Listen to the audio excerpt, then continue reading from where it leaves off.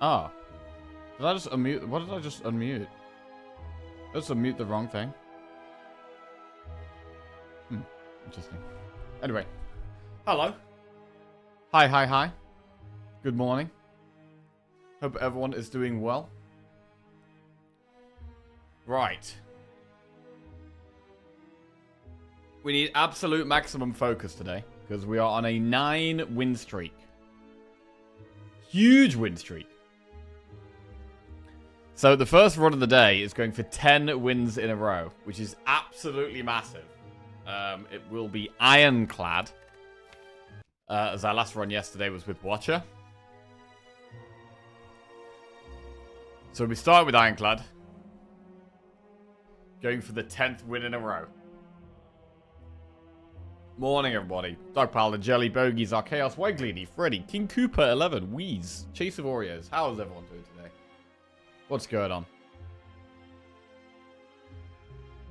Best of luck for today's runs. Thank you.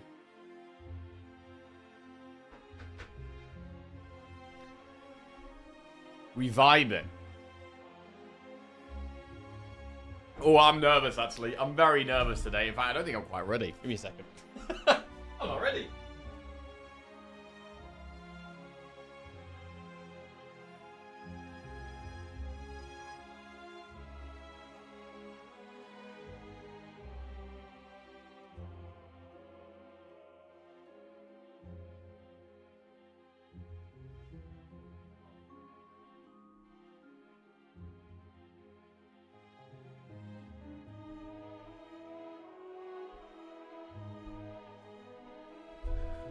Expecting a lot of 3-2-1 today? Yeah, there could be a lot of 3-2-1. There could be a lot of 3-2-1.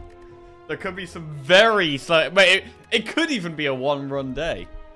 It could even be a one-run day. Who knows? But let's have a look at these. We have 1, 2, 3, 4, 5, 6, 7, 8, 9. This is my second highest streak ever. 14 is our record. 9 is our second best streak ever, so... I'm feeling big pressure, actually. I've got to try and just calm down, chill out. Just not stress. No stress. Try and play as well as we can. Let's have a look at our recent Ironclad runs. So, this one, we had a Corruption deck. We had Body Slam for the end game. Triple Dark Embrace. So, we had a ton of draw in this one. This one we had double demon form, power throughs, fire breathing. Hank General just resubscribed for 41 months. This one we had barricade, body slam. Okay, then we lost a few. Oh god, then we lost loads. All right.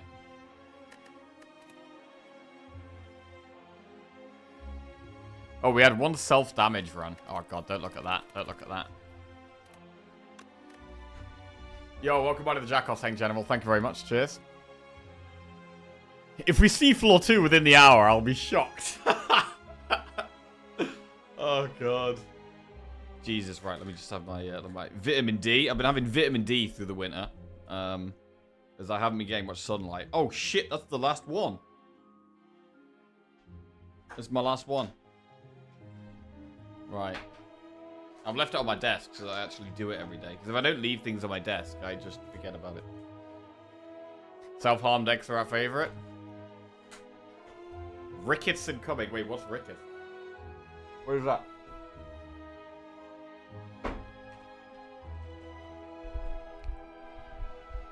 A condition that affects bone development in children.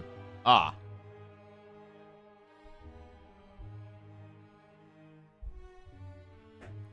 Let's go. Right, I'm quite nervous. Right, we're just gonna get into it so that we're underway. We're gonna get into it underway, but we're gonna really think hard about every decision. Really think hard about every decision. Right, we'll do a prediction.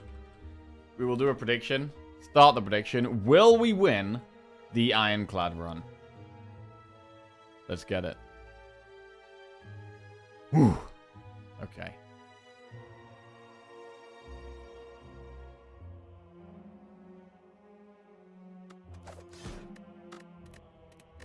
I'm nervous. I'm too nervous. This is bad. I need to not make any decisions until I've calmed down. Right.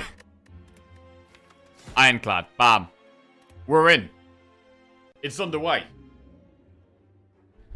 Okay. Remove a card from your deck. Obtain a random common relic. Lose all gold and choose a rare colorless card or boss one.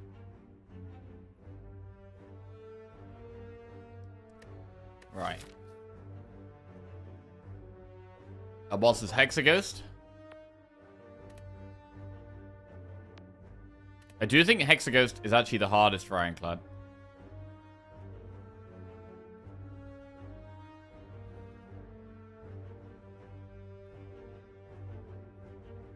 There's loads of campfires.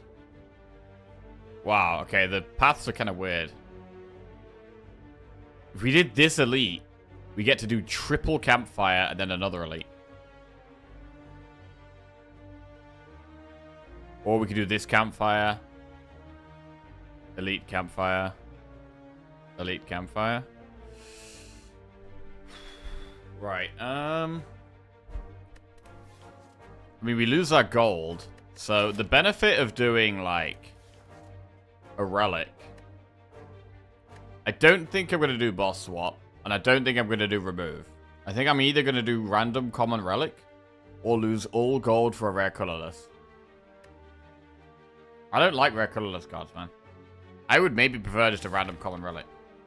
And then enemy, enemy, event, event. Get to this shop. Actually, I'd probably do enemy, enemy, event, enemy. So do 3 enemies and 1 event. Then this shop. And then we can basically decide. Like, this shop is nice because it's a decision point where I can decide whether I want to do an elite and then 3 campfires and then another elite.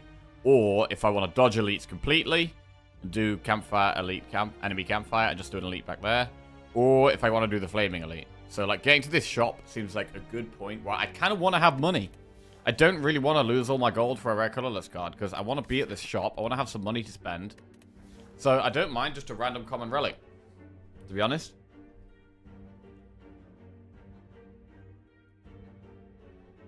I might do it. I'm going to do it. Strawberry. Okay, that is garbage. That is pretty garbage. But the hope here is that we have some gold by this shop.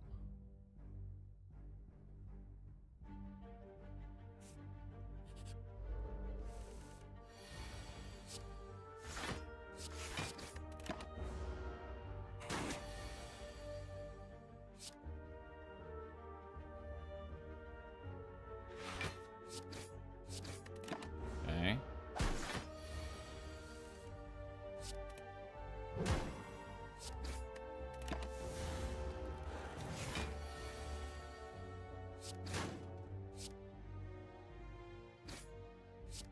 Fine.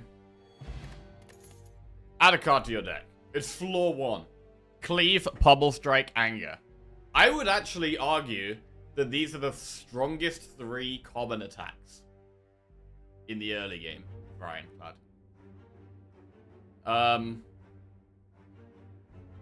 I would happily have added any of these 3, but we only get to pick 1.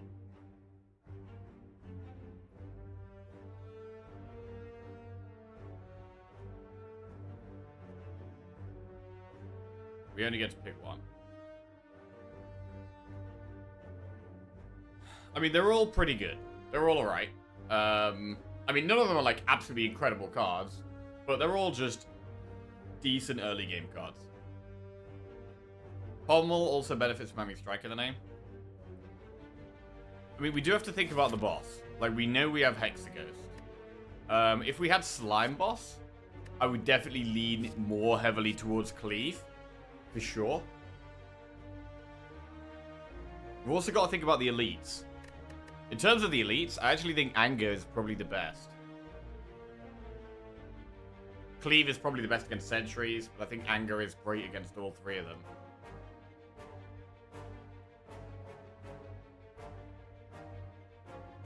Morning, Granham. How are we doing? What's going on? Good morning.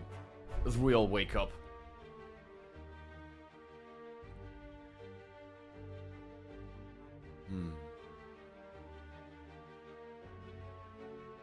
I do actually think Pommel is the worst in terms of tempo. Like, I think Pommel is the best in the late game because it gets to draw you too. So, like, as the run goes on, I think Pommel is the best out of these three. But in the early game, I think it's one of the other two. I think we go Cleave or Anger. Obviously, in a single target fight, Anger is definitely the best. In an AoE fight, Cleave is the best. Our boss is single target.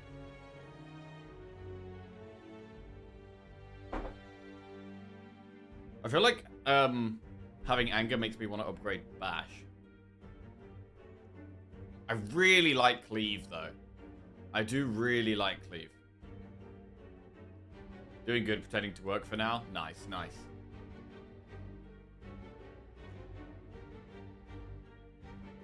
I think a floor 1 Anger is good. At the beach, watching Jack suck the Spire. Wait, you're actually at the beach? Yo. Nice. Wait, where is it? It's absolutely freezing where I am. Definitely wouldn't want to be on the beach here. Well, you can't be on the beach in the cold, I guess. Anger, anger, anger.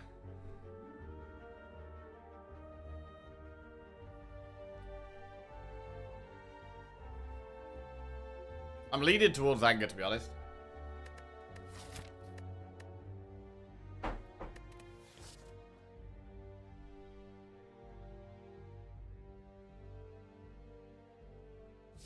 I think it's the best of the three right now.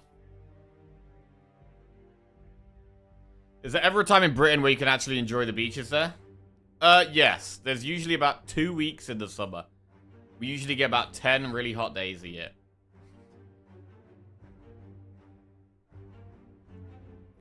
But global warming and all that, you know, maybe it'll increase.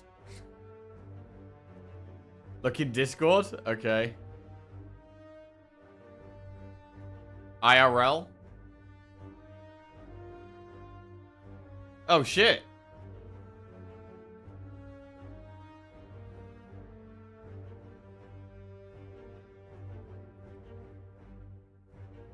Beautiful.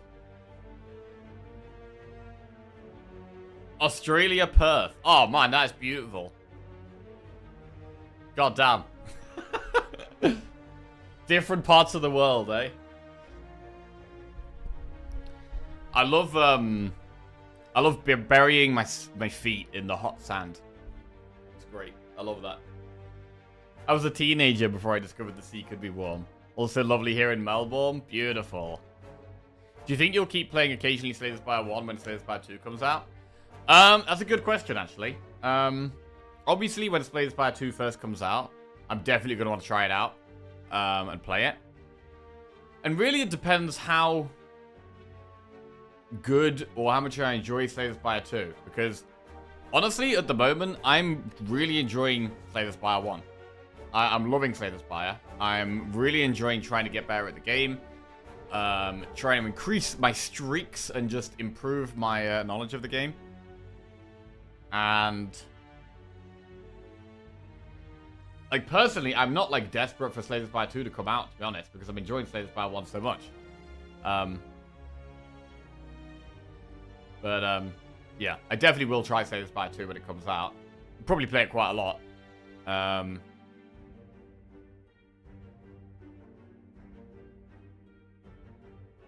But yeah, I'm not really sure. I'm not really sure. Like, my intention is to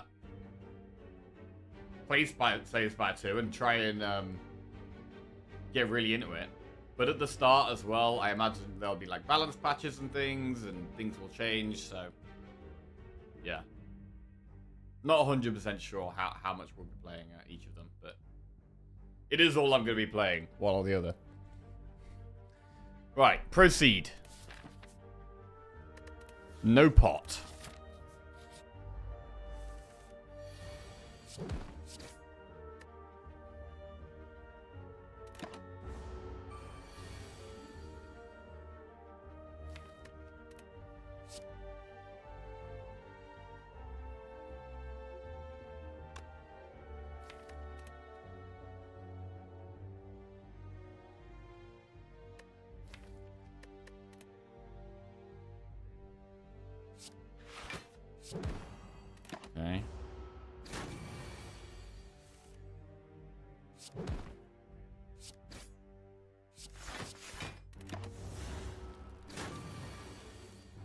think we played that one nicely. What? Fairy in a bottle. I don't love Fairy in a bottle, because we're not going to be dying anytime soon, to be honest. Rage, True Grit, or Whirlwind? I mean, Rage is good with anger, but there's no way I'm turning down an early Whirlwind. There's no way I'm turning down an early Whirlwind.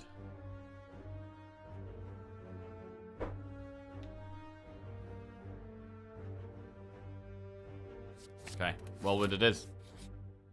Gain 50 gold or gain 275 gold but become cursed. This is kind of interesting because we could remove the curse almost immediately. We have to do one enemy and then we remove the curse. And then we'll have a lot of money. So it will cost 75 gold to remove that curse, but we'll have an extra 200 gold that we can spend on relics. So this is actually a spot where I very rarely take curses. I very rarely take curses, but this could be one where we actually take it.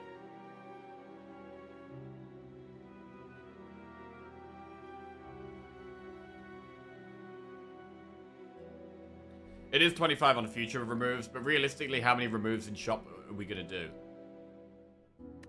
We're not going to do another shop for the whole rest of Act 1. Realistically, we might only remove one more card for the rest of the run in a shop. So the fact that removing is more expensive isn't really a big deal. But I mean, in the early game, strikes and defends are still good. Like, if we're against sentries, right? And we're against Hexaghost, I would rather draw a strike or a defend than draw a dazed or draw a burn. So, like, the strikes and defends are bad cards later, but early on, or this early on, they're still fine. I might actually take the 275. It might suck if the shop is really bad, though. If we do this, and then we've got all this gold, and there's not really much to spend it on. But we've got to assume there's good stuff to spend it on, right?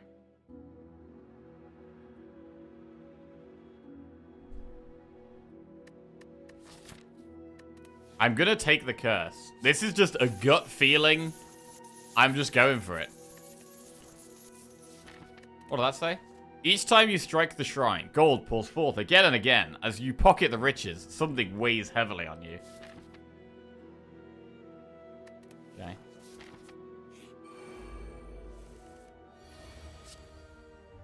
Love Whirlwind.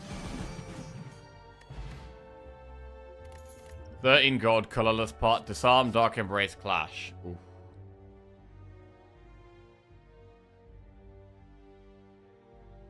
Disarm and dark embrace. Disarm is good against this boss. Dark embrace is good against sentries. I mean, how do we feel about going for an elite right now? Honestly, after this shop at a campfire, I don't hate going for the flaming elite. The boss is Hexaghost.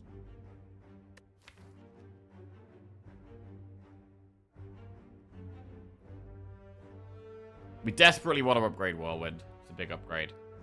Bash is a good upgrade for the boss. As is Anger. I mean, Bash, Anger, and Whirlwind are all good upgrades for the boss. Yo, cheers to Scracia. Appreciate that.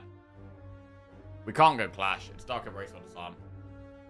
Dark Embrace is such an incredible card later on. But again, it is just another curse at the moment.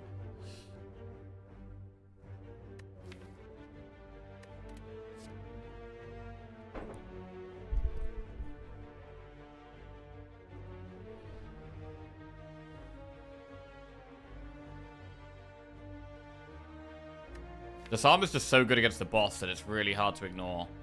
But Dark Embrace is one of those cards that if we never see it again, we're going to be very disappointed. It's one of the best Ironclad cards. If not the best. Like, Dark Embrace is a top 3 Ironclad card, in my opinion. So, if we don't take Dark Embrace, it's purely because Disarm is really good against this boss.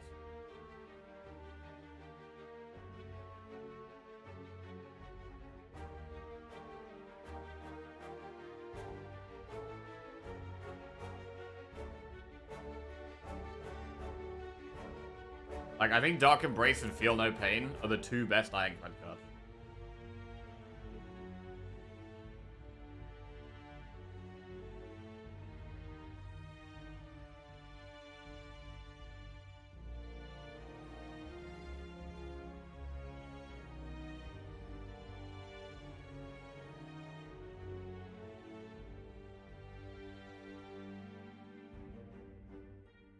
Disarm is still pretty solid long term. True. I mean, it's a card that's good against this boss. It's also good against late game bosses. It's good against the Heart. It's good against Time Eater. It's good against Nemesis. It's good against Dodo and Bird Boss. Like, Disarm is good in quite a few fights throughout the run. It's good against Stabby Buck.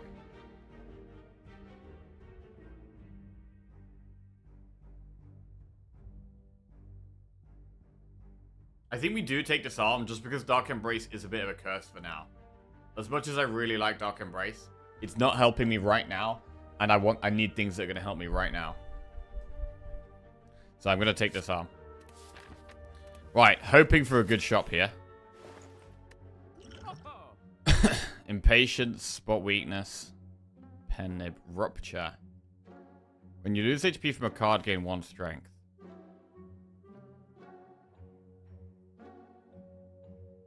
At the end of your turn, lose HP equal to the number of cards in your hand. Don't love that. Spot Weakness is good against this boss, I think. I don't really like Spot Weakness, but it's good in some boss fights. I don't love this shop, to be honest.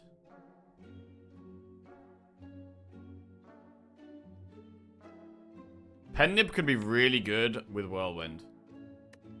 We can use Angers to move Pen Nib along as well. Toolbox is here. Like, I'm thinking Toolbox removes Spot Weakness.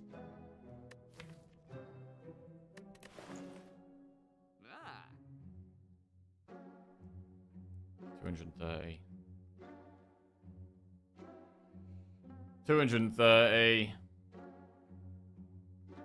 243. 283. 280. I mean, if we're doing Spot Weakness, do we go Sword Boomerang?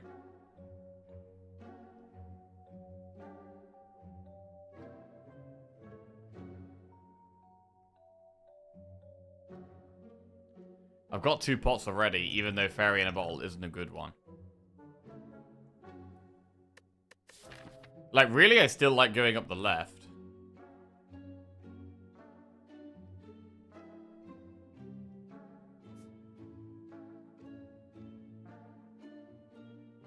Getting the Flaming Elite out of the way could be good.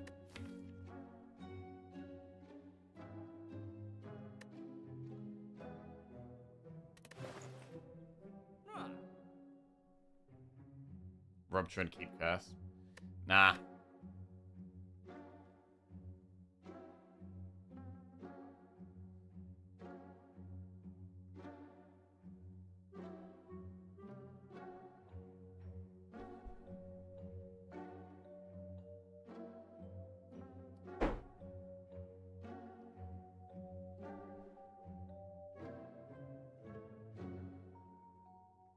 Right, I'm gonna go Toolbox.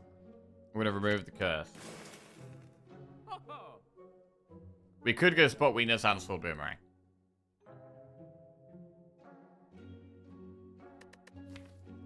Sword Boomerang might also be a little bit much. Maybe we don't need that.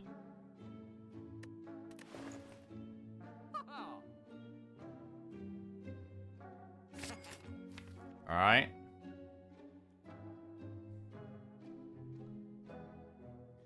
I mean, we've got to decide which path we're taking, because I don't like this Fairy in a Bottle. I would much rather swap it for Fire Pot. Because I do want to do an Elite here.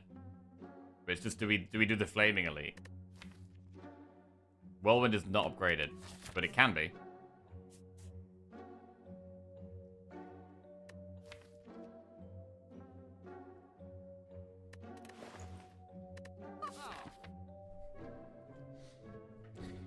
If we do the left-hand path, the Elite isn't flaming, and we get 3 campfires, and then an Elite, and then a 4th campfire. We could potentially get 4 upgrades. We could upgrade Bash, Anger, Whirlwind, and Disarm.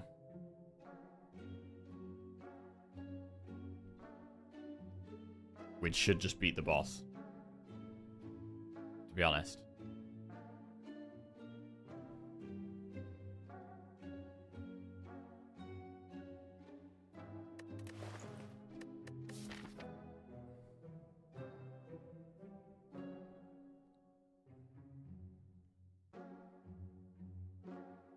But it is also nice to get an upgrade before the elite. I'm gonna toss a fairy.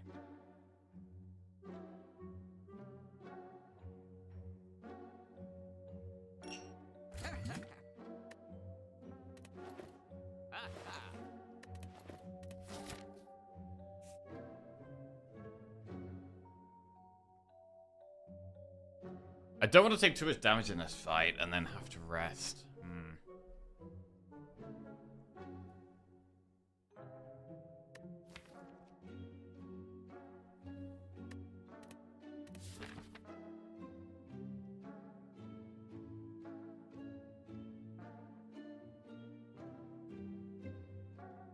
I'm gonna do the Flaming Elite. I'm gonna upgrade Whirlwind and go. Lagavulin. Max HP is a bad one. Trip. It's decent.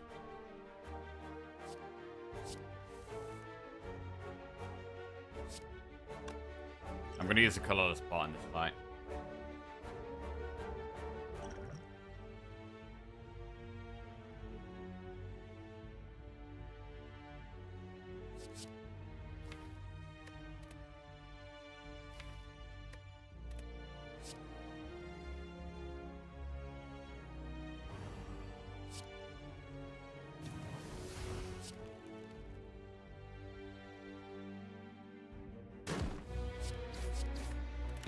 Morning, Game Ravic. What's going on? How are we doing?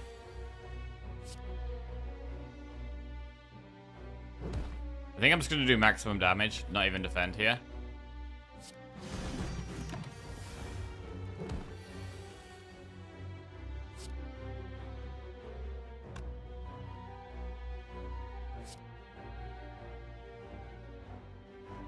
Now defend.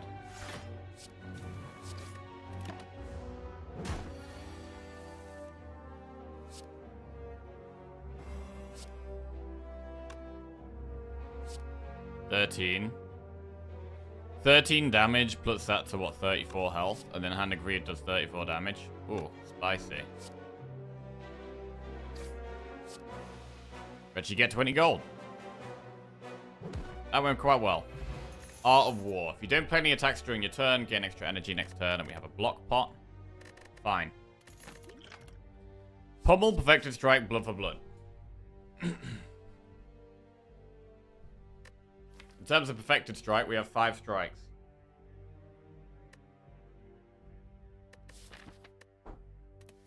We do get to upgrade right on the next floor. Blood for Blood is not a terrible card. Blood for Blood can be really good. It would probably be the card we upgrade.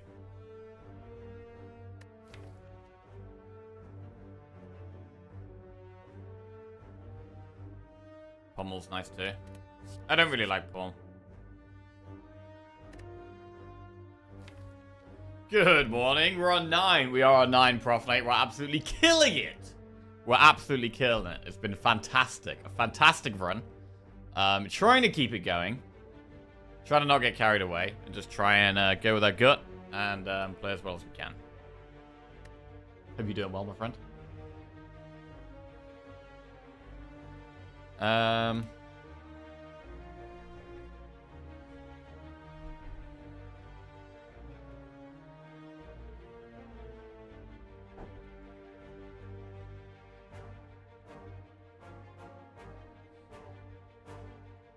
Blood for Blood does need an upgrade.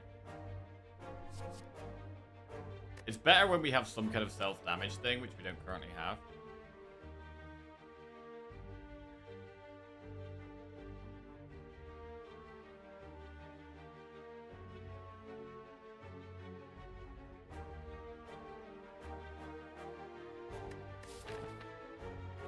We've got quite a few enemies coming up. So we get to pick a card here, and then we get one upgrade. What is our upgrade going to be? If we take Blood for Blood, it's definitely the card we upgrade. If we don't take Blood for Blood, the upgrade might actually be Bash or Anger.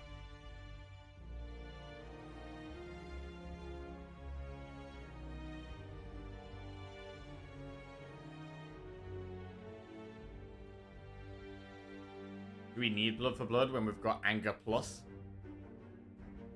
First time we draw Blood for Blood, it's kind of unplayable.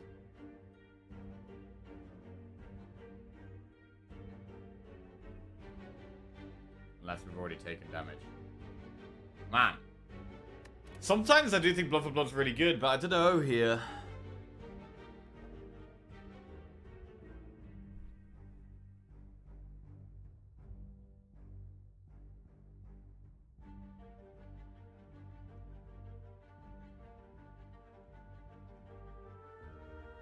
I'm not sure here. Has to be the upgrade if we take it. I mean, would we take Bloodletting? Currently, the answer is definitely yes. Would we take Hemokinesis? I think currently the answer is probably still yes.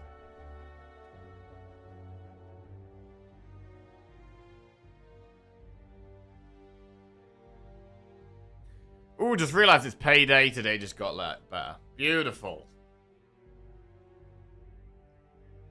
Everyone's favorite day. Pummel with Spot.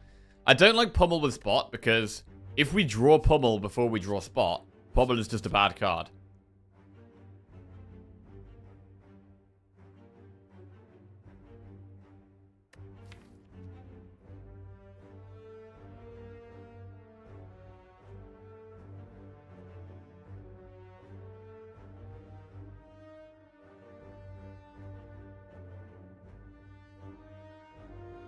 Same for Blood before you take damage, though. True.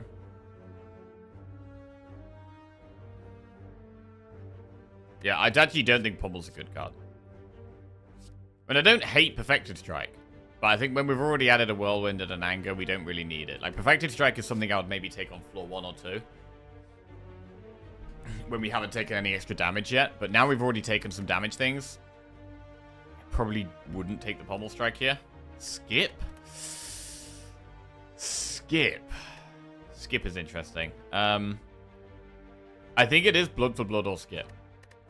I'm not going to take Pummel, and I don't think we take Perfected Strike.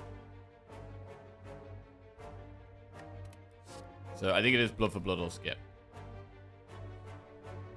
I don't love skipping this early on.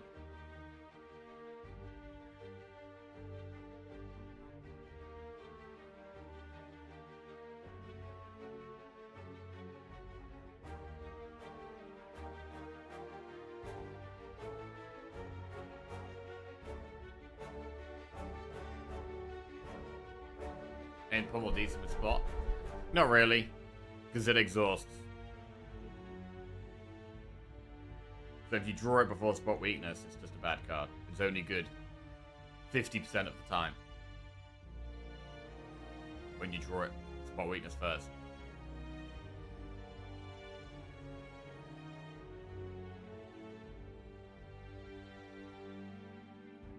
Saving it for big damage on Hexa. We don't really need to do that when we've got Anger and... I think Spot Weakness and Anger is already enough to beat Hexa, to be honest. And if I'm having a card that I'm not playing straight away, I at least want it to be... does not do anything. Well, if I'm playing a card that's not really doing anything the first time I draw it, I want it to actually have a big effect. I don't think Pummel is good. It's actually a card I very, very, very rarely would take. I'd definitely have to have a lot of strength. Probably like Giria or something.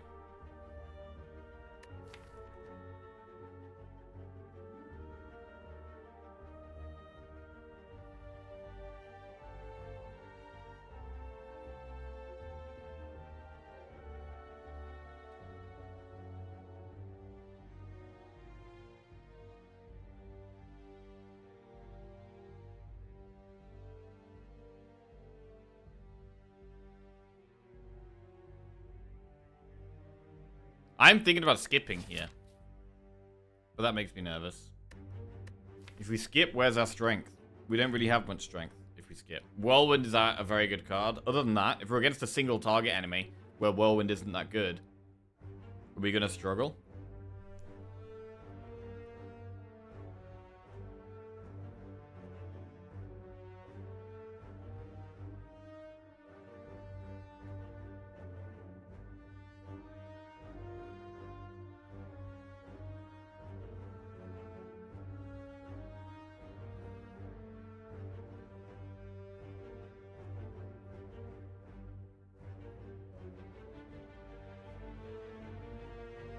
do want to be adding cards early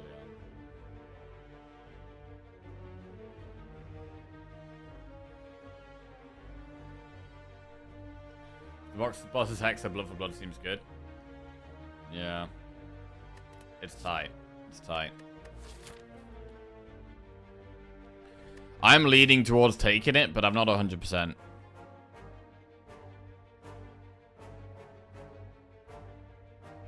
Forces up to upgrade it.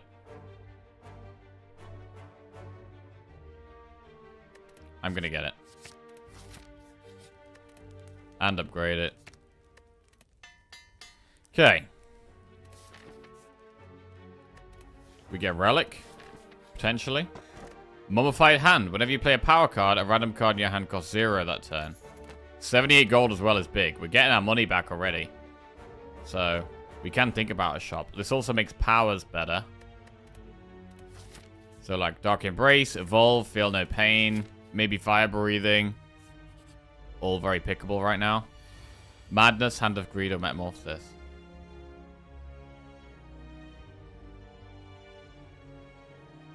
Hand of Greed or Madness?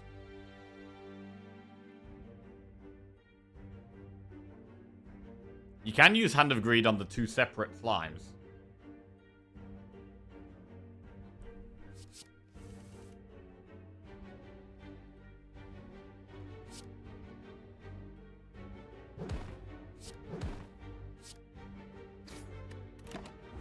Okay.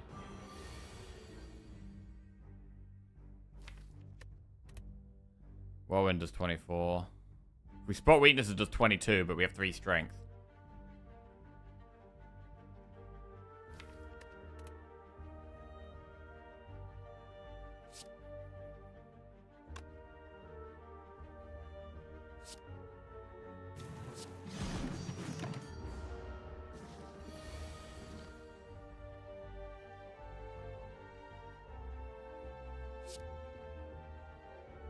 How greedy do we get with the Hand of Greed here?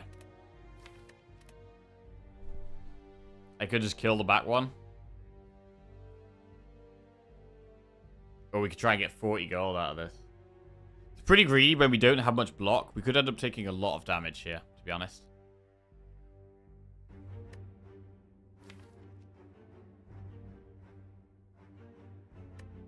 We have, like, no block.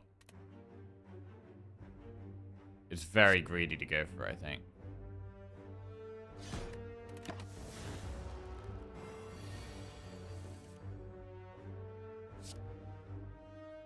Like, I could use the block pot to get 20 gold. I don't think that's worth it. Alright. Bit of a shame, but whatever. Rampage, Berserk, Pommel Strike. Gain 2 vulnerable at the start of your turn, gain 1 energy. Berserk is quite interesting when we have Mummified Hand.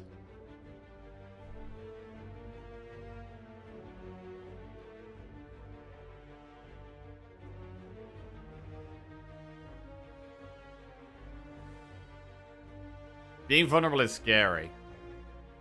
It is a card we'd want to upgrade. It's a way of getting energy, though. I mean, Pommel Strike is fine. I don't mind taking a Pommel Strike.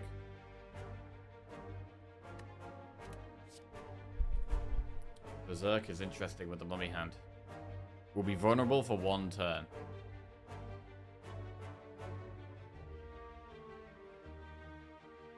But then we have 1 energy for the whole rest of combat. So, like, it should be good in boss fight.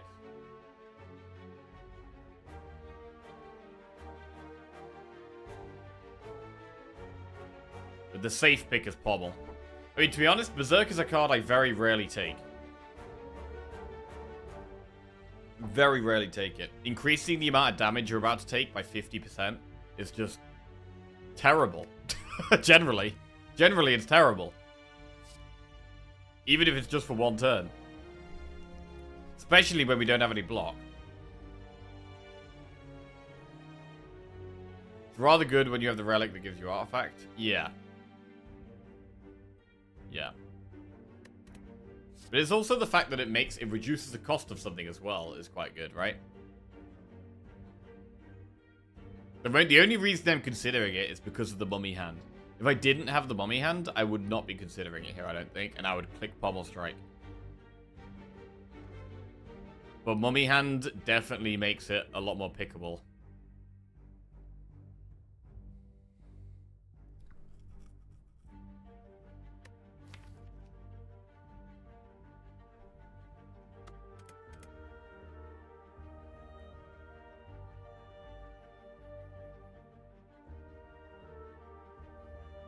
Man, we're entering dangerous territory here.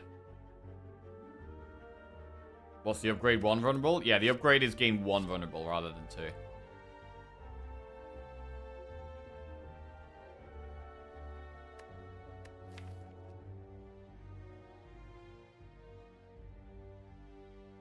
Also, energy is quite good to make it easier to play for Blood and Bash. It also makes Whirlwind stronger.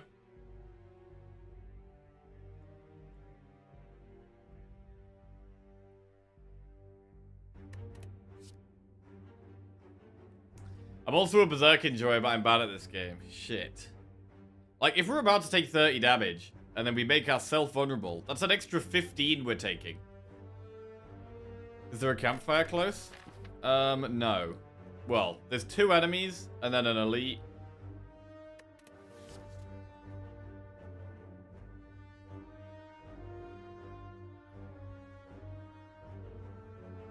You don't have to play it. I mean, if we're not playing it... If we're not playing it, it's a curse. If we're not playing it, it's worse than a strike. Like, generally, we want to be able to play it. Which is why I feel like it's probably a better card to take if we have a good amount of block. Because we can play it, block out the extra damage, and then have 1 extra energy to make every turn afterwards stronger.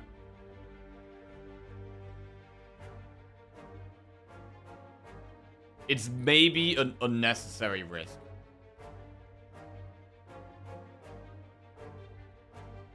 If we had 2-cost block cards, it might be a take, like a Flame Barrier. Like, I've already taken Blood for Blood, which already feels like a bit of a risk. What was going to let you kill enemies faster because you get extra damage? Well, it will let me kill enemies faster. It will allow us to kill enemies faster. Generally.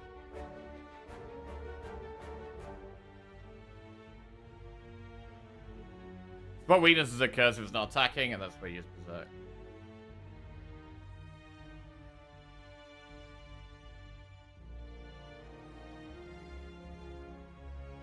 Like, it's another reason why Bash isn't very good. Bash is only really good when the enemy isn't attacking. If the enemy's attacking, Bash is a terrible card.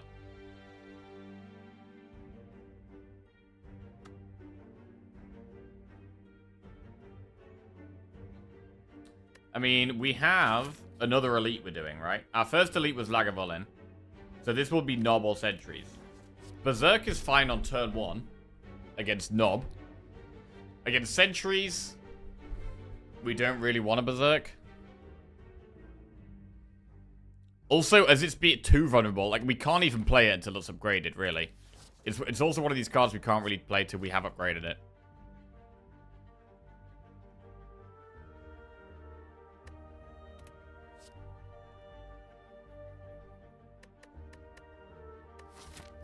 Against things like Slavers, it's going to make us take so much more damage.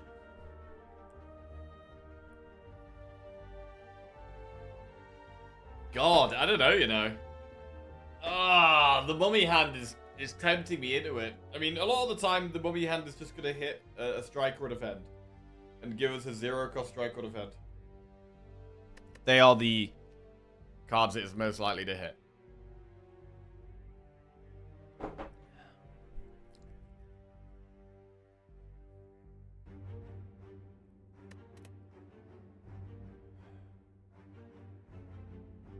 That's not bad. I mean, it is pretty bad, right? You take 50% more damage on that turn, and you get a free strike. It's not worth.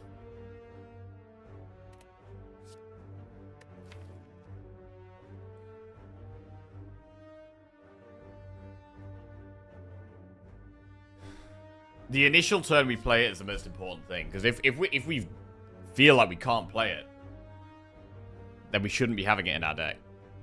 We need to be able to play it most of the time we draw it. Maybe not every time, but, you know, most of the time we draw it, we need to be able to play it. Otherwise, we shouldn't take it. Right?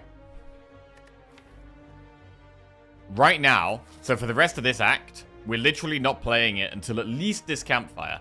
So we've got at least 3 fights where it's going to be a curse.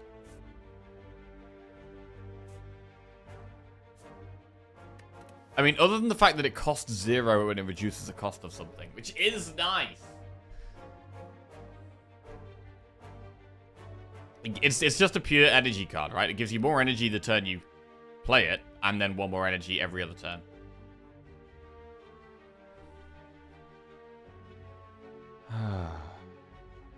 It needs to be upgraded, though. Like, it really needs to be upgraded.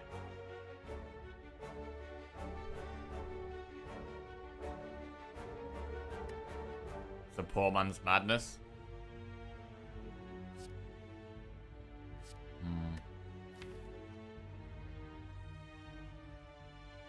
I mean, Pommel Strike is not a bad card. We're still in the early game here. We've got a few fights coming up. Taking a Pommel Strike is fine.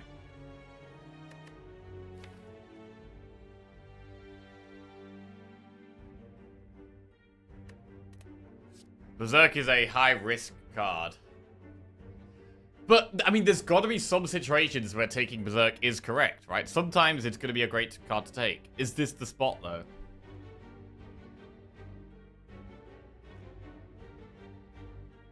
I mean, right now, I don't think it's helping much.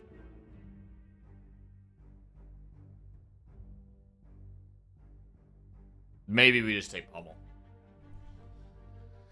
Maybe we just take Pommel. It's good against the boss, but do we even need it against the boss? I don't know if we do. We have Disarm and Spot Weakness, which are very good cards against the boss. Anger's very good against the boss. Feeling the Love for Blood should be very good against the boss.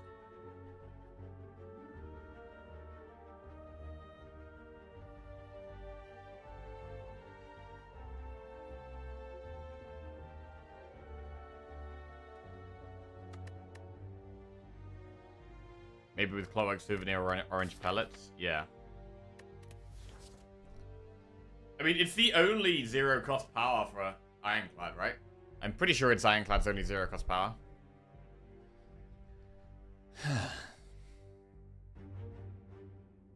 We don't have a shop anytime soon.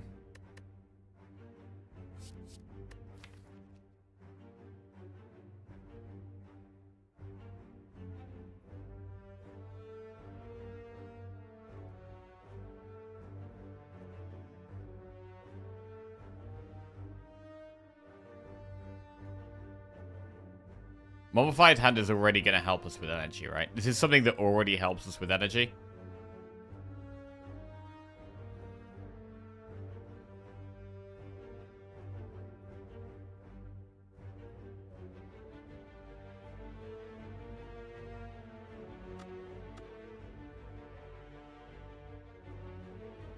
Not without any powers? Not without powers? Yeah, alright.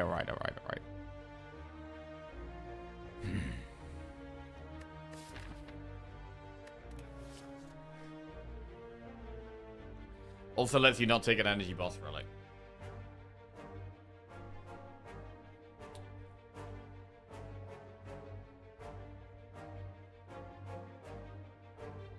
Wait, if birds do 1 times 6, right? If I'm vulnerable, do they do 2 times 6? Or do they still do 1 times 6?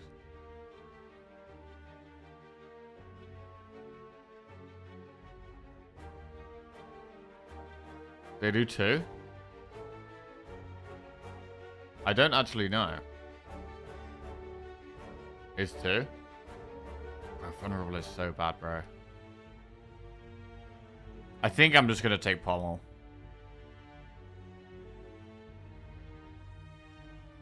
The amount of extra damage we take from it is just so big. And it takes up an upgrade. 5 rounds up. So if it's 0.5, it rounds up. Yeah, okay. Shit.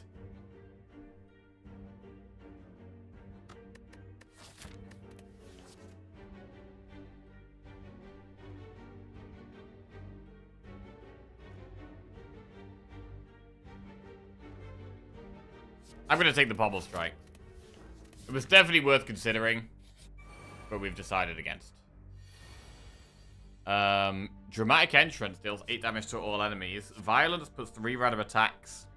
I mean, Violence is better than Master of Strategy because Violence can get Whirlwind. Is Whirlwind lethal? Whirlwind is lethal on the 2 that are attacking us. So I think we Violence to try and hit Whirlwind, right?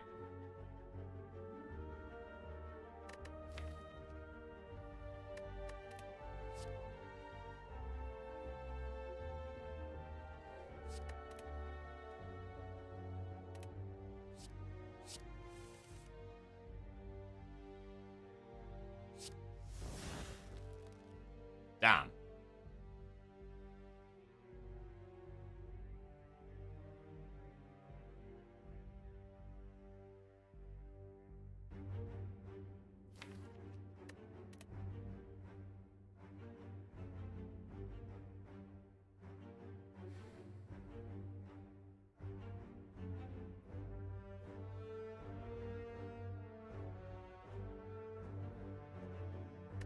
I could use Fire Pot, but I would definitely like to save Fire Pot for an elite.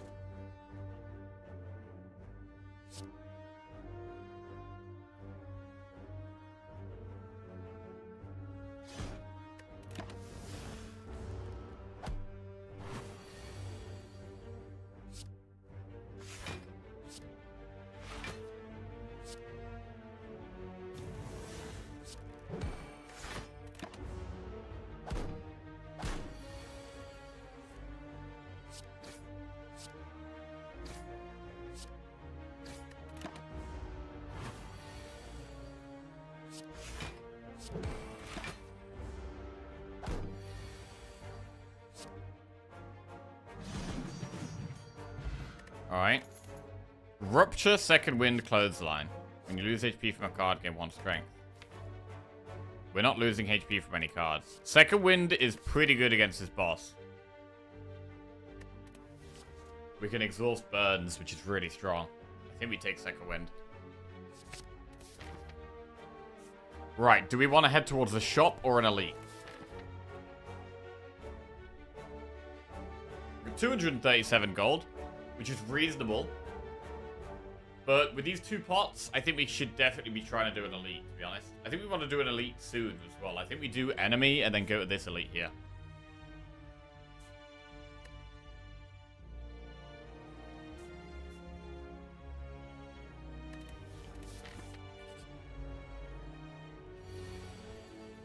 Swift Strike.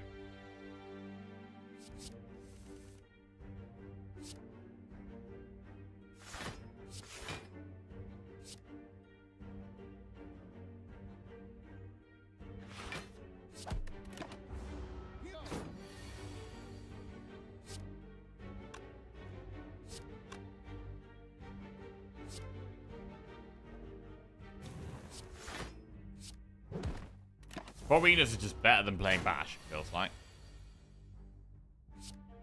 Well, that's a good turn to use the block pot.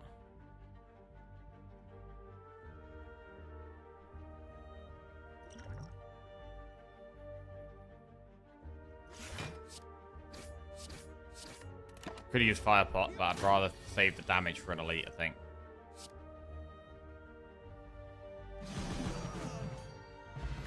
$11 gold. Didn't get a pot. So we could do another enemy to try and get another pot before the elite. Body Slam, Power Through, Headbutt. Oof. Power Through is a very good card. With Second Wind as well. Power Through and Second Wind together can be a block solution. I think we take Power Through. Right, do we do enemy then elite or elite first?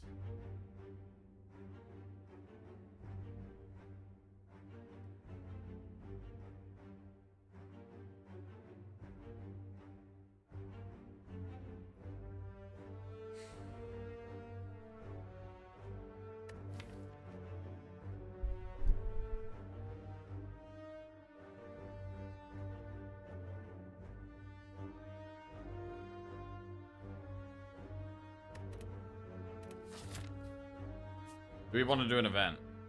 Maybe. The elite is either sentries or not.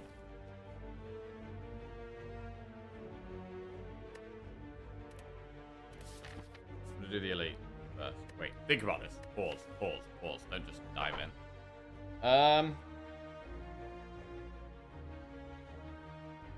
We still don't have a power that's good with Mummified Hand.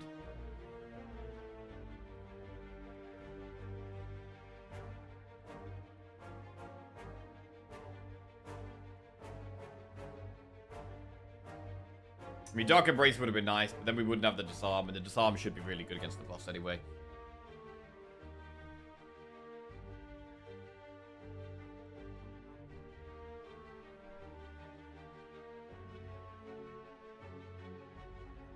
Do we need to upgrade Disarm, or does it not really matter?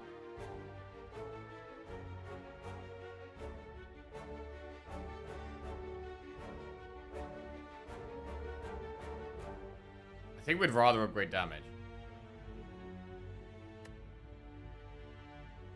Enemy, feel no pain sentries. That would be nice. Do you want the question mark? I don't know. I think doing enemy then elite is fine. I don't think we do want the question mark.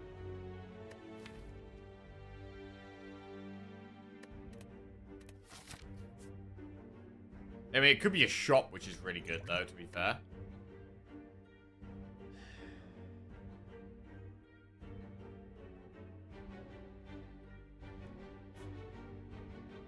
I'm gonna do the enemy, then the elite.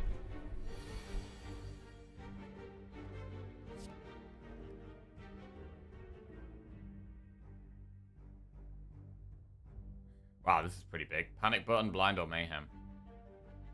Panic button's good if it's attacking. We do some damage, and then we pop it next turn.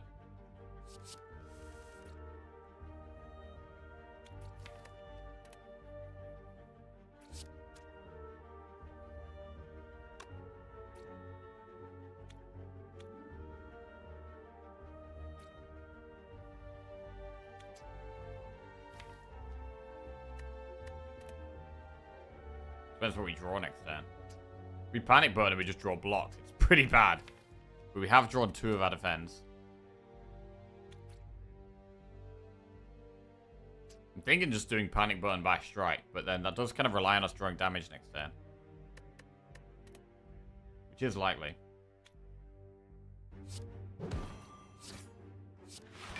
Okay. 18 damage.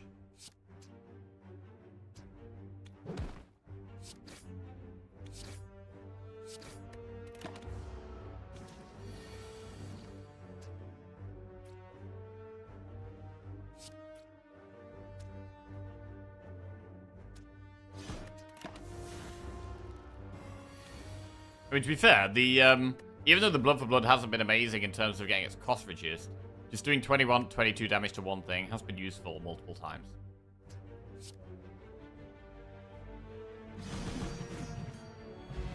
Right. Battle Trance, Blood for Blood, Perfective Strike. Okay, I'm a big fan of Battle Trance. I think we go with Battle Trance here.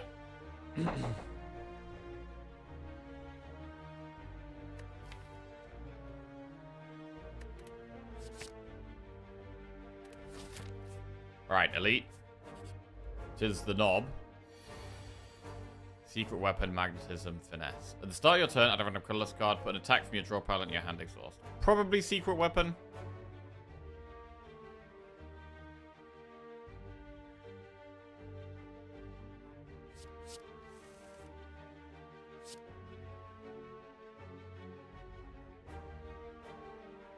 And just bash it.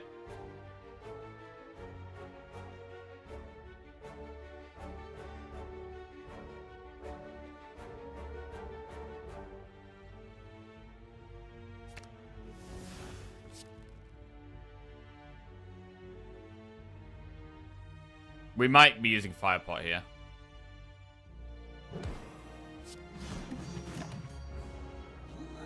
Need damage this turn. Right, so Blood for Blood does 33. If we do Pommel, Strike, Strike, that does 13, plus 9, which is 22, plus 9, which is 31. So it does less damage than just doing Blood for Blood. But we could Pommel into Anger.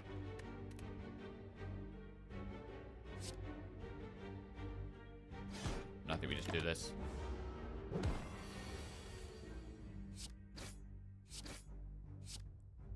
And I think we fire pot now.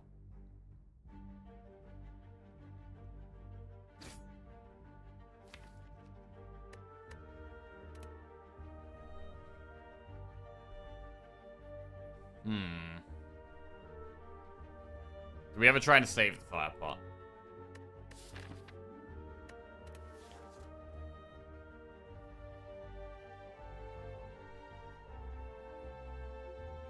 In terms of damage next turn, we have Anger, Battle Trance, Spot Weakness. The Spot Weakness makes Anger do 9.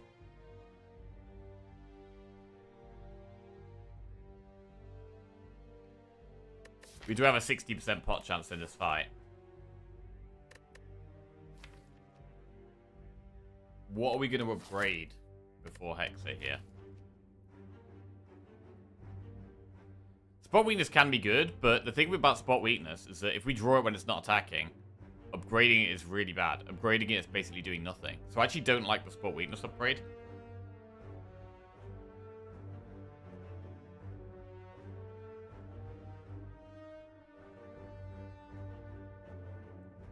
I think we're fine against the boss because of Disarm, because of Anger, because of Second Wind. We've got some good cards for this boss.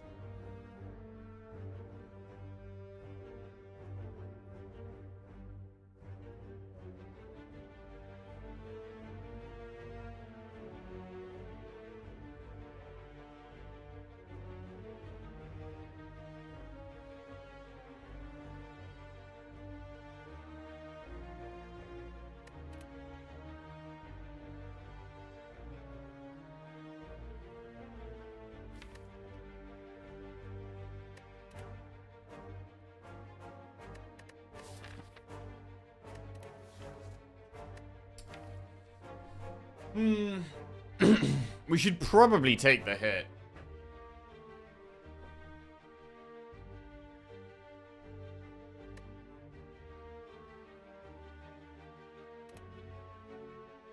I'm gonna take the hit.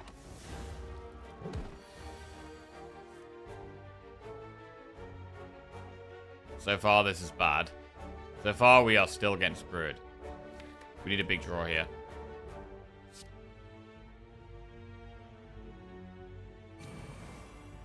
Okay, Blood for Blood kills it. Fine.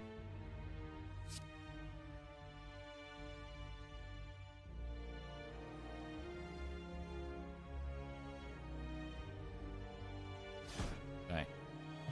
Preserved Insect. Enemies in elite combats have 25% less HP. That probably means we're going to want to go for elites in Act 2. Rage, Rampage, or Seeing Red.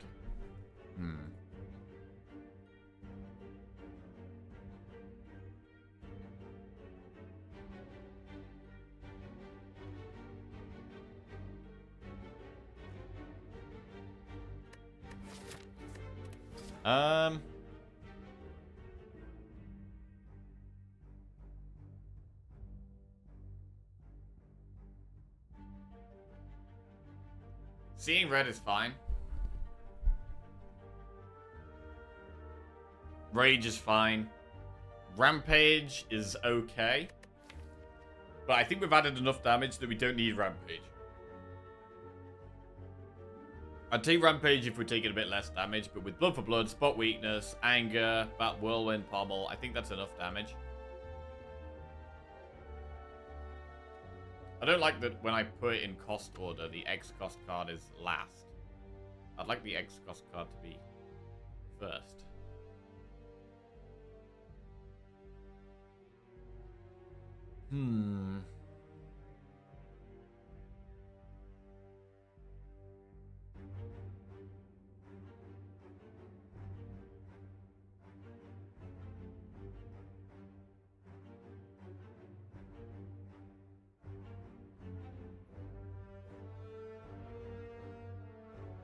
I think I'd upgrade Pommel here. I think that's what I would want for Chase Hammer.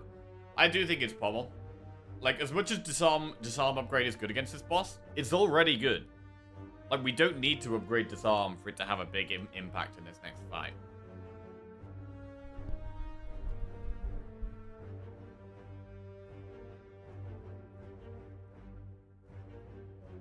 Having more draw is great, always. For finding anger, for finding second wind with the right stuff. Getting spot weakness at the same time. What about bash? I think spot weakness does what bash does, but better. Spot weakness gives us more damage. This boss attacks most turns. Not every single turn, but most turns.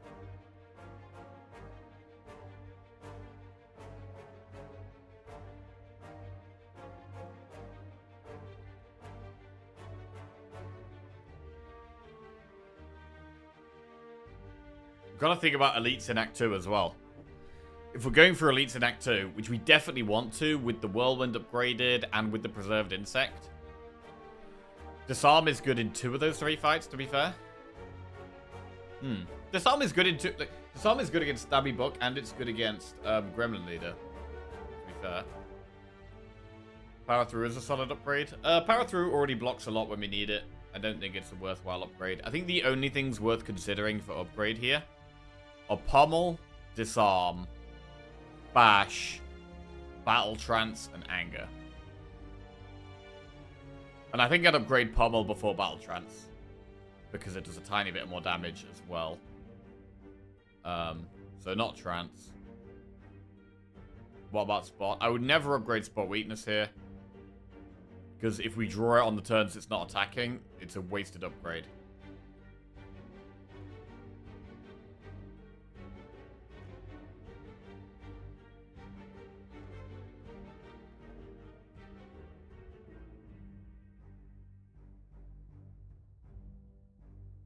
I do like the Pommel upgrade. I'm leaning towards Pommel or Disarm, to be honest.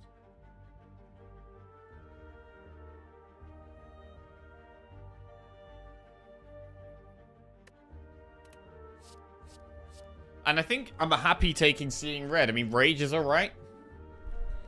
Rage is alright. Battle Trance does make Rage a bit stronger.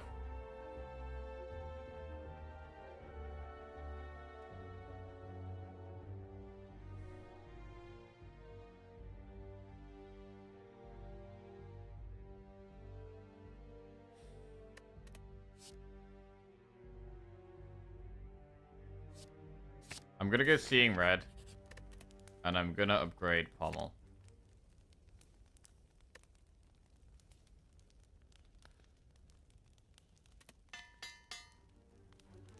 Okay. Here we go. Shackles, Purity, Violence. I mean, Shackles is good on specific turns in this fight. Purity we don't really need because we have Second Wind. Unless we Purity some strikes. None of these are that good. We could just Violence. Let's try and get Bash on turn 1. Again.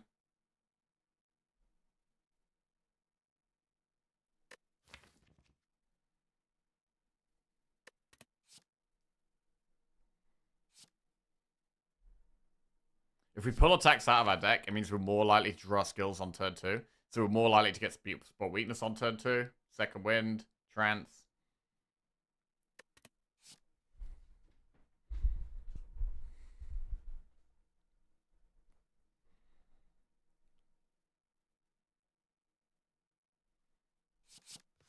Okay. Oh. Obviously we got Spot Weakness on turn 1, okay. Not a great start, this.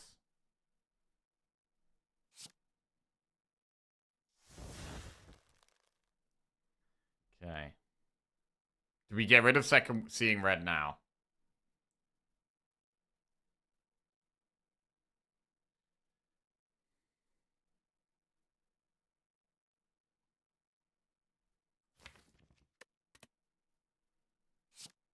I think so. Can we get a late Gamba? We've already got a prediction up. We've already got one up.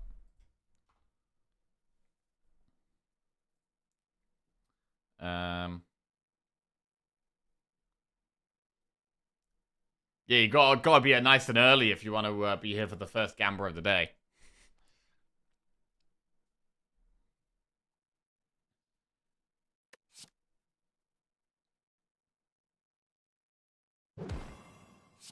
You was here nice and early? Whoa, you gotta, I don't know, open your ears.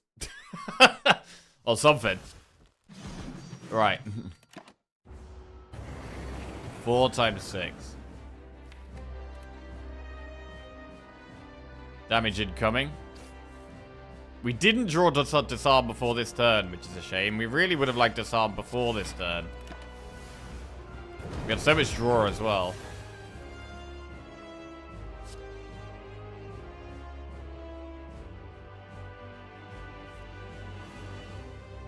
Disarm. Okay, that's a good spot weakness. Do we defend or strike? We get more energy next turn if we defend, actually. Pretty big. Here are the angers.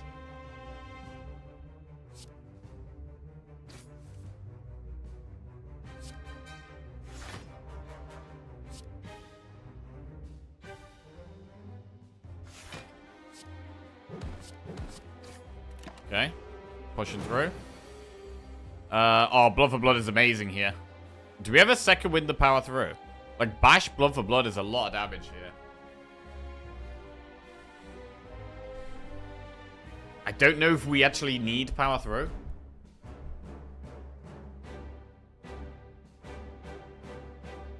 It's a bit dodgy to power through and not second wind.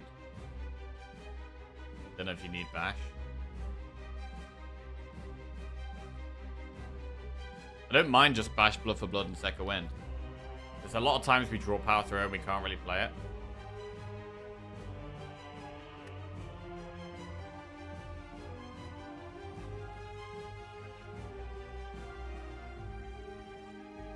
We could take damage, that is an option. We're definitely going to bash and Blood for Blood. I'm definitely doing that. It's a lot of damage. And now we're either going to Whirlwind or second wind. Whirlwind is 16. Ah. 4. Realistically, right? We're not getting to the turn 7. We're not getting to the big multi-attack turn. This fight is not going to go that long. So the only reason to hold power through is for the like 9 times 2 turn, which is going to be 7 times 2. Wind? That doesn't exactly narrow it down. Yeah, true. Whirlwind, the second wind. I think second wind and whirlwind are both fine to play.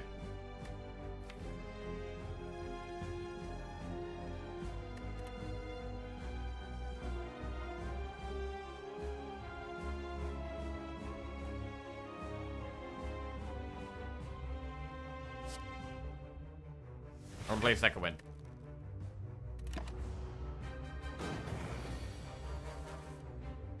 Huge damage. Big damage there.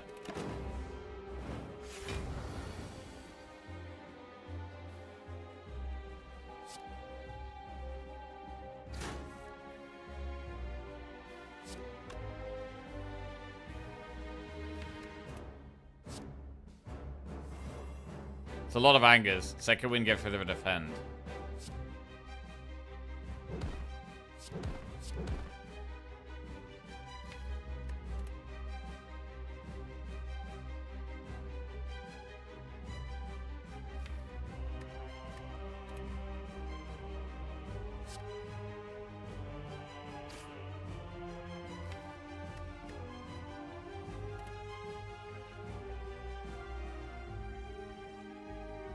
Act 1 anger so good? Yeah. Anger very, very good in this fight. It's given us so much more extra damage. And we only played the spot weakness once, but even just playing it once made a big, big effect here. Like the spot weakness and the anger. I mean, the first time we drew spot weakness was on a turn it wasn't attacking, which was a bit unlucky. If we'd drawn it on 2 turns it wasn't attacking, that could have been brutal. Another reason why all the draw helps, like the Pommel Strike Plus and the Battle Trance, giving us more draw to draw things on a specific turn is helpful.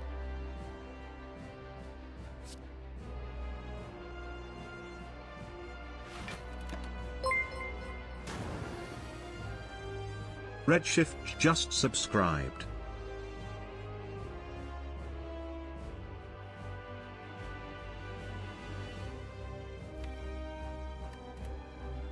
Whirlwind is lethal next turn, so we can just double defend. Hey, Redshift J, thank you very much for the sub. Appreciate that. Welcome to the Jackoff. Cheers. Double defend.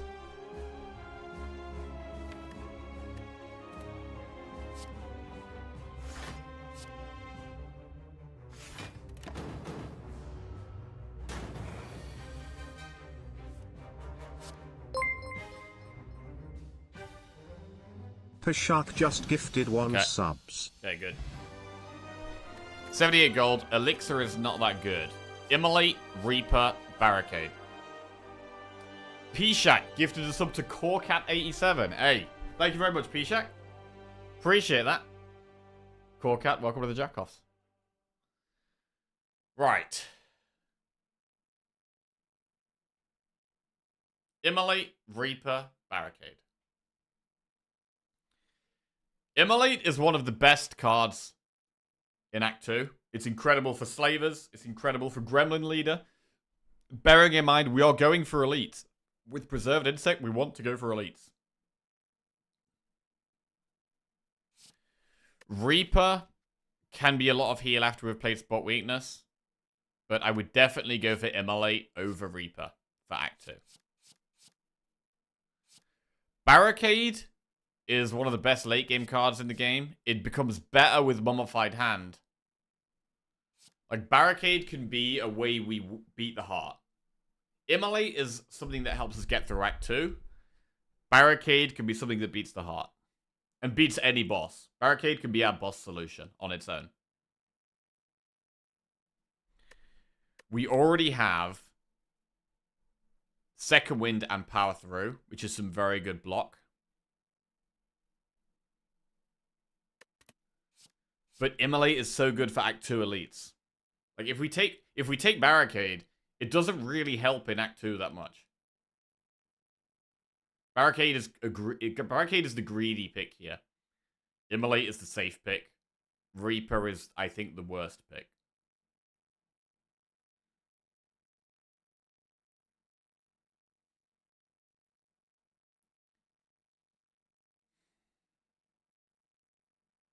We have Mummy Hand and Art of War. We do have Mummy Hand and Art of War. This is true.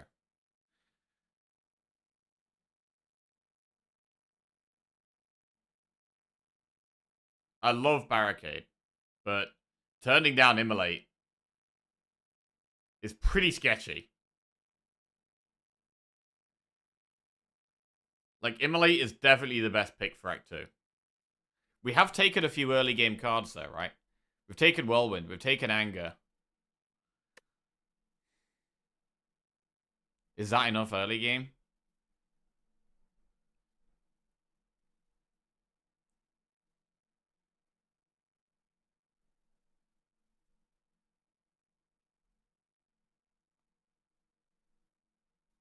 We do have a lot of money. 369 gold, so we can definitely go to a shop quite early on.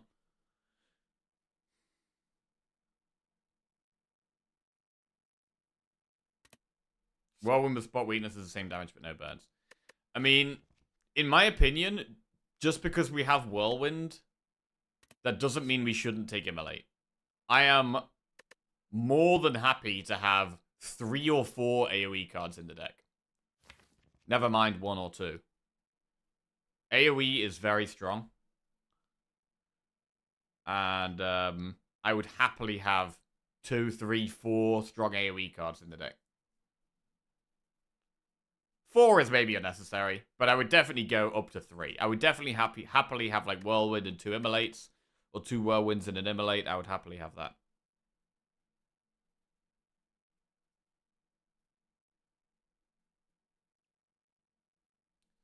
The thing about Barricade is that, in my opinion, it is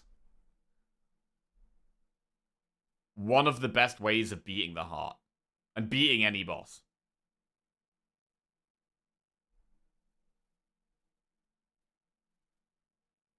And it's a rare card, so we may never see it again. And we have Mummified Hand, so it's a bit better than it usually would be. And we have some strong block already with Second Wind Power Through. I really want to take the Barricade, but I'm concerned that I should take the immolate.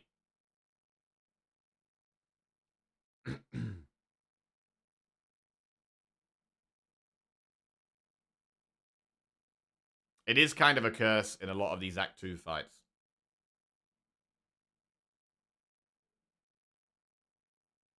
Also, if we take Barricade, then are we going to be taking Snecko?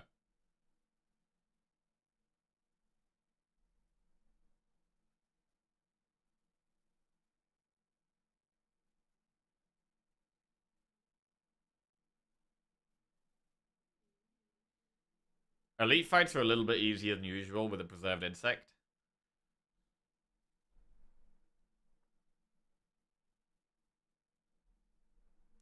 We will rarely overblock against any Act 2 opponents. This is true. This is true.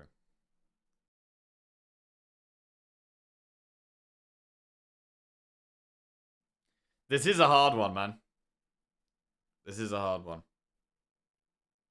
With Mummy, it's not that expensive. I'm just gonna go to the bathroom. Oh, God.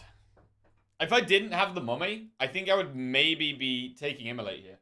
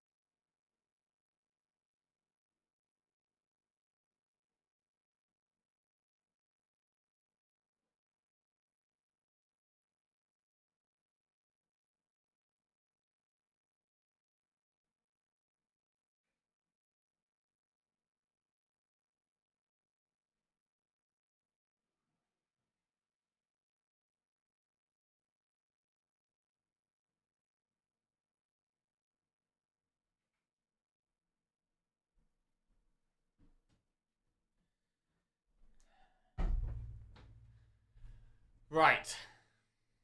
So the decision here basically is how much can we invest in the future? Are we in a position right now where we're already happy investing in the future?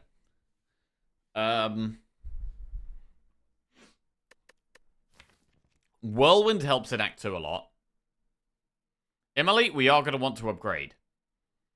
Like, if we do take Immolate... I mean, with Immolate and Barricade, whichever one we take, it is going to be a priority upgrade.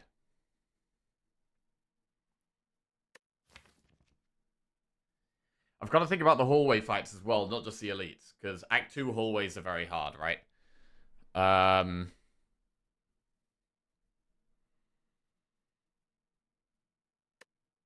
There are some hallways that are just single target. Immolate isn't that big of a deal.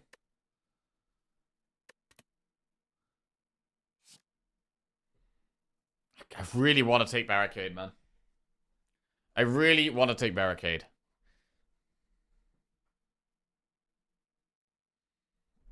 I think I'm gonna take Barricade. Shit.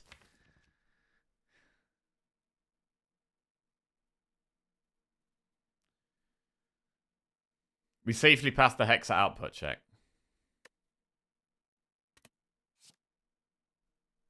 I'm taking Barricade. Velvet Choker, Tiny House, Runic Dome. I take Choker every time, I think. I think we take Choker every time.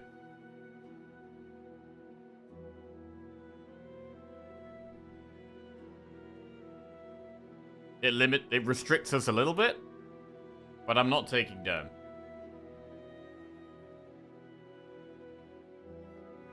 It also means we can be a bit more comfortable taking expensive cards. Okay, Barricade is definitely a way we can beat this boss. Barricade can be a solution to this boss for sure. I've got quite a lot of money. Should we go to this shop straight away? We could do Campfire, Elite, Campfire, maybe another shop, or we could do Campfire, Elite, Elite. We do want to do some Elites. 2 Elites is fine. I think early shop into Campfire into Elite is pretty good.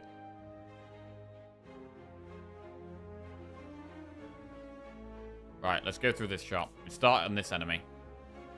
Where's the Flaming Elite? No, we've already done it. Oh yeah, we already did the Flaming Elite. Oh, that's nice. Okay.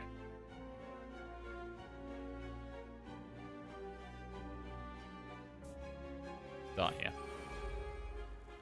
These. Okay, this is a fight where Immolate would be good. This is a fight where Immolate would be good. The Bomb, Panacea, Impatience. The Bomb? But then we'd just be focused on blocking. We don't really have the block unless we draw power through.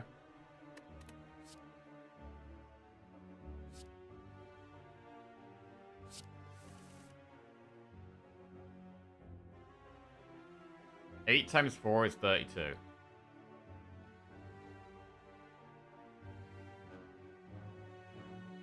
So we could just Whirlwind and Firepot.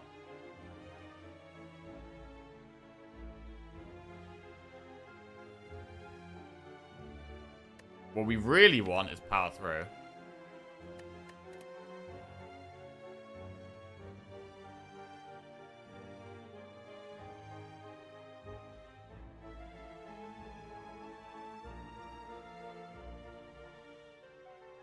We could just use the fire pot early here.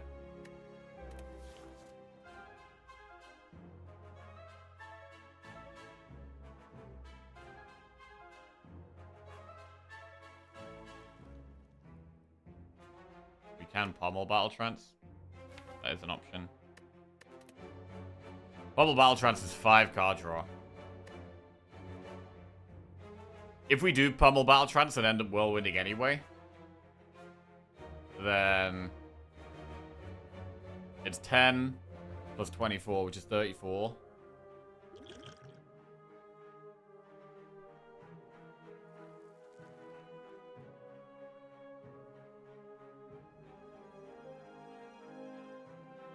I'm going to try and kill the back one, I think.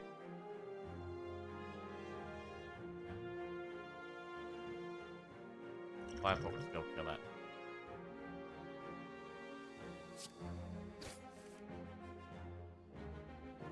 Seeing red is a good draw.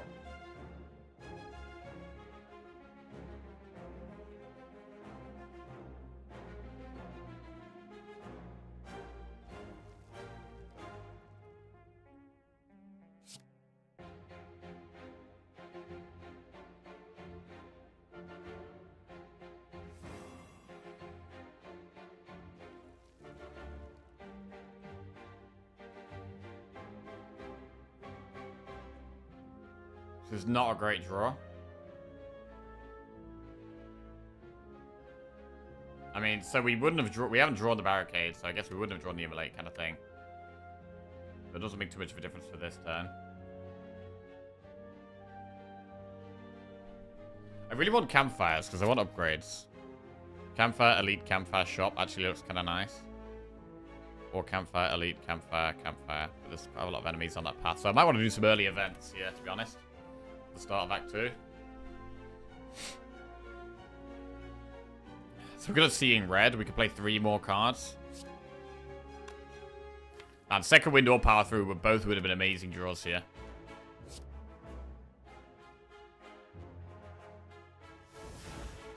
And 8 times 4 does 32.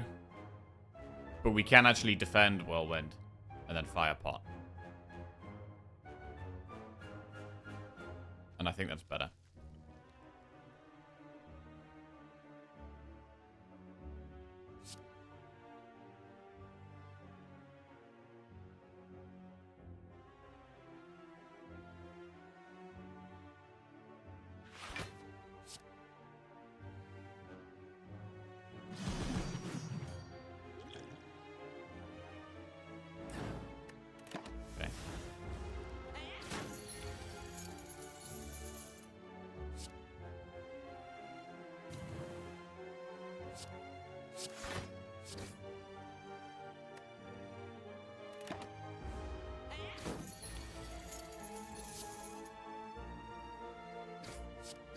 Okay, give me that money back.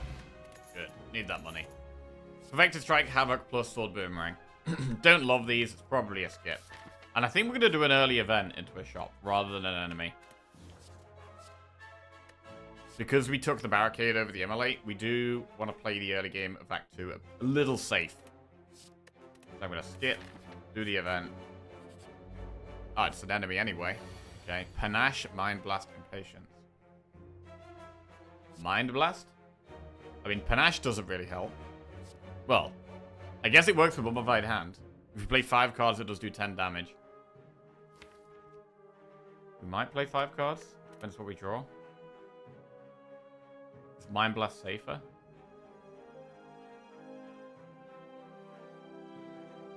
Do Mind Blast. Okay. An option to play Barricade.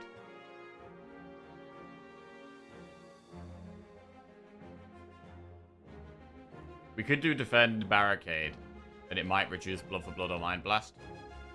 Because of the Mummified Hand, I do think playing Barricade kind of makes sense.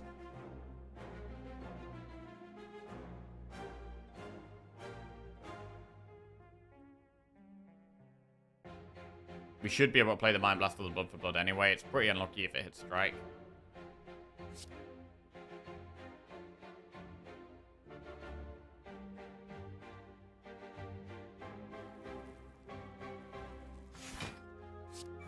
Blood for Blood, fine.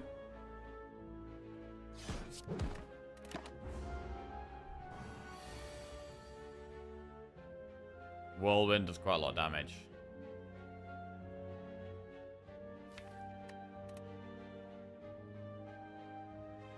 Eight times 4. 32.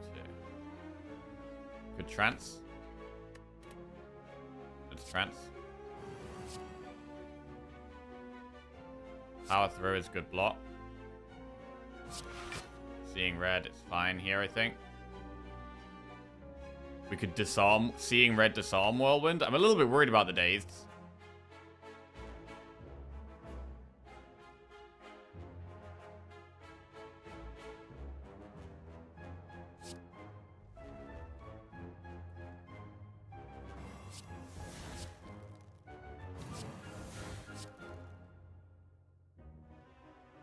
I mean, we could just play block. This thing does do a lot of damage.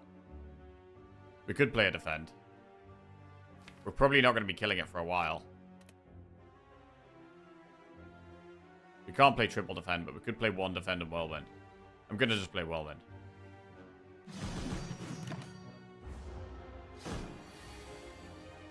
Okay, second wind is an option. We could just bash, strike, strike. We do have some damage left in the deck. Bash, strike, strike does 8 plus 9 plus 9, which is 18 plus 8, which is 26. So we'd have to do another 20 damage, which we can do in the deck. Yep, I think don't do any more skills. We really want to draw the Pommel Strike. Pommel Strike basically guarantees lethal, I think. Huge. Okay, that was fine. I mean, it was an event, so a bit unlucky to get an enemy there. Hopefully this event is something good. 15 gold speed pot. Whirlwind, True Grit, or Sever Soul. True Grit is very good, but needs an upgrade. Needs an upgrade. Do we take it?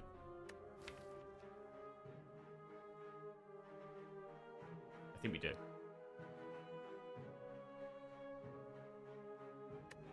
Really like True Grit.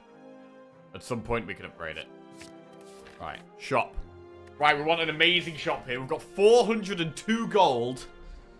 402 gold. Please give me a big shop.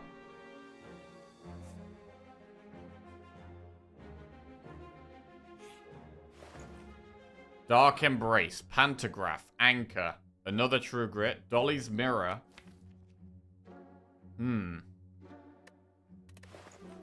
Dark Embrace is yet another card that will want an upgrade. Body Slam is good in a Barricade deck.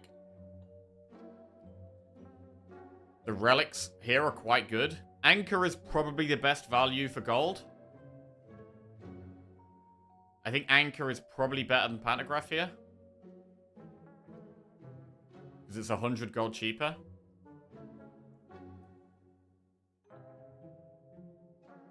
If we take another True Grit, that's another True Grit we're going to want to upgrade. Dark Embrace, like, suddenly we're going to need so many upgrades. We're going to need to upgrade two True Grits, and Dark Embrace, and Barricade, and Body Slam. I guess Body Slam isn't that important. Body Slam upgrade isn't that important, to be honest. But the other ones are. Anchor does feel like the best thing to take. We feel a lot safer with Anchor.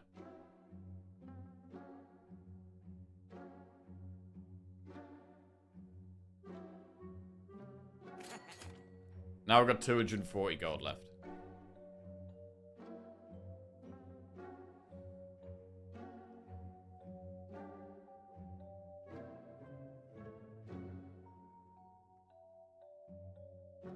Dark Embrace is very good. We could take Dark Embrace and True Grit and Body Slam.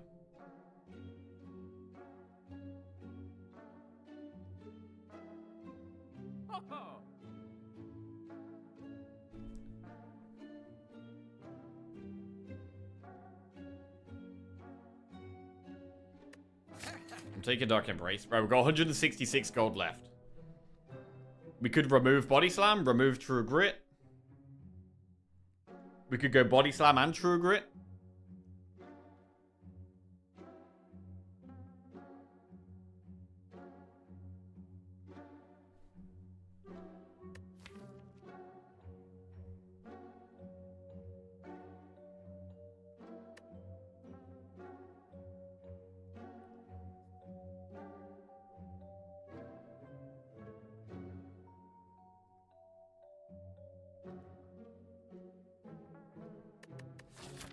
We have a campfire in 3 floors time.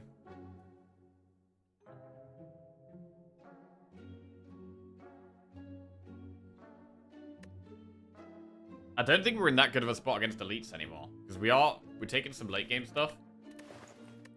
We might actually just want to do 1 elite with the path that has 4 campfires.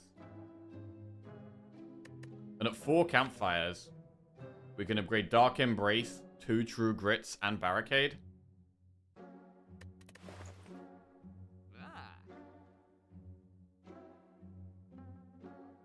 Body Slam feels like a card we're definitely going to want in the deck.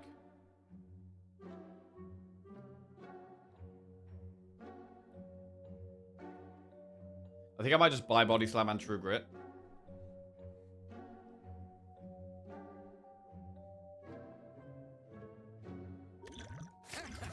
Do that. Okay, we've got loads of things we want to upgrade right now. A million things we want to upgrade.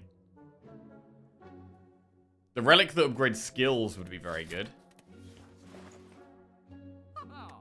Intimidate is not a terrible card. I'm not going to get it.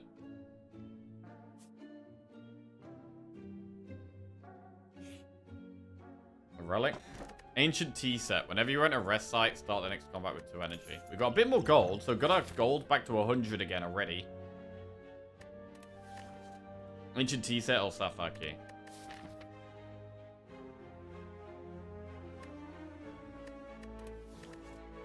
I think we could probably go Tea set. It is quite good.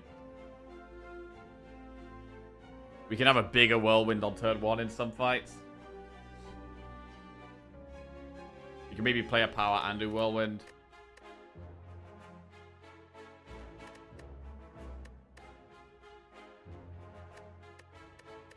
I'm gonna go Tea set.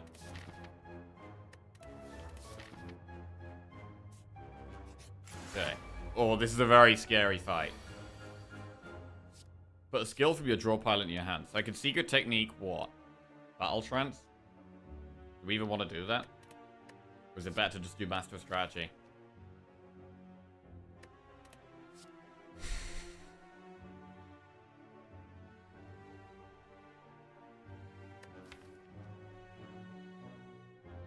The skill could be power through.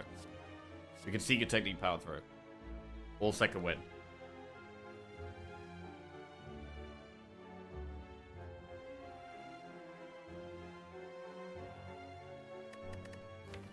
Right, we're a bit of a turning point with this deck, where we're like, we had quite a bit of damage, and now we're moving towards more block. But we're not quite there with the block yet.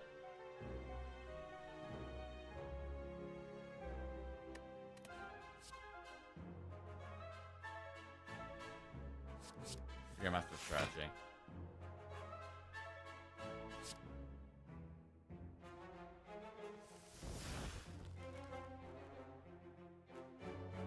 Spot weakness is pretty good.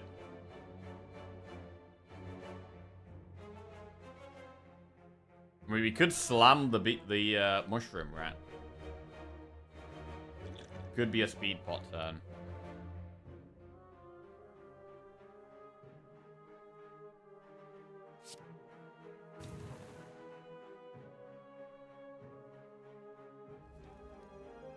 We could also defend True Grit. I wonder if this is ever a fight where we use Elixir. I mean, Elixir can be used with Dark Embrace for draw, though. So it's probably better to save Elixir, because I can use it for draw with Dark Embrace. Rather than just use it now.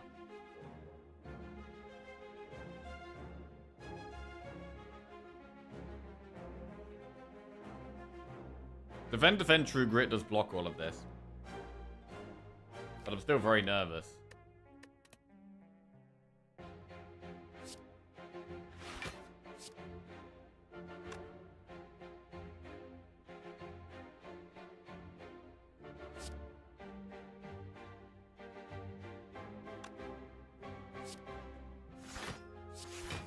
Oh, obviously it hit the body slam. Okay, fine.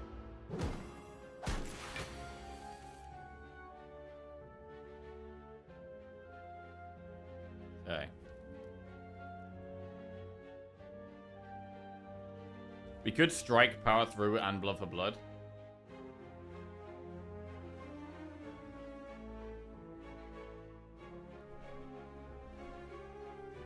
Killing this, but making us vulnerable.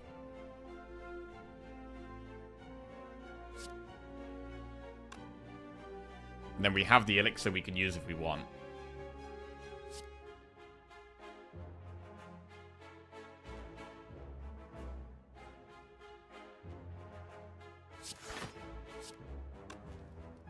One damage off this one-shotting that.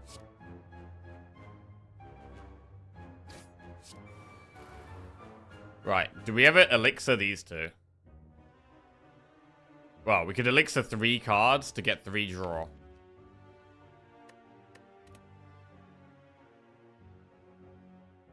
We don't take that much damage. Probably not. We only take 7. Probably fine.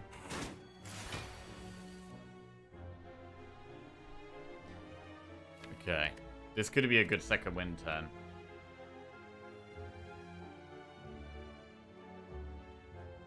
This turn's quite scary, to be honest. Second wind is the only really good block card we've got left in the deck.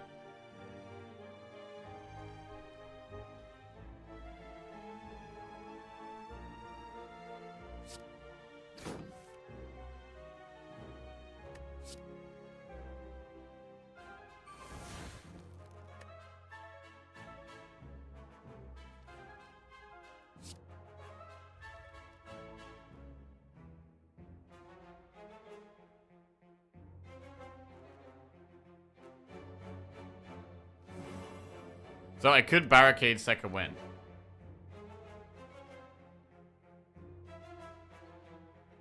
Or we could start doing some damage. And do like second wind. We get 3 block for everyone we exhaust. 3, 6, 9, 12, 15. We block 15. And then we do like bash whirlwind.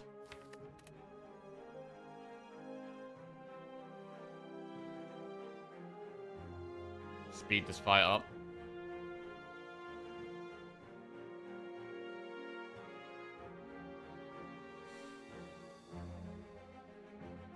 Oh. In terms of block we're going to have left in the deck, we're still going to have the second wind, we're still going to have the power through, but we are going to be focusing on doing damage.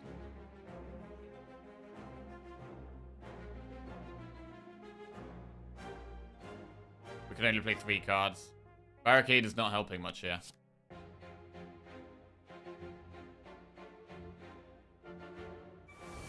Disarm would have been kind of nice to play, but I think this is better.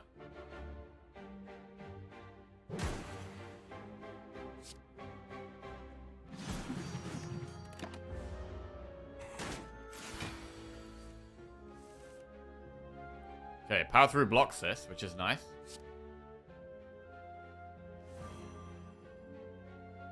So we can literally just power through, block that, and play a bit of damage.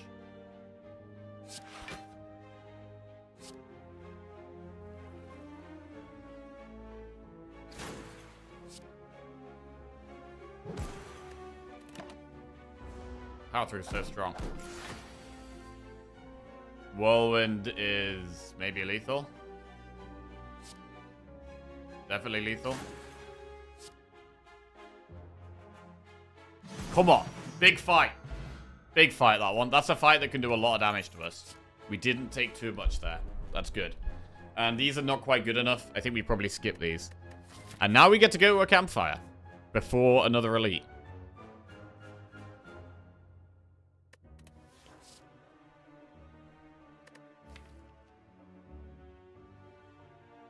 Armaments can solve campfire problems. Upgrading armaments can be amazing. For sure.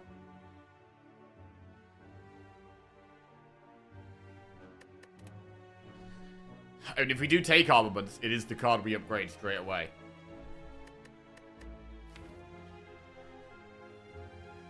Thing is, I do want to, I do really want to be playing our powers when we draw them. We draw them before the armaments. It's not great. But it is a way of upgrading our true grits as well. It's a card we're going to have to play when we draw it.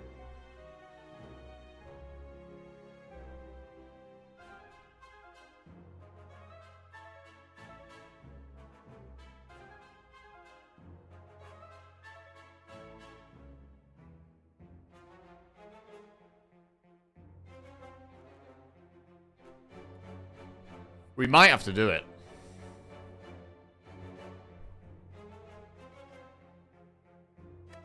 I mean, if we don't do armaments, what do we upgrade? Dark Embrace or True Grit, I think.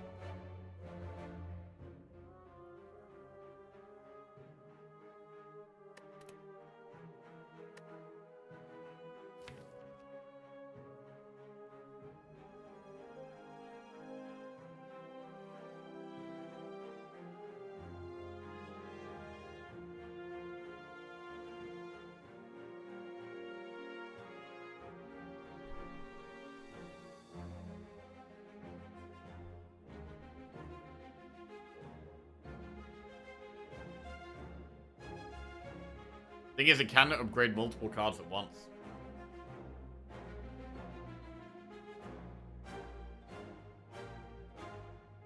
We can upgrade a power and a true grit at the same time, potentially.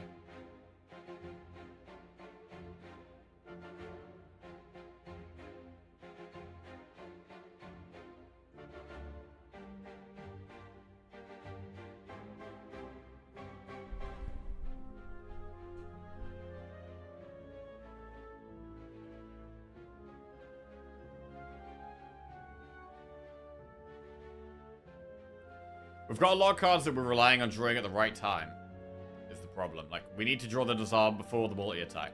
We need to draw the spot weakness on a turn when it's attacking. We need to draw the Dark Blood after we've taken damage. We need to draw the body slam when we've got block. Like, we've got a lot of cards that synergize or are good in certain spots, but aren't just good on their own.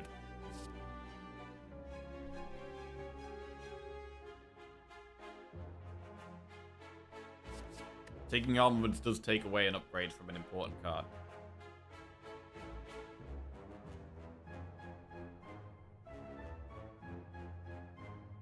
My opinion is armor and upgrade it right away. Yeah, it's definitely an option. It's definitely a solid option here, for sure.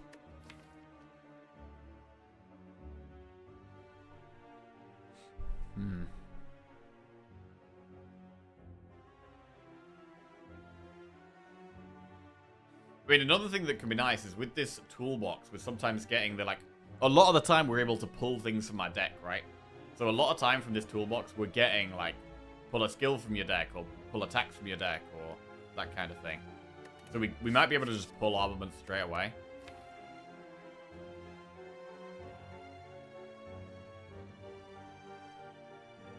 It does encourage us to get even more draw. Hi, Raxa, how are we doing? What's going on? It takes away one upgrade, but gives us the chance to upgrade many things.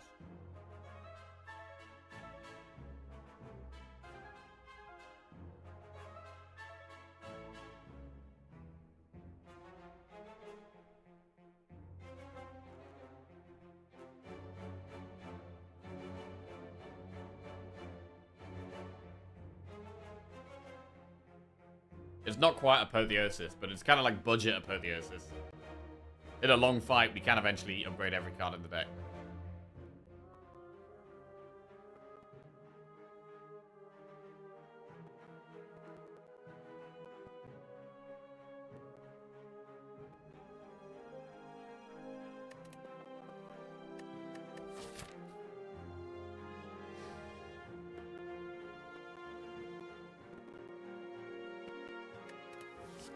I'm gonna do it.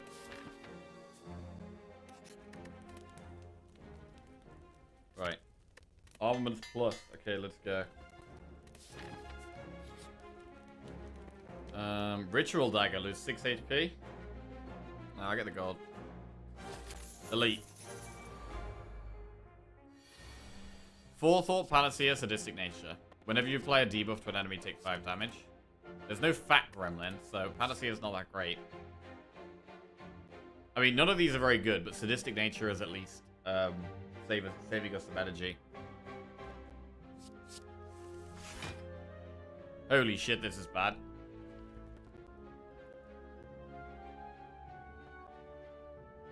Jesus, what kind of a hand is this?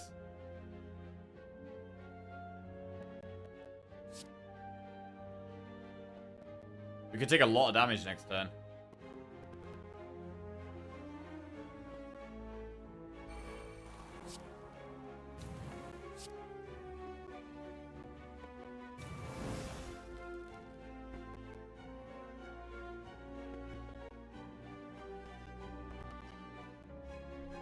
Don't play anything else.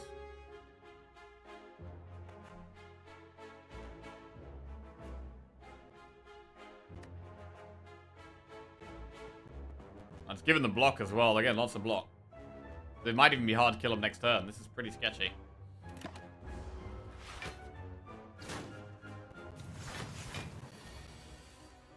Whirlwind.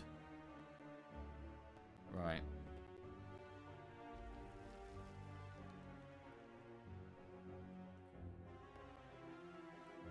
We could just Seeing Red Whirlwind. We're going to take 27 damage from the Gremlin Leader, though. Another option is to Pommel. I mean, how many Whirlwind procs do we need? This has 22 health. We only need to get Whirlwind off twice to kill these two. So we could definitely try and find some block.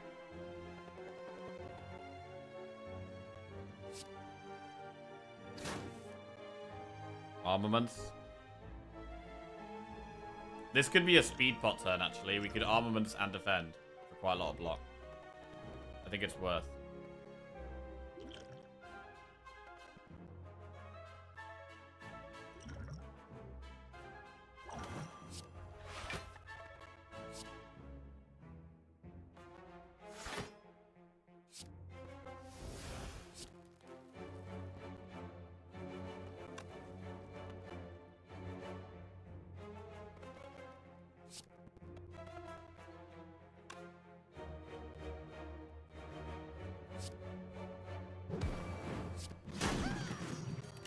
Okay, that was big.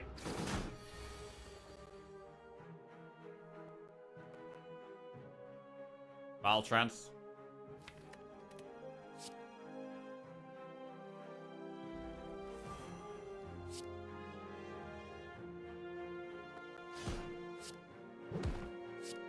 Good elite kill. Nice. Akabeko. Your first attack each combat deals 8 additional damage. That's amazing if our first attack is Whirlwind. That can be very good with Whirlwind. Dropkick, Combust, or Feed. Feed is not very good with Whirlwind.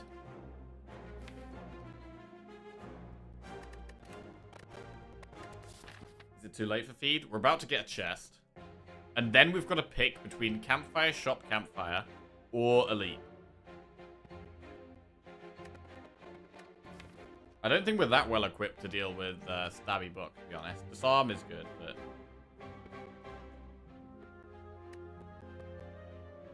If we draw Whirlwind against Slavers, it's just one-shot. We can one-shot... We have the potential to just one-shot Slavers.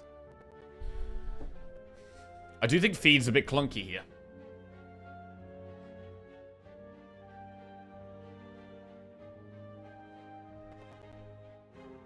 Like, now we've got the Akabeko. Akabeko Whirlwind is just so big, and I'm going to be looking for it.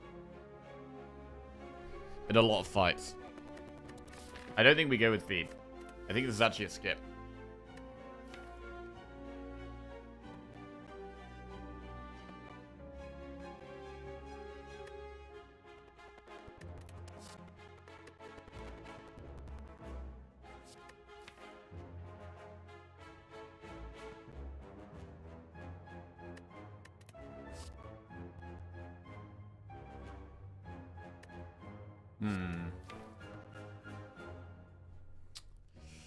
Almonds can also upgrade Feed, potentially.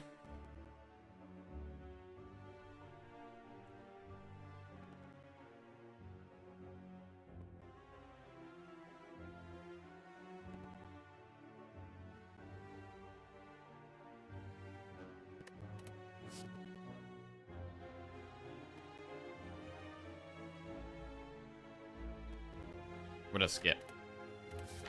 Alright. Really? We're really gonna skip? Aye, aye, aye.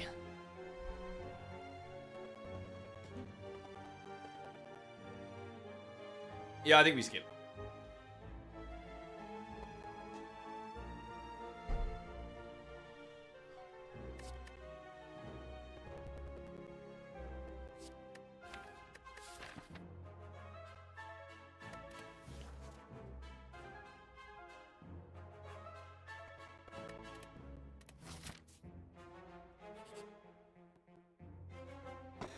The boot or Sapphire key? Well, that gives us an easy key.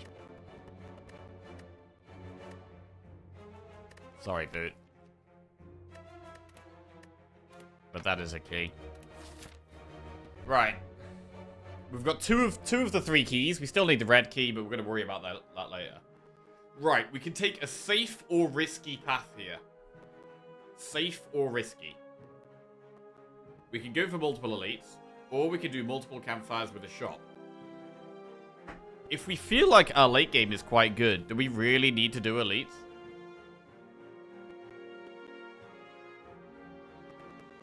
Our late game is quite good. Upgrading True Grits feels important. The problem with the elite as well is that we have more enemies. It's not just the elite. We have elite, enemy, enemy. Like, we have lots of enemies if we're doing the elite.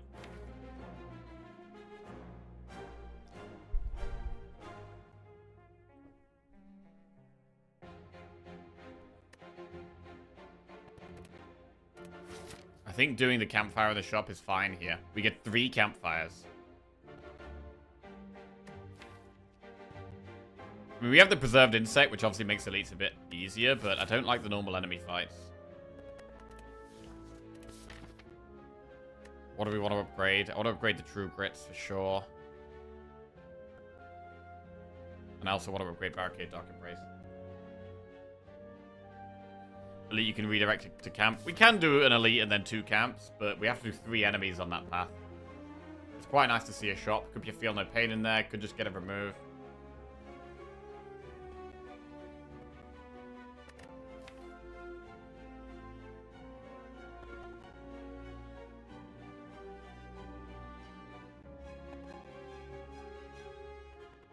I think we've got a lot of good late game, and we don't need to be taking any risks here.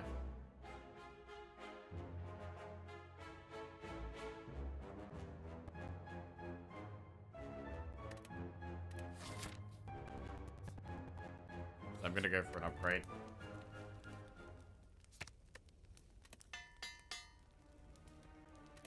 Shot. Evolve. Bronze scales. Chem-X.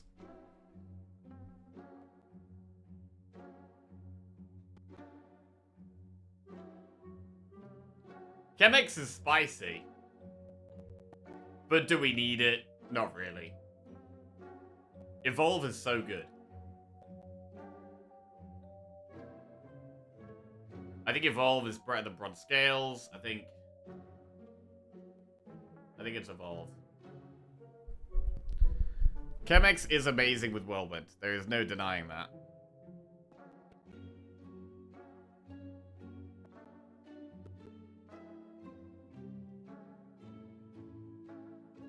But I think Evolve is the best pick. Just Evolve and then, like, remove a strike. Or do we remove Anger at this point? I mean, there's some fights where Anger is still good. I think we'd probably remove a strike over Anger right now. We did get offered a second Whirlwind. We could have had 2 Whirlwinds in the day.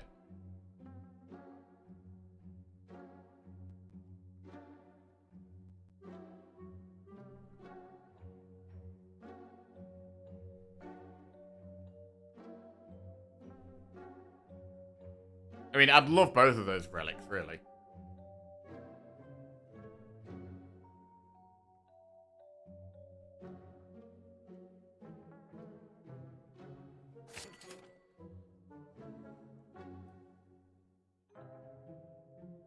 I'm gonna do Evolve and remove a strike.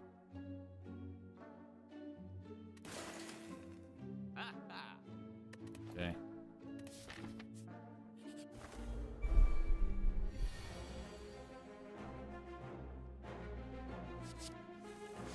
Oh shit, Whirlwind turn 1.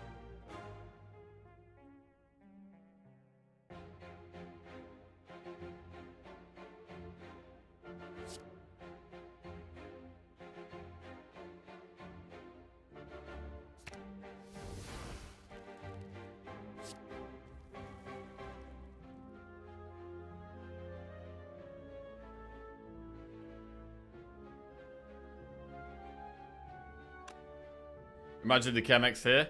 Yeah, it would be nice, but the reality is that it doesn't really do much because the Whirlwind with the Akabeko already wins the fight. So it would just be kind of like a win more thing, rather than actually solving a lost cause.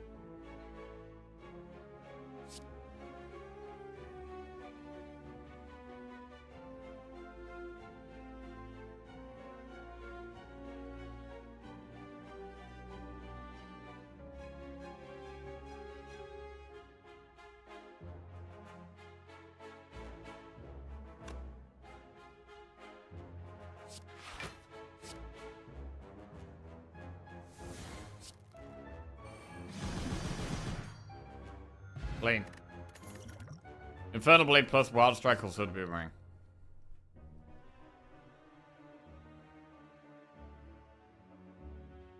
Wild Strike is a bit more pickable. Now we have Evolve, and it is upgraded. Aren't we trying to win more? I mean, what we want to do is we want to find ways to win fights that this deck struggles with.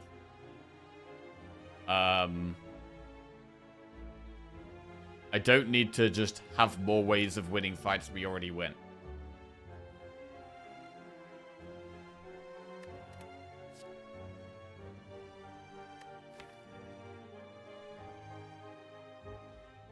I don't think we should take Wild Strike. It is nice to have some upfront damage, but I don't think we take it, yeah. We do another Campfire. Right, what do we upgrade this time? Dark Embrace or True Grit?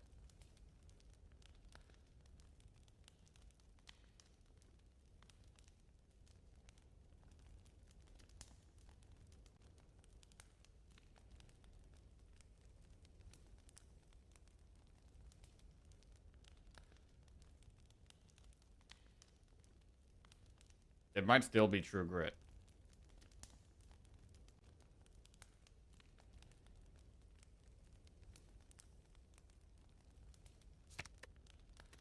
Okay. Right, event or enemy?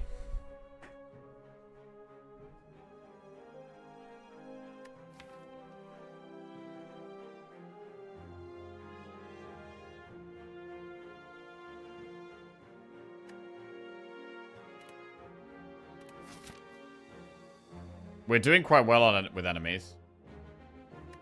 Do you mean enemy or enemy? That might be what we mean, yes. The event could be a shop. It's got a 12% chance of being a shop. A shop is actually really bad for us with 46 gold.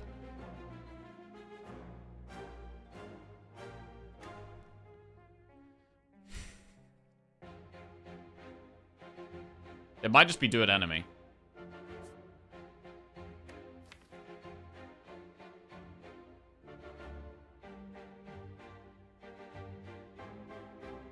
Chance to feel no pain. Which would be an incredible card. 88% chance of thwack. 12% shop, 88% thwack. Okay. Right. I mean, what are we gonna... What situation are we gonna need liquid memories in the near future?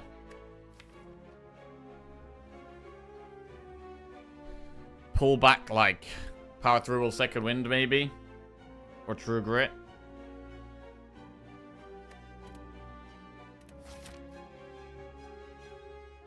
Barricade for 0? Maybe, yeah, if we don't... We played... Get Dark Embrace Barricade, don't play them.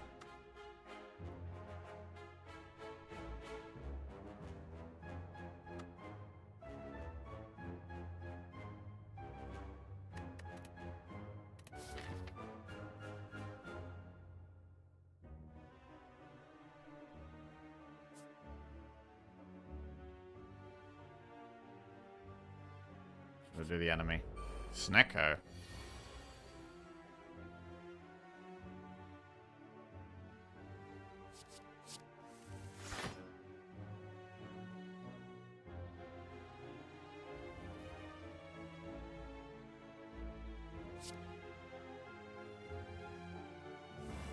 Oh, I was looking for Whirlwind. Never mind.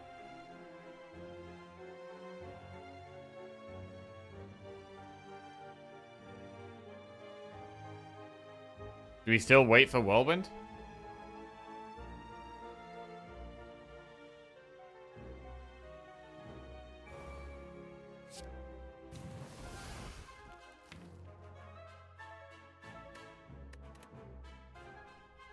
We do have bomb damage now.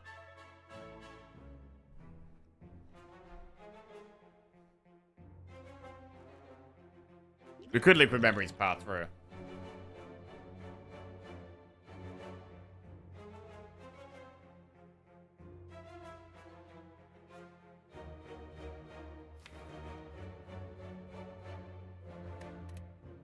Probably just do damage now.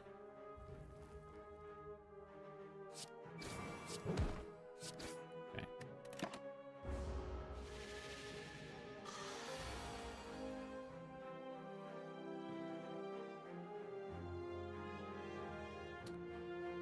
This is a pretty good turn to hit that, get that power through back.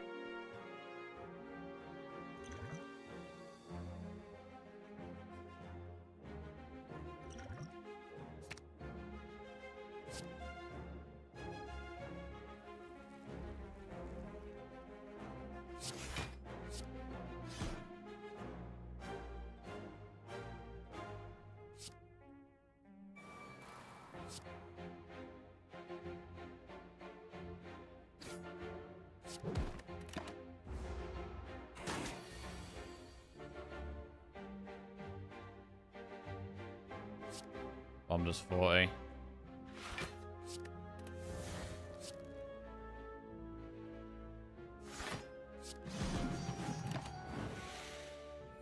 Right, add a card to your deck. Body Slam, Heavy Blade, Headbutt. I don't think we need a second Body Slam. I don't think that helps that much. Headbutt is okay, but again, I don't think we need it. I think this might be a skip. Right, do we even beat the boss here?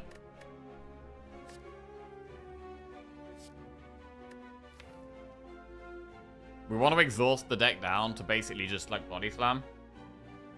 And maybe spot weakness. Love for Blood could be good.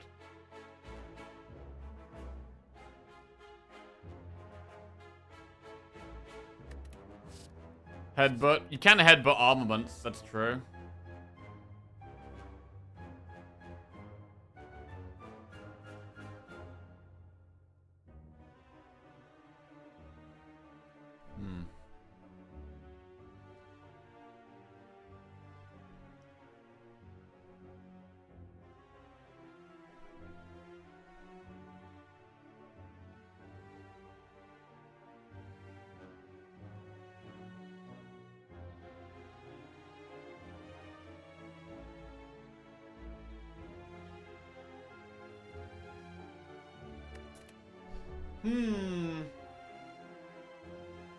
Headbutt's a weird one, because it's like, it's not like every time you draw it's amazing. Sometimes it's useful, sometimes it's not. Does it improve our deck overall?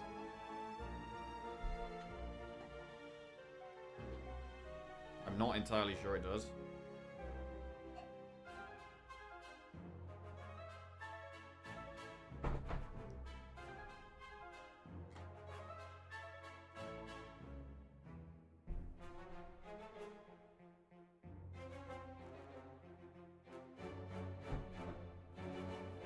Power through second wind, armor, body slam.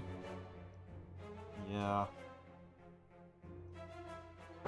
It is good with those.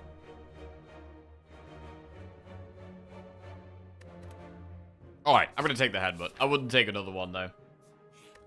Right, we're gonna upgrade what now? One of the powers.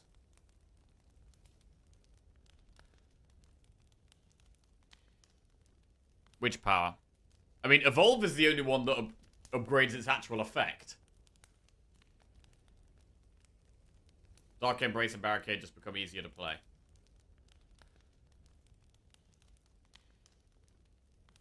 Like, being able to do, like, power through second wind. Pretty big.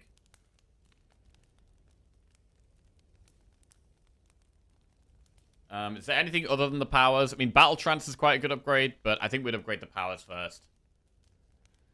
Which power? Barricade, Dark Embrace, or Evolve?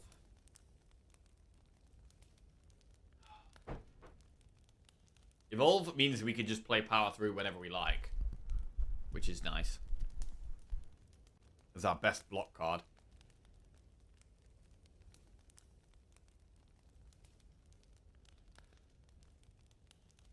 But it already means that, even without upgrading it.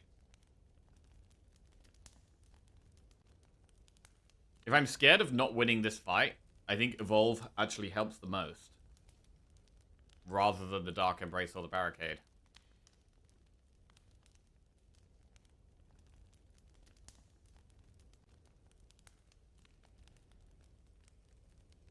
But we are going to be focusing more on draw.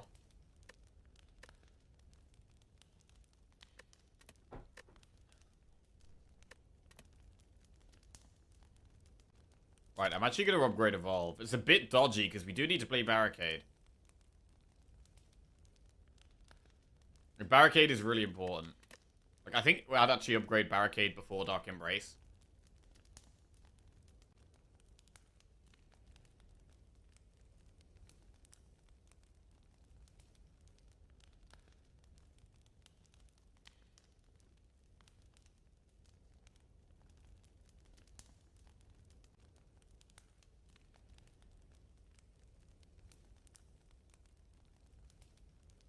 I do like the Barricade upgrade.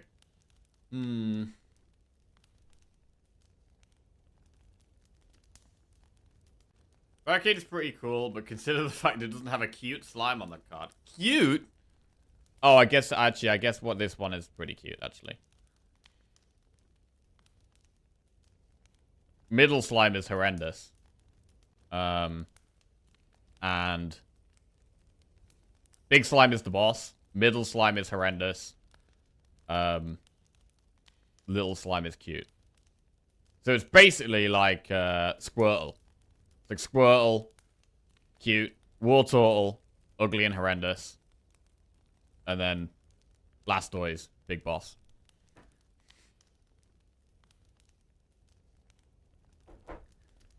Right.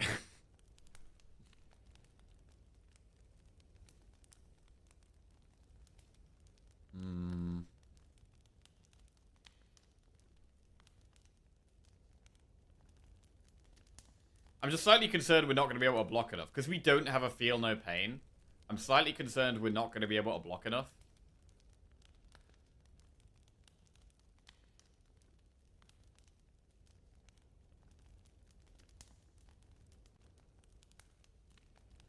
But we just play power through whenever we draw it.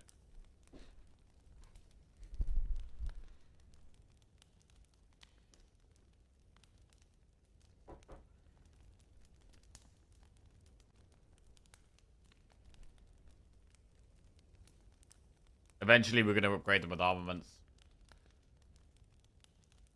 Upgrade PT. I don't think upgrading power through makes sense because I think I have armaments to upgrade that. Whereas the powers, sometimes we're going to play before armaments.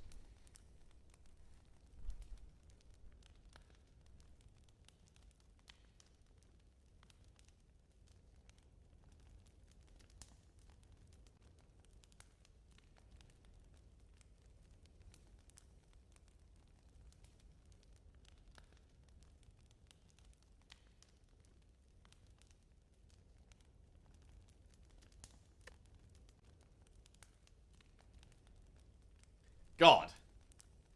You have armor. Evolve Plus is pretty potent. It is good. I am leaning towards the Evolve, to be honest.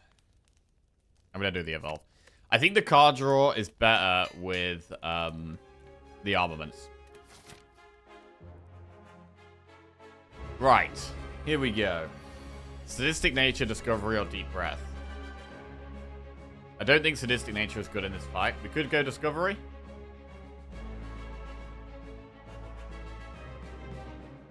I mean, Sadistic Nature does make something cheaper, but...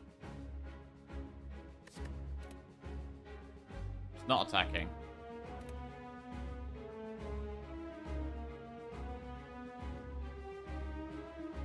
We go Discovery.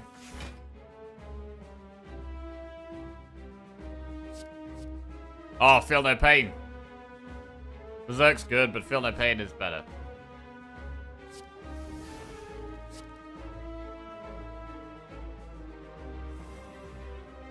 Alright, we play Feel No Pain. We disarm the boss. And do we just start true gritting attacks? Now?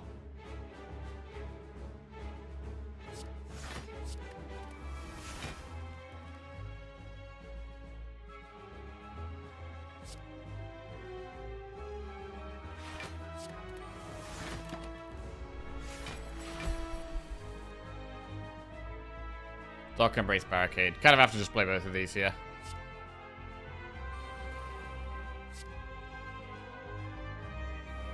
We get more energy next turn if we don't play an attack. Also, an attack does nothing, so yeah, cool.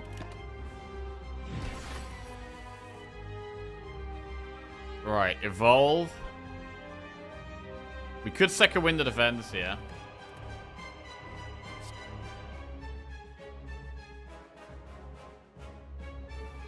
Do we just second wind? I think we do.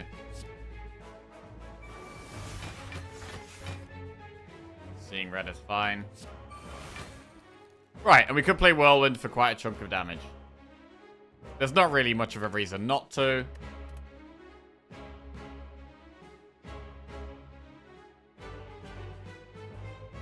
It seems fine. I mean, there's the Art of War. That's a reason not to, but it doesn't matter that much, right? Okay. So we could headbutt Pummel Strike. Oh, we have the armaments.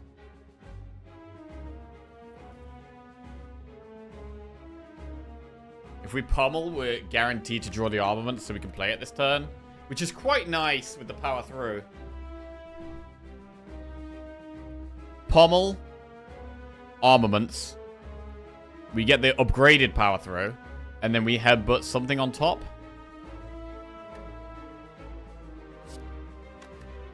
What do we headbutt on top? Second wind, True Grit. Another power through.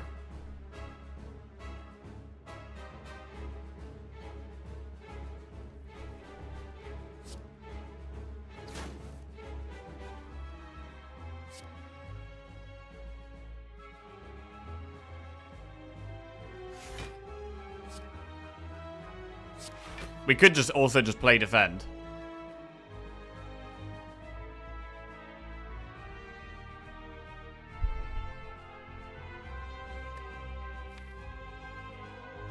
I think power through is probably fine.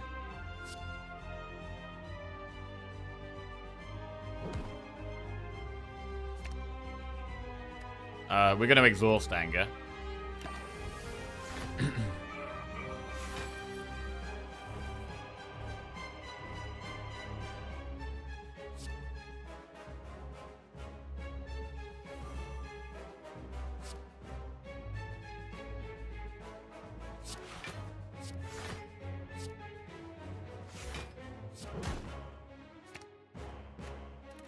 Okay.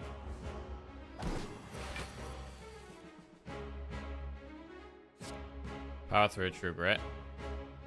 Start with True Grit, actually.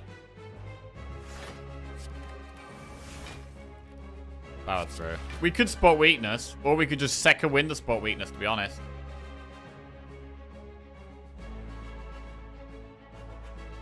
Do we need spot weakness?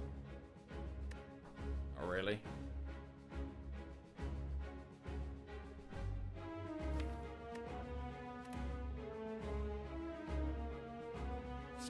What did we do?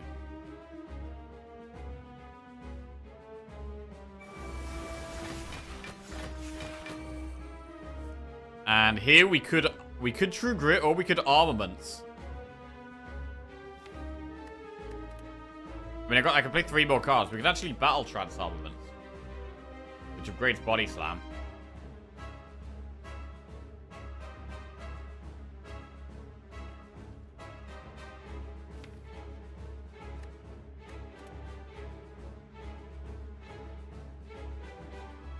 Or we could just True Grit.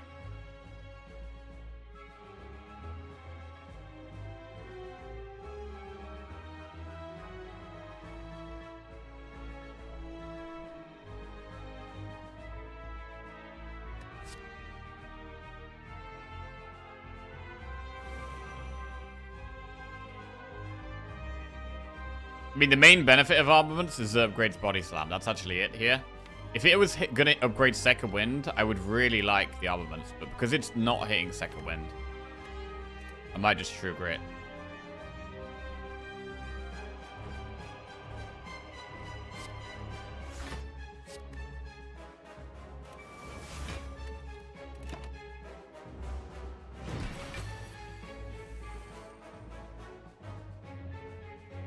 Power through Second Wind is solid here.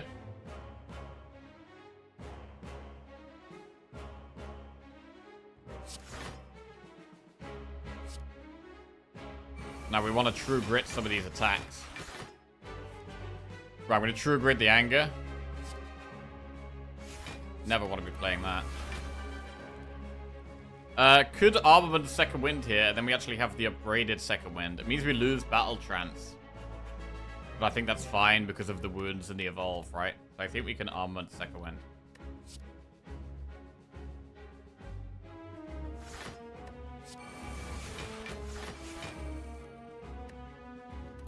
Right, we're getting some good block. The barricade is coming true.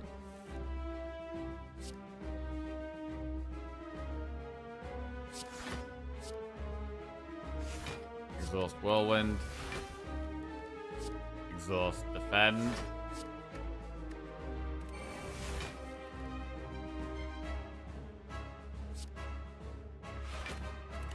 Okay.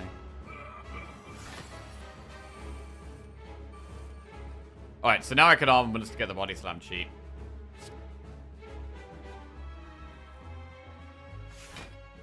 And I could play it now for 109 damage. Is there a good reason to not do that? I think we could just attack it now.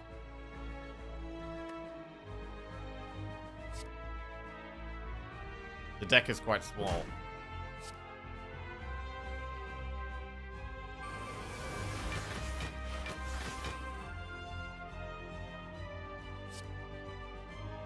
True Grit and attack.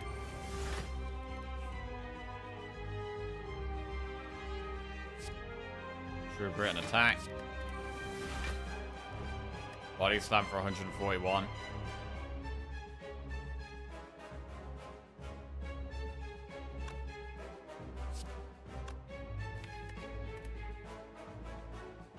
True Grit and attack. Oh wait, shit, Choker.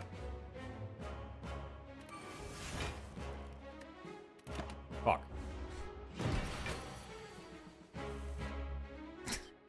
Piece of shit, Choker.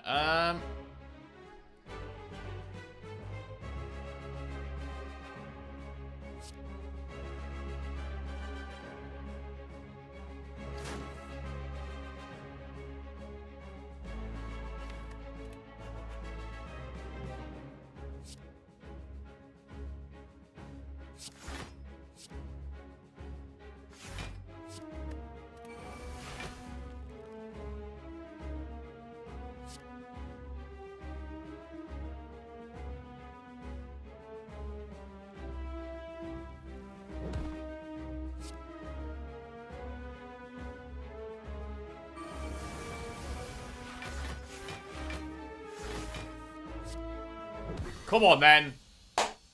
Destroyed the champ. Nice. 74 gold. Weak pot. Add a card to your deck. Reaper, Immolate, or Feed. So we survived Act 2 without taking the Immolate.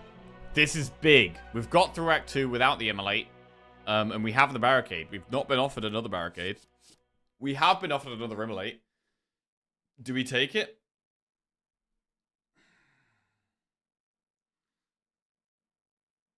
Do we take another Immolate?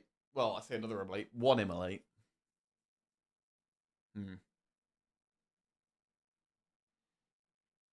Reaper is interesting because we can use it to heal, right? We can get loads of block. We can get loads of block and then use spot weakness to get out and keep playing spot weakness while we got loads of block and then use Reaper to basically heal to full.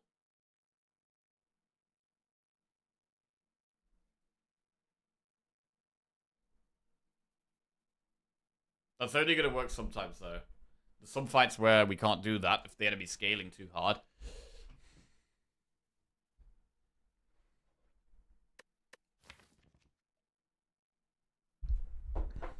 Also, we got a bit of help there, right? Because we got Discovery from Toolbox, and the Discovery from Toolbox gave us Feel No Pain.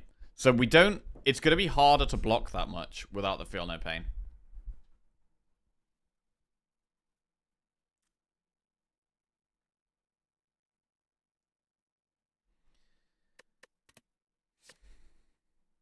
I don't know if we actually need any of these.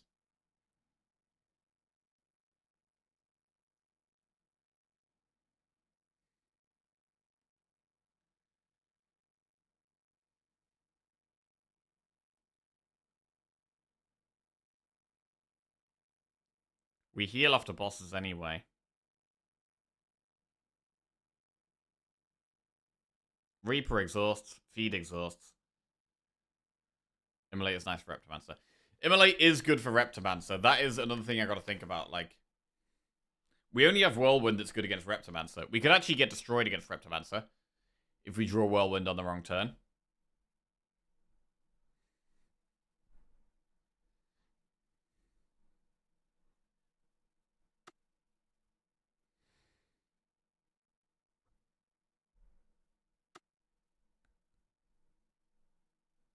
We don't have to go for elites.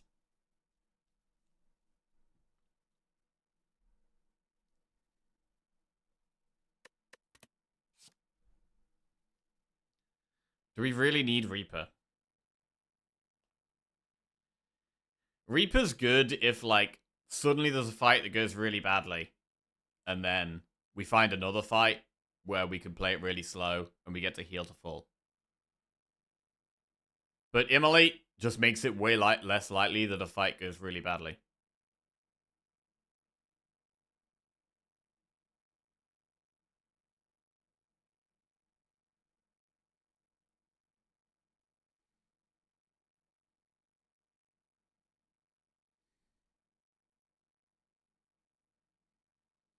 If we don't take Immolate, we're solely relying on drawing our Whirlwind in the AoE fights.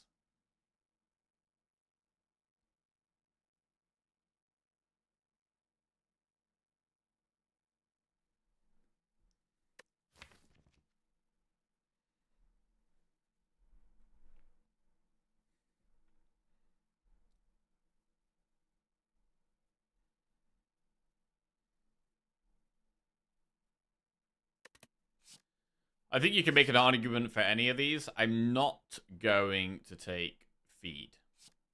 It would either be Reaper or Immolate. Is taking Immolate better than skipping? I think it is. I think it is.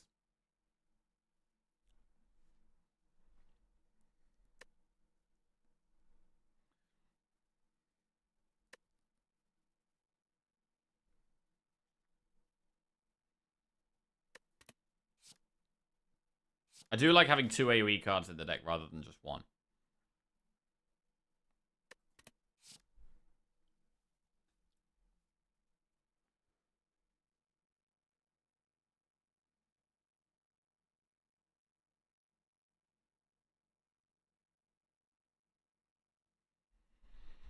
Our plan now is the block package, really. So if we're not doing block stuff, I want it to be upfront damage.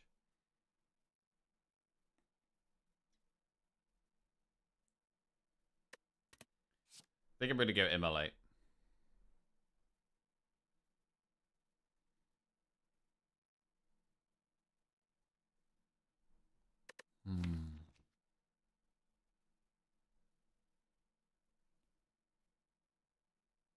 Reaper can get us a full heal. There is an argument for Reaper. It's just quite slow and clunky. But it can be a full heal.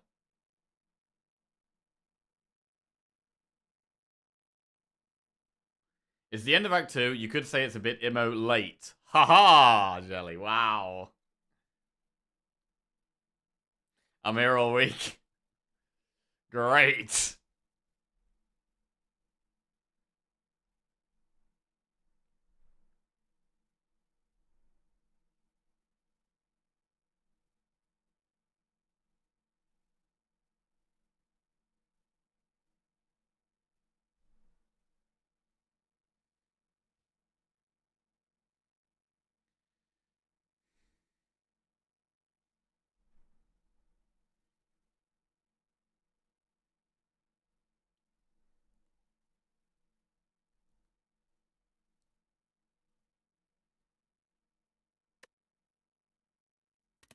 I'm gonna trust my gut here and go with the immolate. Right, Busted Crown, Mark of Pain, Runic Cube. Could be Mark of Pain. I mean, it could be Crown. We've got quite a lot of good cards at this point. 1 second.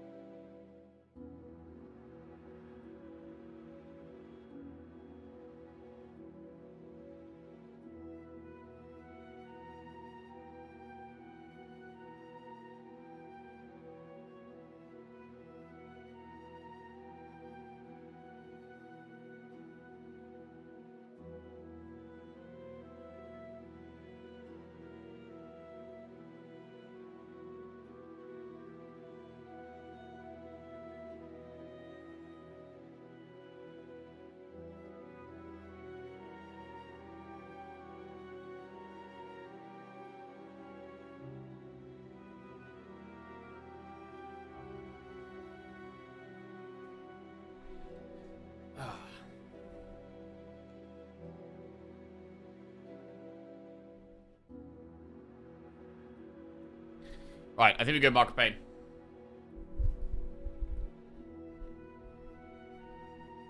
Okay, here we go. Act 3, let's go. Time Eater is our first boss. We have 139 gold, which is not that much. How do we feel about doing elites?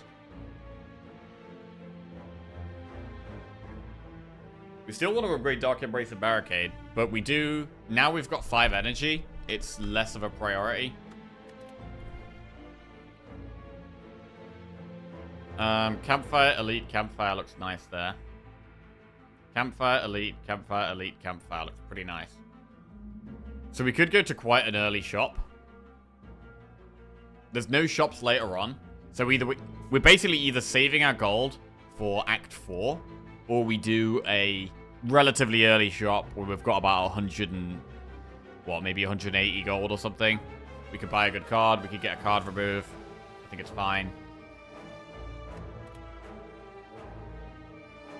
Do we do enemy, event, enemy, shop? Or enemy, enemy, enemy, shop?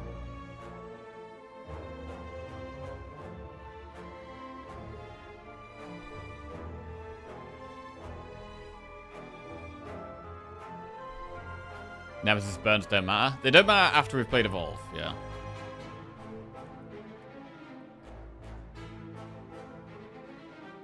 I think I'm going to do enemy, event, enemy. And then the shop. Because then we can pick again between an enemy or an event.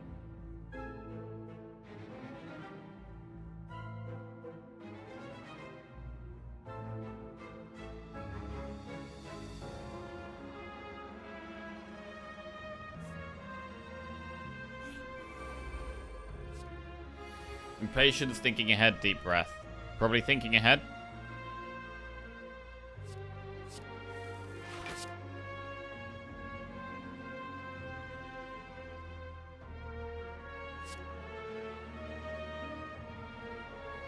Immolate is quite a lot of damage.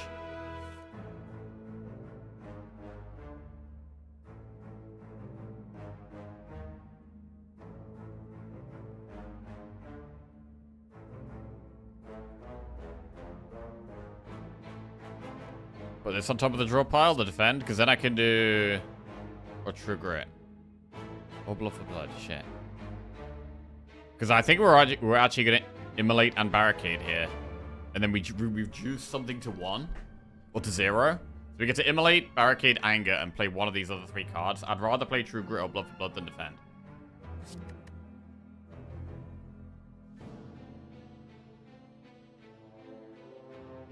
But True Grit could draw a card if we get Dark Embrace next turn.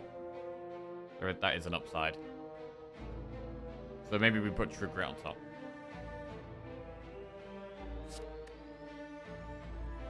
I'm much happier to see True Grit next turn than defend, for sure.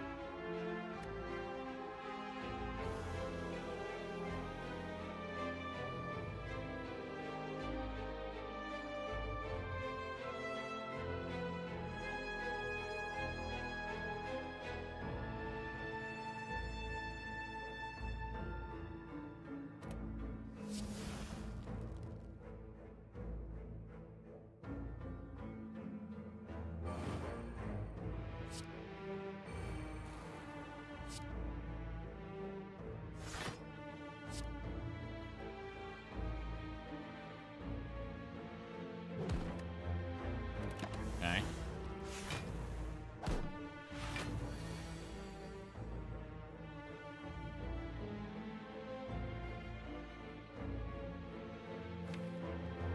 Quite a lot of damage.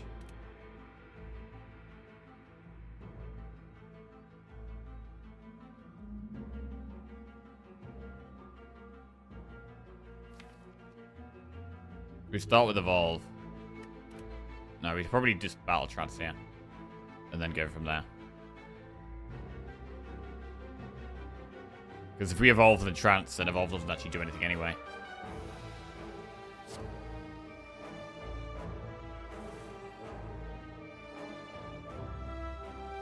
I can do Armaments, Evolve, Second Wind. We get 7. Oh wait, I'm going to want to True Grit the Strike though. Shit.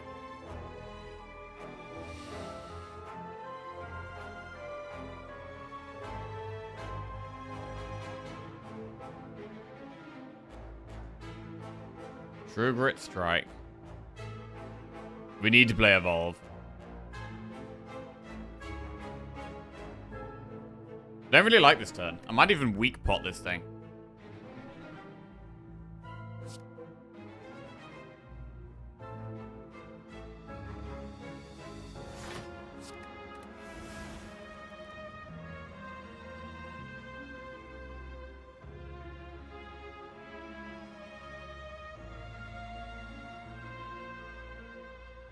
We could just evolve at second wind. It's kind of fine. We lose armament, of course.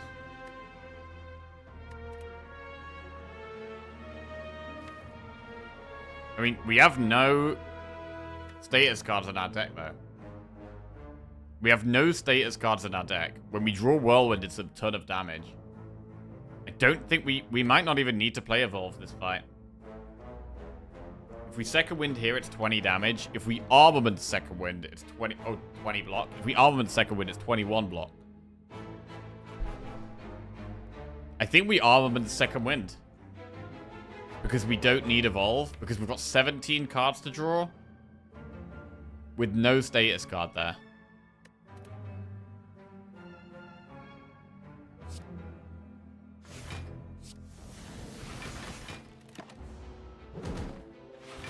We block all of it. This is a bad turn. Man, not having the Dark Embrace is a killer here.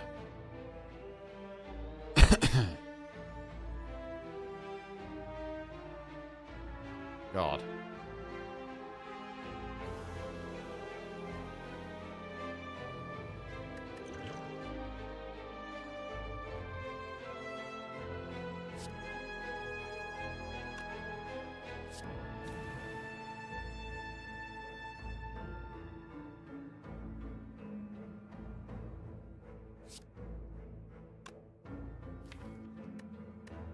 Whirlwind's going to do 40 damage.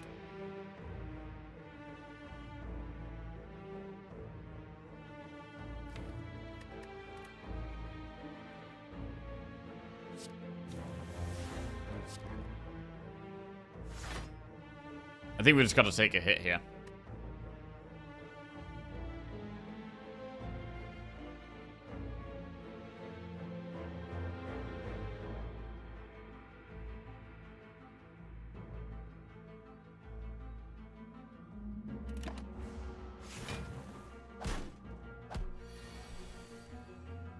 Oh my god. Double strike kills the back one.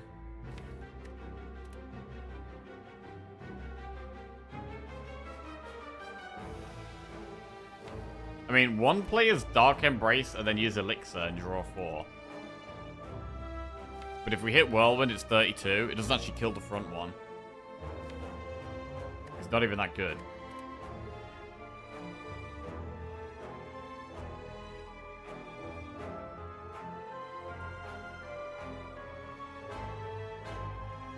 Have strength.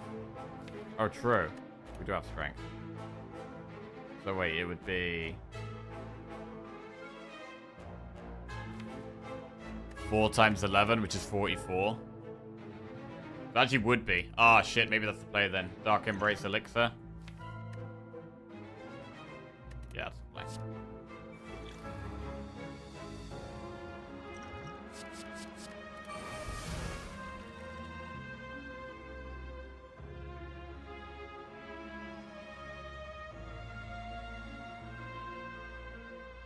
Power through Body Slam just kills one.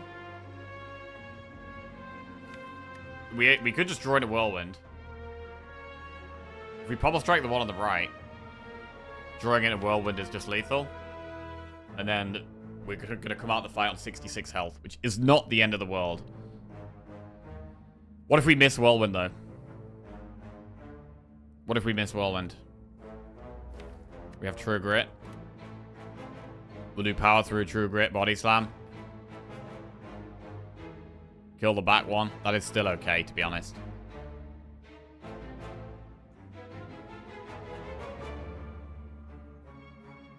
Headbutt, Immolate.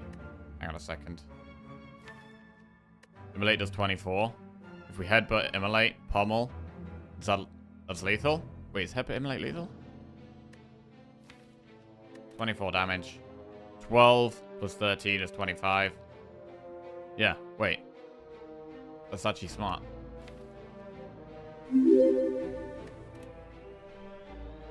Headbutt actually coming in useful. I mean, you just know Whirlwind's the bottom card, right? You just know Whirlwind's the bottom card.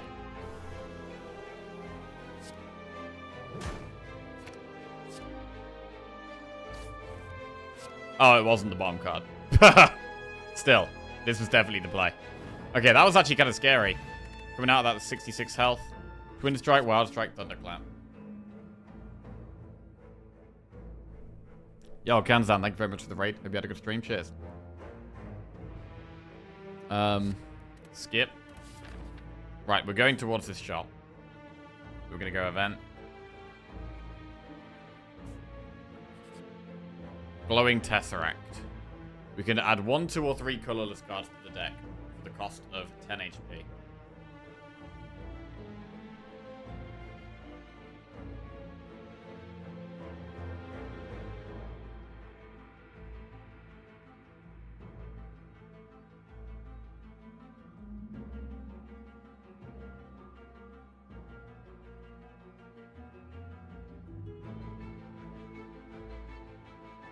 I don't think I want to lose 10 HP here. I might just add 1. There's certain cards that are amazing, right? Like Master of Strategy, but we already have Toolbot.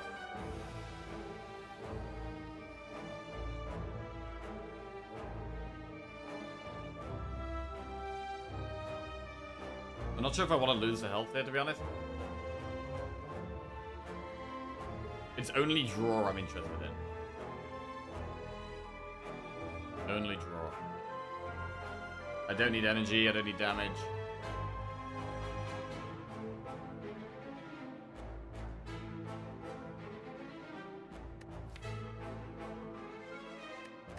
Gonna go 1. Finesse, Violence, Deep Breath. Violence is generally good.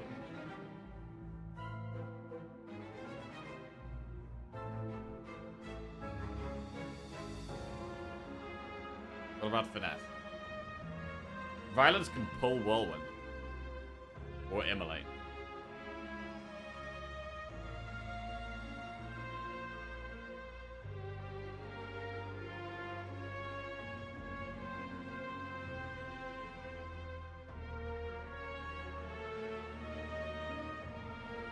I'm gonna get Violence.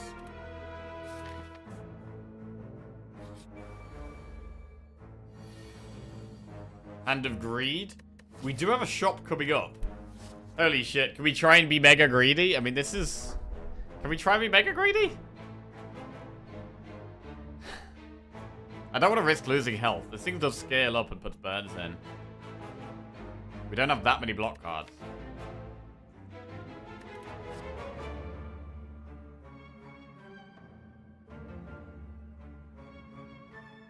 God, if 20 gold makes a big difference, so...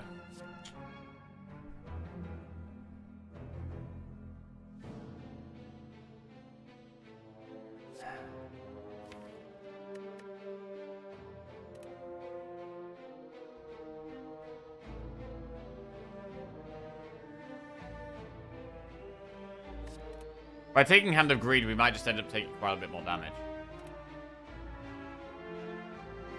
I think I'd rather save my health here.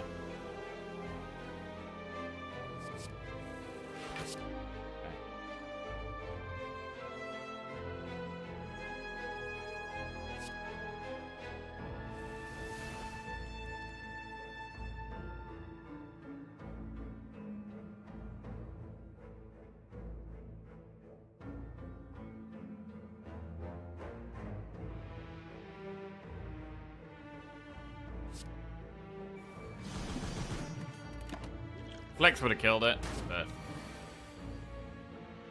this is good.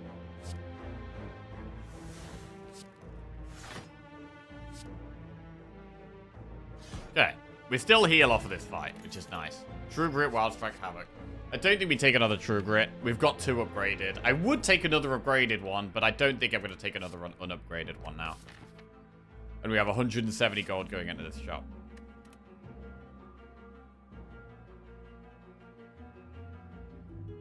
Is Headbutt Havoc too cutesy? Yeah, I don't fully trust Havoc. If we end up Havocing like Second Wind, it's a disaster. Same with Power Through, it's a disaster. Like, there's some disaster cards that can just lose us to Ron immediately. I'm not going to take that risk.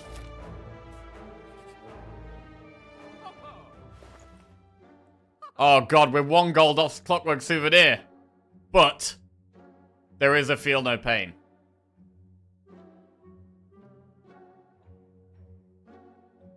We go Feel No Pain.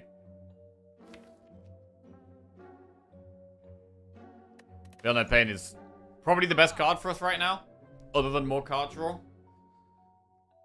Feel No Pain, I think, is the best non-card draw card for us right now. So we just take that, and then what do we do with the rest of our gold? Just save it, maybe? We're probably not doing another shop this act, so it would be saving our gold for Act 4. Which I think we can do. I mean, we can choose our path a bit here. We can take a really safe path. We can do 1, 2, 3, 4 campfires and do... We can do 5 campfires and no elites if we want. We don't actually have to risk an elite.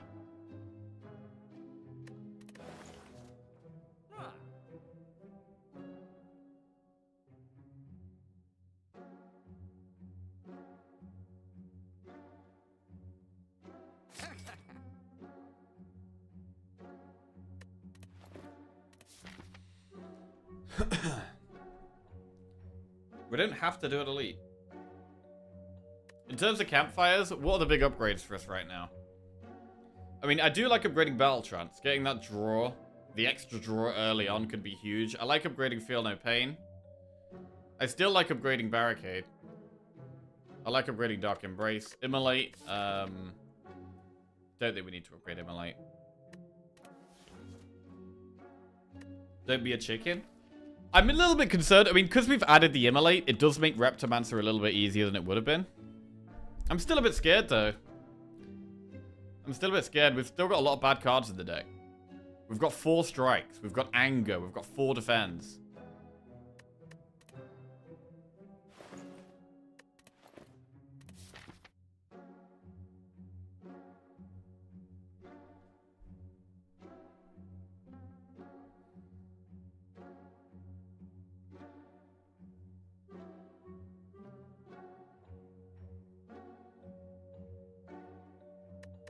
Do we lose to the head?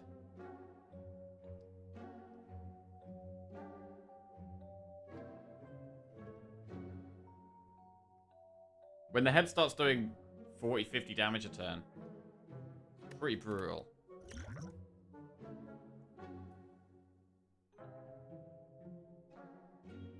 Is this going to be a double beach week? 41 tomorrow? Oh, bro, a double beach week sounds amazing. Wait, you still on the beach, Hades? You still on the beach? Hades was watching the stream from the beach. That's what the week pod's for.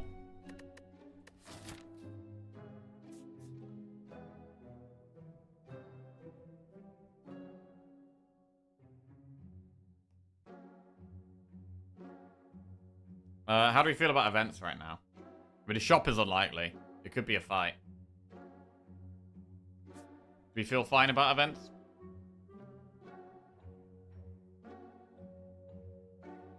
I think we feel fine about doing an event here. I'm quite scared, but... I mean, the most aggressive path, right, is doing event, elite, campfire, elite, campfire, campfire. One of them we have to recall in, so we'd only get 2 upgrades. I do really want to upgrade the Feel No Pain. Just giving us more block. It's a Grim just good. Subscribed. Yo. Eyes Grim. Welcome to the Jackoff. Thank you very much. Appreciate that. Cheers.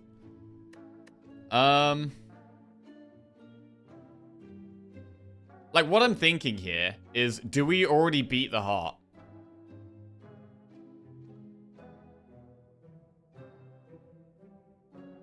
Because if we already beat the heart, is there really any point doing elites?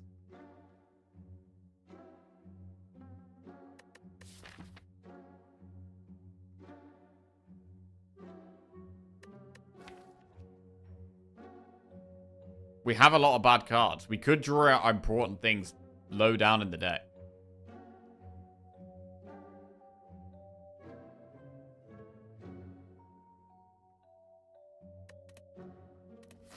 Right, let's pick the best path here.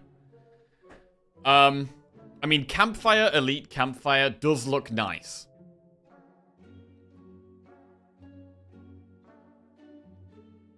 We could get to this Campfire first. And then think about an elite, and then do campfire, and think about an elite, and then campfire. I think I quite like that. I don't think just doing 3 elites gung-ho is smart. But I don't want to do no elites.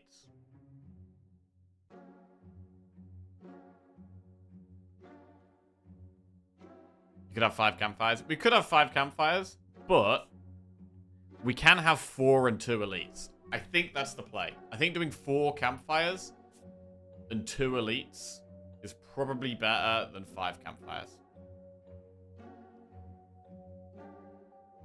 So I'm thinking doing event, campfire, event, elite, chest, campfire, elite, event, campfire. I mean, we're getting a lot of events here.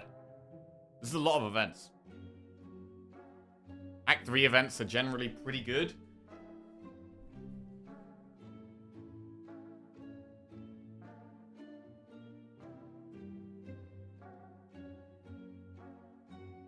Events of potential card removes. The potential card removes. Potentially fight a boss from Act 1 and get a rare relic. It's a very good one to get. Alright. We're going to do it. We're going to do event campfire.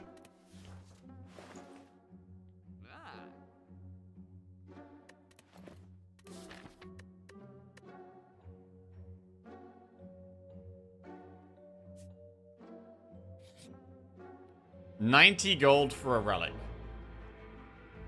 It's artifact strip. Weak on turn 1. We're already quite safe on turn 1. In terms of stripping artifact, we actually don't really have anything except disarm. We're not spending any more gold for the rest of the act. 90 gold for this is probably worth. 90 gold is not that much.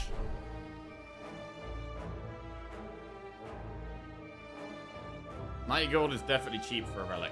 Even though it's not the best relic. It doesn't do anything against the heart. But it can be nice in some of the other fights.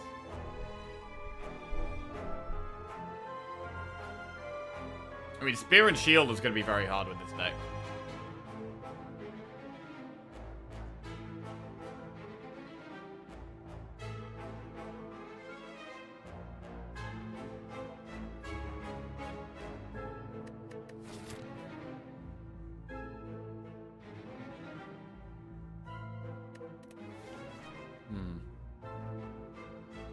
I mean, it doesn't actually do anything against Spirit Shield. Like, we strip 1 artifact, they've still got 1 extra artifact each. We still can't use our disarm.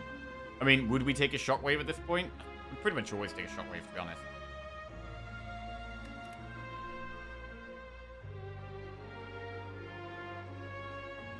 But the weak turn 1 is less relevant when we have Anchor, and it's also less relevant when there's a lot of enemies that don't attack on turn 1. It doesn't do anything against Spear and Shield, and it doesn't do anything against the heart, really. That's kind of a concern. Having a... If we had 1 shockwave, I would take this. Or if we had an uppercut, I'd maybe take this.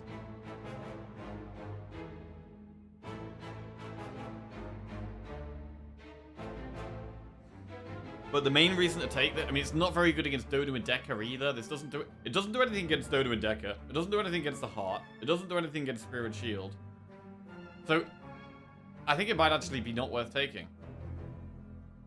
It's only really good against, like, Time Eater and maybe Nemesis or Reptomancer.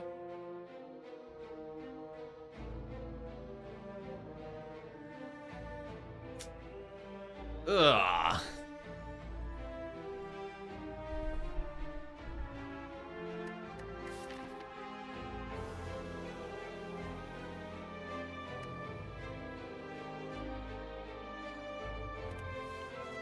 Does anyone know, by the way, if it's possible, like, when you get this event, right, or when you get an event that does something based on another event, right, so the way you get the red mask is by fighting the 3 bandit guys, whatever. The fact that we've got this event, does that mean that that bandit event was somewhere in Act 2? Guaranteed. Or is it possible for that to not have been one of the events? And we just get this anyway? I don't know. Red Mask Gang?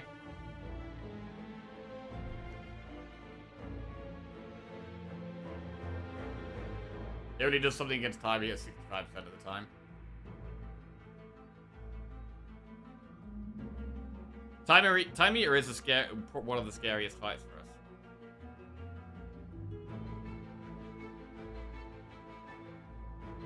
But I'm gonna leave.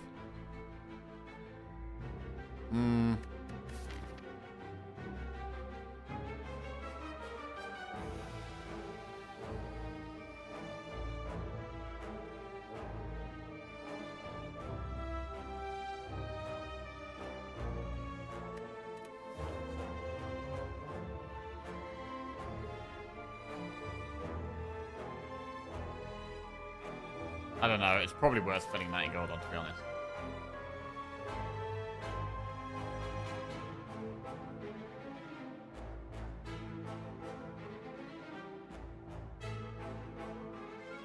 We got anchor, man. We got anchor. We're gonna leave. Right, and then we've already decided that we're gonna do campfire, event, elite, right? Campfire, event, elite, chest, campfire, elite, campfire. That's the way.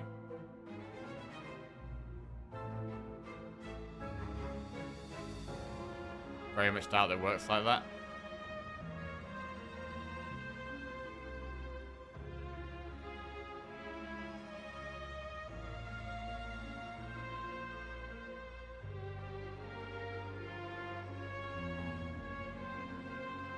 Elite event. Elite. Is it an OCD to read out all things on screen? I generally read out the things on the screen for, well, 2 reasons. Firstly, because I am communicating to a bunch of people, and saying things out loud and describing what's on the screen, I think makes the decision-making more clear and what's going on in the game more clear. And it also is a way of me just kind of talking to myself and talking through my own decision-making process out loud.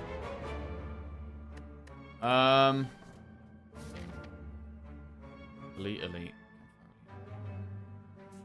Alright, I'm going to do one campfire, then one elite, then one campfire, then one elite, then campfire. Yeah. So we're doing 2 elites. We could also do 3 elites and 3 campfires. Problem with that is that we have back-to-back elites pretty much, with no chance of resting in the middle.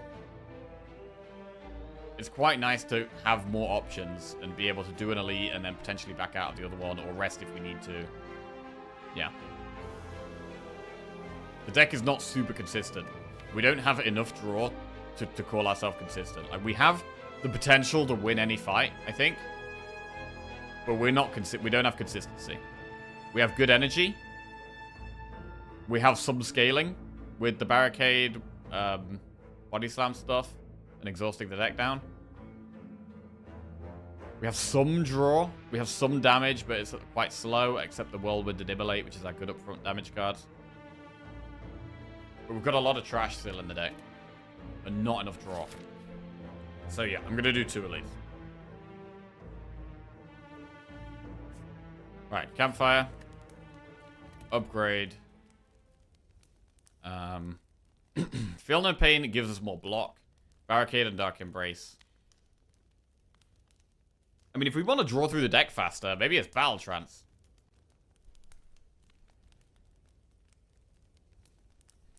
Very important to talk about things. Most people, like me, play something else and have the stream in the background, and that way I know what's going on. Yeah, some people have said that I'm like a radio. Like, they're working, and then there's just, I'm the radio while they're working. Immolate is... I don't think we upgrade Immolate.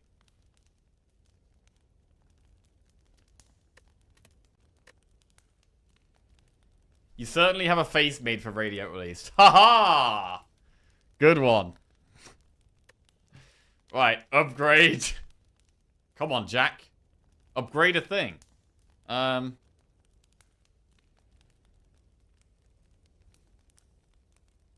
gonna finally upgrade Barricade.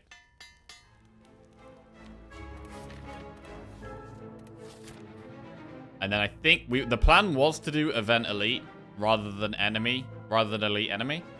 I think I'm gonna stick to the Event Elite plan.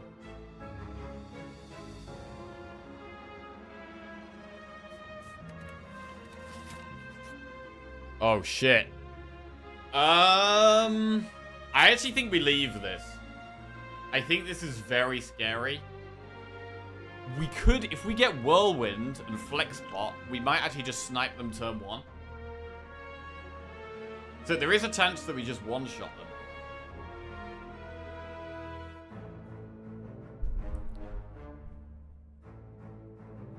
Not gonna lie, I thought you'd upgrade Feel No Pain. I definitely am going to upgrade Feel No Pain if we get the chance. The barricade costing 3 is kind of a lot. Easy fights we picked Immolate for. Immolate only does about a quarter of their health. It's not that good.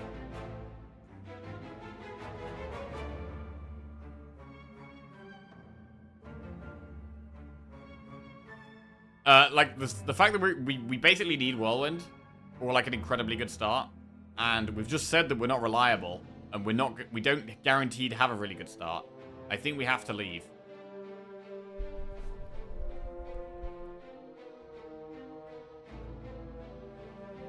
We have T-set active. That might mean nothing. If we draw a bad hand, it could mean absolutely nothing.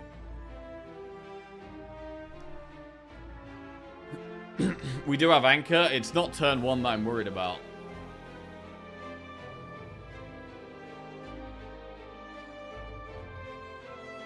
I mean, we took quite a bit of damage against the black blobs. Whatever they're called.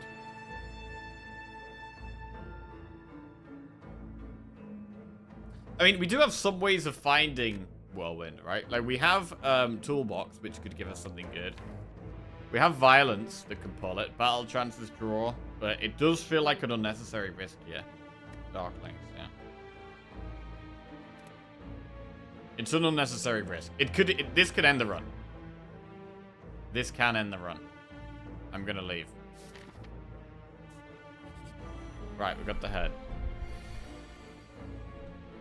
Purity Trip, Dramatic Entrance.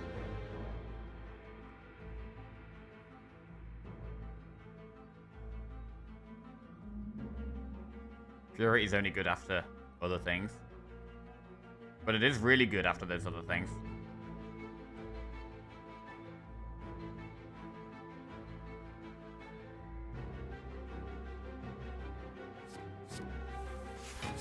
Oh, what a great hand. Dark Embrace Purity, fantastic stuff.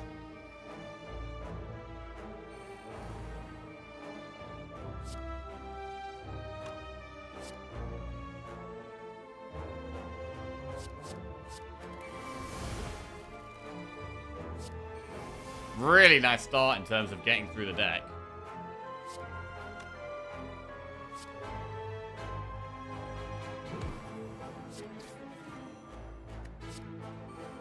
Okay.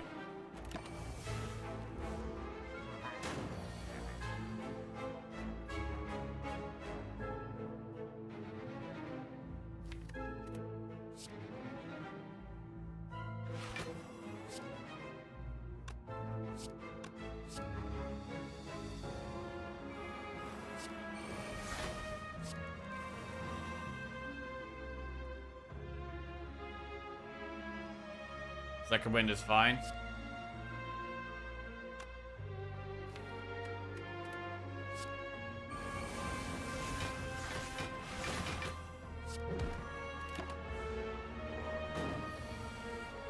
There's the barricade finally.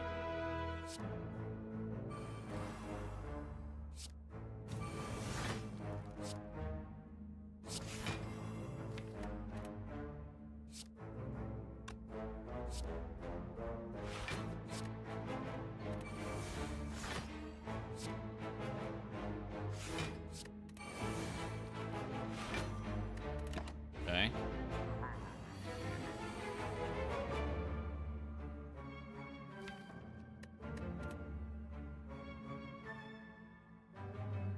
We could use the weak pot.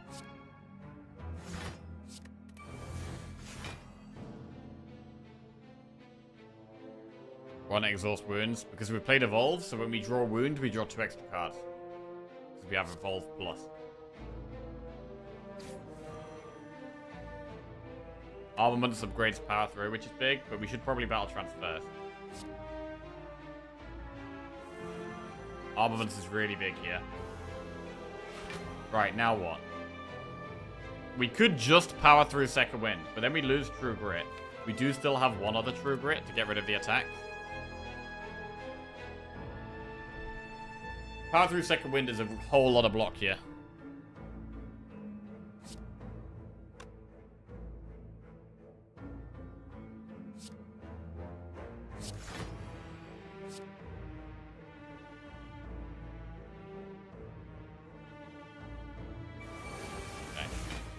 In fact, we have another True Grit to get rid of the attacks. That's nice.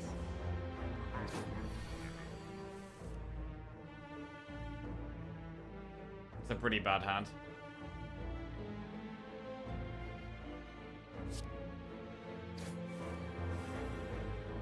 Power through the second wind.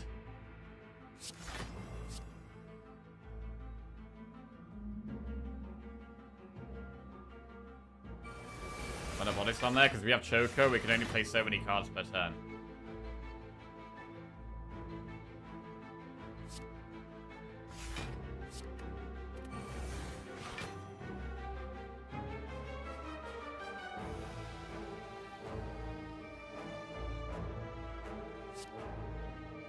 Only play 2 ball.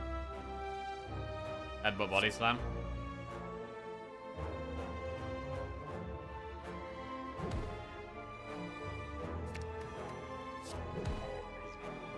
Good. Blood Vial. Start of each combat, heal 2. Not very good. Not a very important thing. These cards are not very good either. Fear Pot. Is Fear Pot better than one of our other pots? Whirlwind can still be very, very good with this flex pot. I don't think Fear Pot helps that much.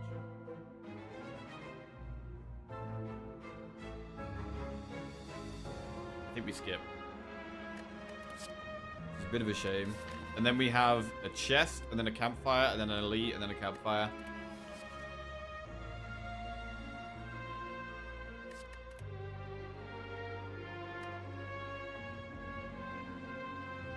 Your block with weak could be better. Yeah, I guess Fear Pot can strip an artifact to allow us to weak, but then we did also just turn down that red mask. I'm gonna skip. Right. Chest, campfire, elite, campfire, campfire. We do need to recall, so we can only get max 2 upgrades here. One of the upgrades we'd love is Feel No Pain. Another upgrade I'd love is actually probably the Battle Trance.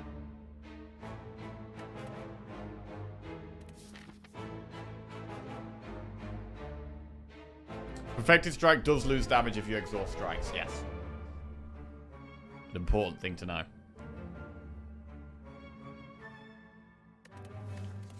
Right, we're going to move on.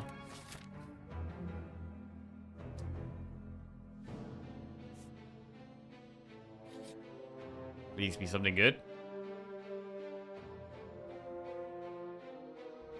Please be something good. Ink Ball. It's not bad. Bit of extra card draw. Can help. We can only play 6 cards a turn, so it's... It could be a draw every 2 turns.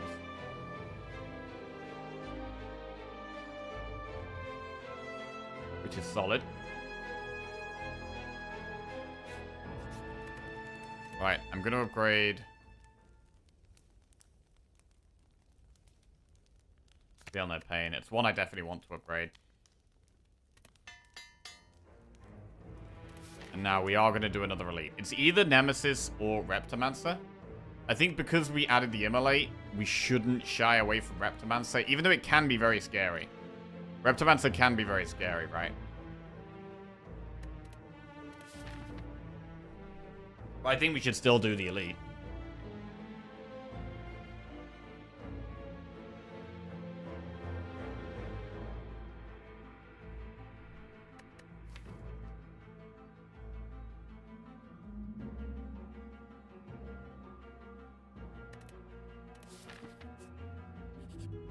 Nemesis. Apotheosis or Master of Strategy. A lot of the deck is already upgraded, not all of it though. Apotheosis or Master of Strategy. It's not attacking me, which kind of makes me want to play Apotheosis. Although Master of Strategy gets us to our powers faster. It gets us to Barricade, Dark Embrace, Evolve, Feel No Pain faster.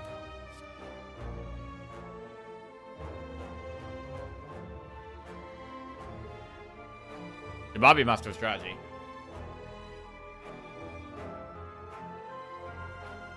We've upgraded the most important cards. We need to find the powers.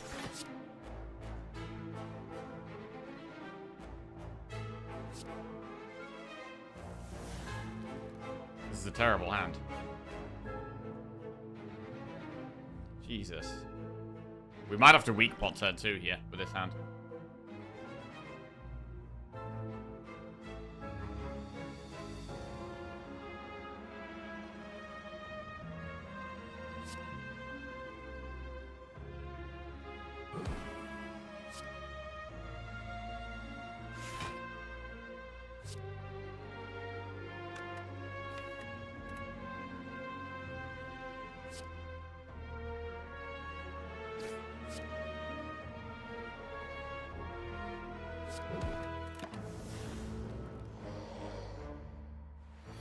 $45 damage is a lot.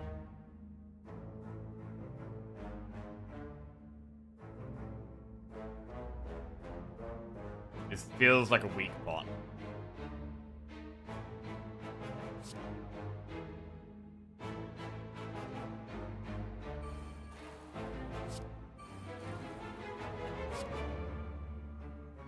I think I True Grit the Whirlwind so I can still play the anger for an Ink Ball prop.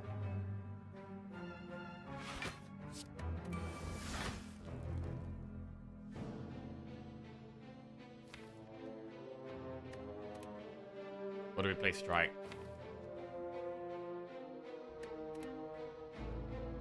I think we do play Anger. Wound is a bad draw. Right, I'm gonna have to weak pot here. It's a lot of damage to take. This is minus 12 on this turn alone.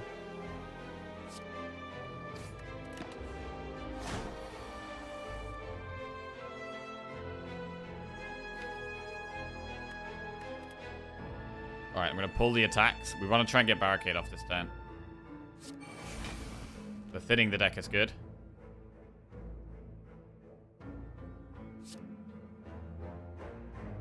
True Grit is good. There's Barricade.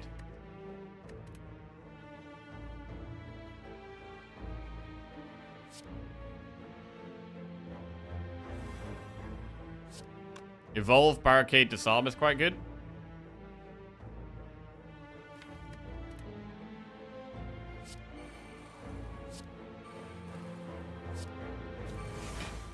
Okay, now we should be fine.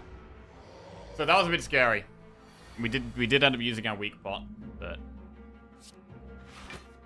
we're alive and well.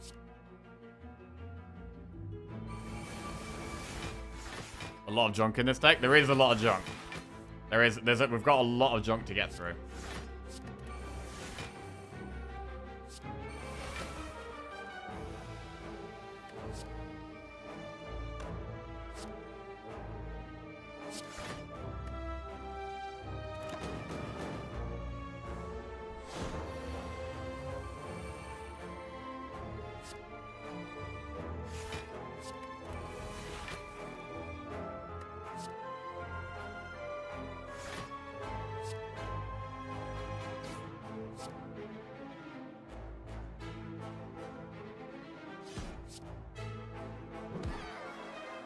Right, Ceramic Fish is pretty useless. Strength Pot is also pretty useless. Anger, Warcry, or Limit Break. These are pretty bad. Warcry upgraded would be good, but unupgraded, not good. We haven't got very good rewards for these elites. I mean, Blood Vial, Ceramic Fish, these are not helping at all. Ink Bottle is the only good thing we've received.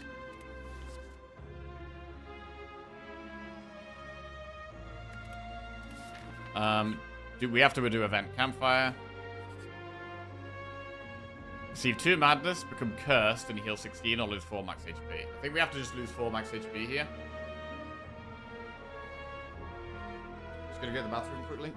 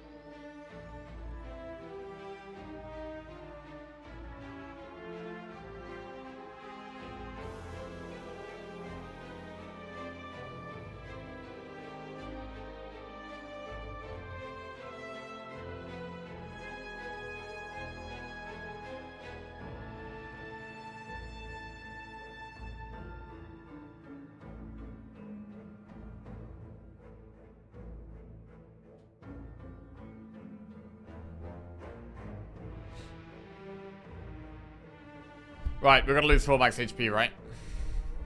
Morning, Narcissus. How we doing? Doing okay, thank you. We are going for 10 wins in a row. 10 wins in a row, and we're on a bit of a tense streak where the deck is alright. The deck is alright, but it's quite big. We've got a lot of bad stuff in it. It's not super consistent right now. And so that's scaring me. The lack of consistency is scaring me. We're gonna lose 4 max HP. Right, now we have a campfire. I'm gonna just recall here.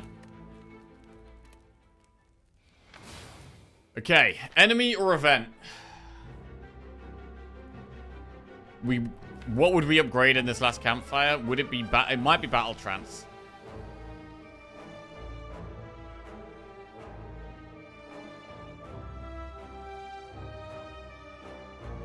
It might be battle trance.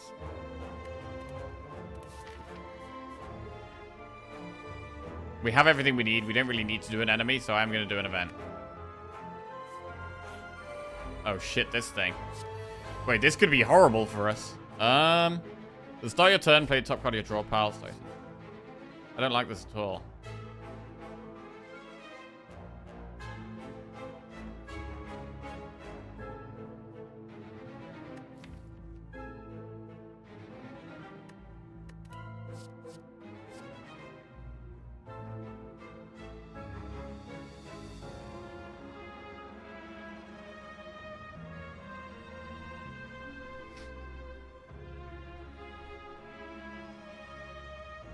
This actually is really scaring me here. Play the top card of your draw pile. Could that be the way?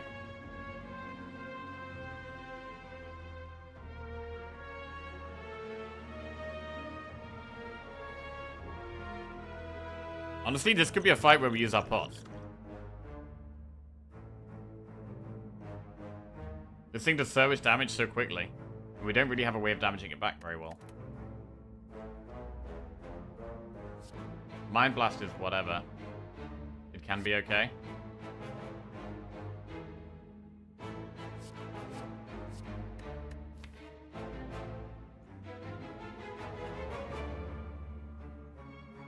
I actually think it might be Mayhem, but it makes me really scared.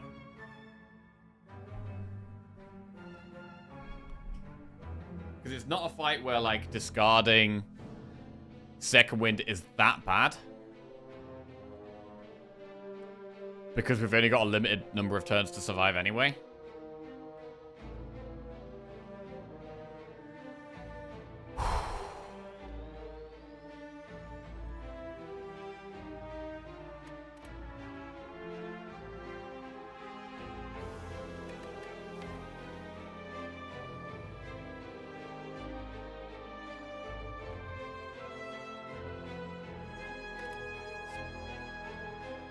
I think we do Mayhem.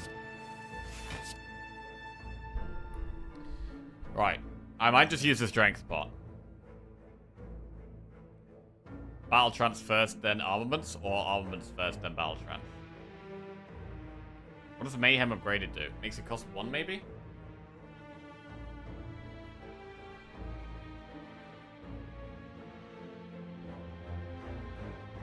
So we can do Armaments, Mayhem to get another draw, and then Battle Trance. We need to kill it, though. That's already 3 cards played.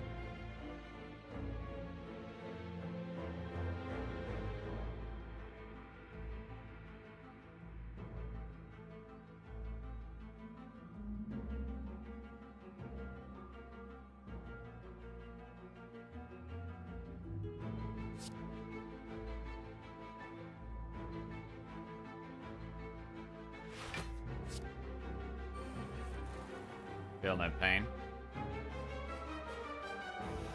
Bash makes it vulnerable for 3 turns, which could be relevant.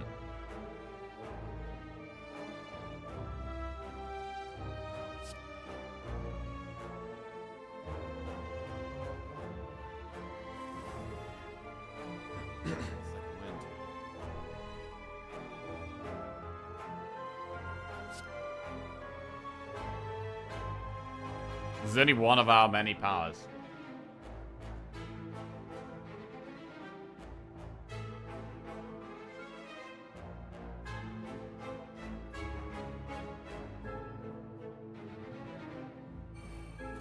I'm gonna use the strength bot.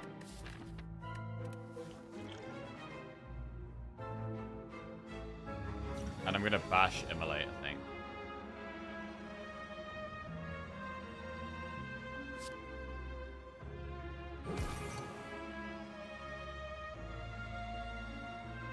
I could strike.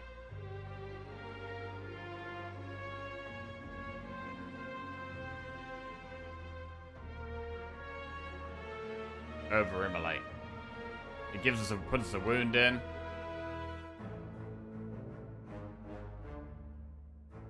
The strength pod didn't do anything this turn. Yeah, you're probably right.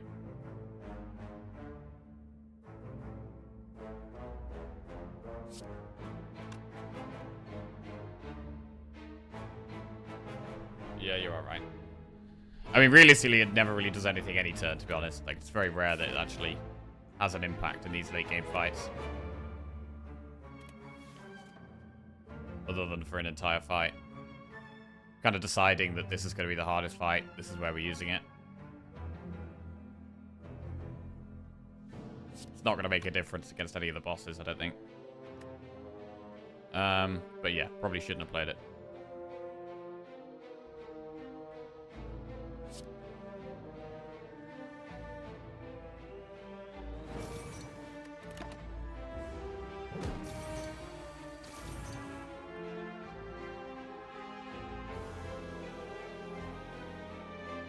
What could we headbutt? Battle Trance? Or Immolate? It's vulnerable for one more turn next turn.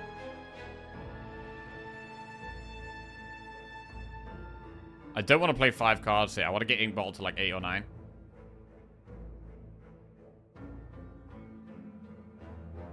Disarm doesn't achieve that much. But it helps a little bit, I guess. I think putting Trance on top of the deck looks solid.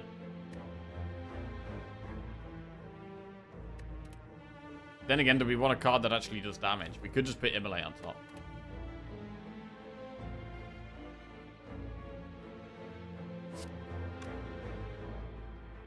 We could just disarm, headbutt, whirlwind, and then we have Immolate on top for next turn.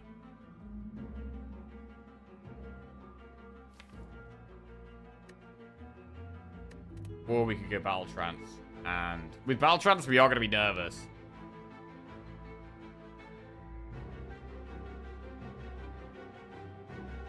About how much damage we're doing next turn. But it could get us way further down the line in terms of drawing through our deck again. Which feels like what we need. Like, I can't just hit it every turn.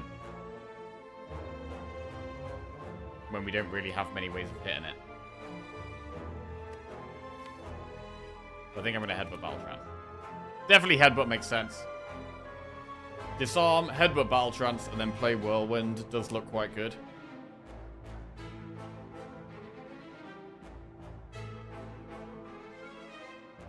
Man. Hey Donmar, what's going on? How are we doing? Jesus. We could also power through, headbutt power through.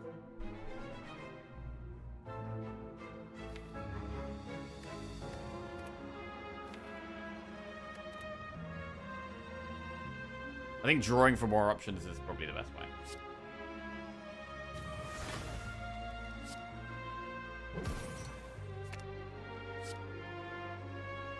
Power through is actually good to put in the deck, right?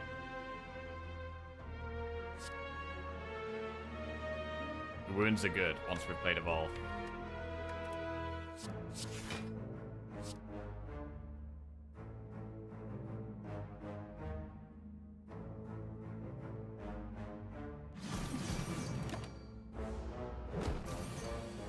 $58 damage.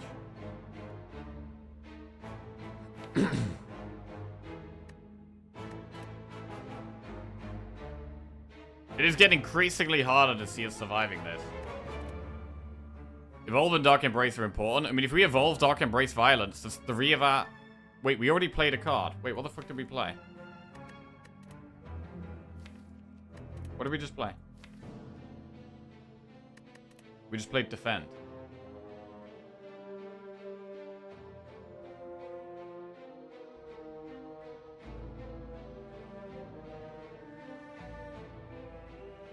mean, now I'm kind of wishing the Immolate was back on top.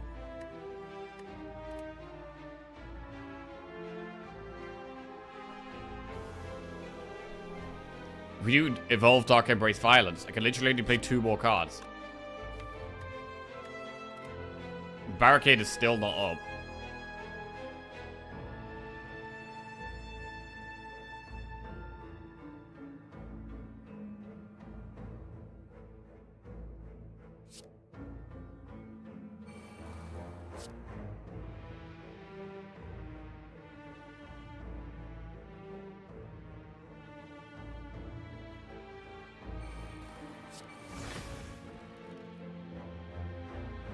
I could play 1 block card and then Body Slam.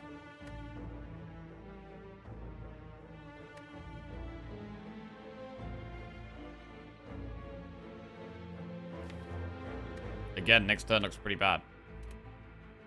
We have Blood for Blood, which could be big. But it's not going to be vulnerable anymore.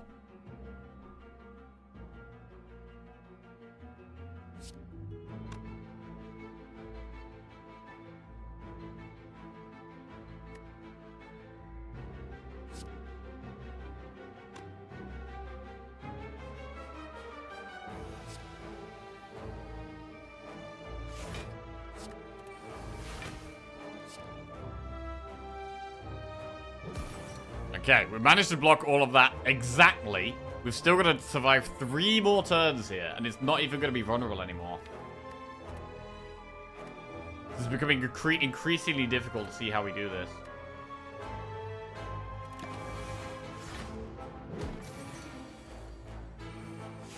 Again, we played Defend with the... Bro, the madness has been bad. We just played Defend. That's terrible. Barricade is not helping. Barricade is not helping. Spot Weakness could help. We actually haven't taken any damage, which is kind of bad for Blood.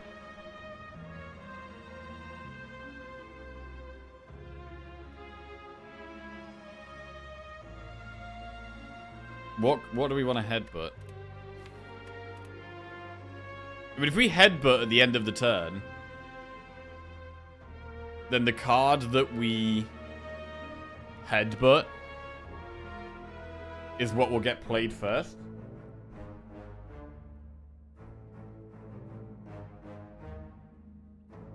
So I might start with Spot Weakness Pommel here and go from there.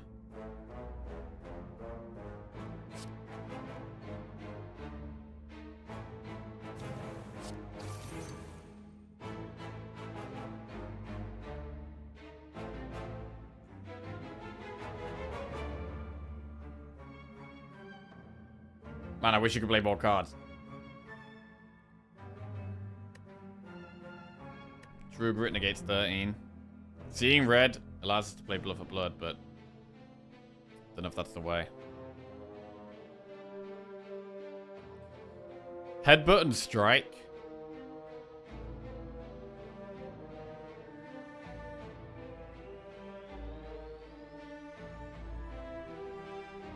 Negates 25.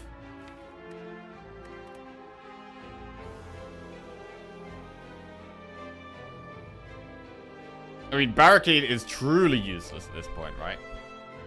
So I think if we're going to True Grit anything, maybe it should be Barricade. We do get an extra draw after 2 cards. Maybe Anger's better than Strike. I mean, we could help Headbutt Spot Weakness back on top, but that's probably not worth.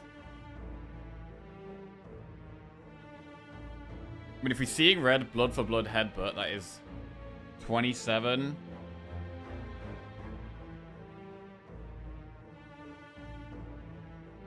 Plus 14, which is 41. Plus we get 4 block from this, which is 45. Plus we take... I mean, it's actually quite good, I think. The Seeing Red, Blood for Blood, Headbutt. Because we can also put Blood for Blood back on top of the deck. And it will cost 2 next turn.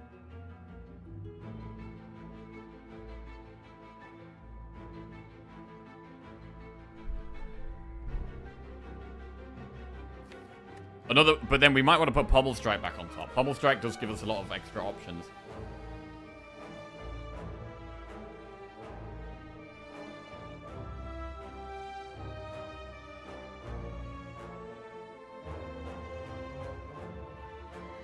It will cost nothing if it's on top of the deck at the start of the round. That is true, because of the madness. Yeah. Yeah. Okay. I think seeing red, blood for blood, headbutt is the way.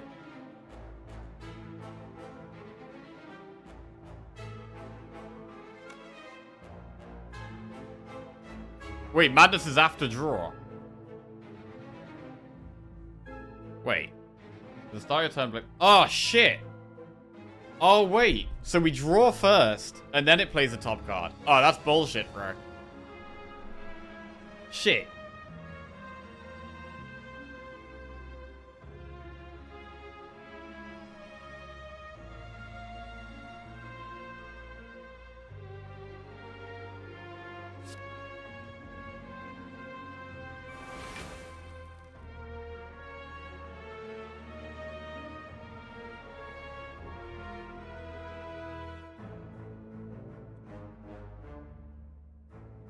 It could also True Grit Body Slam. Or Whirlwind.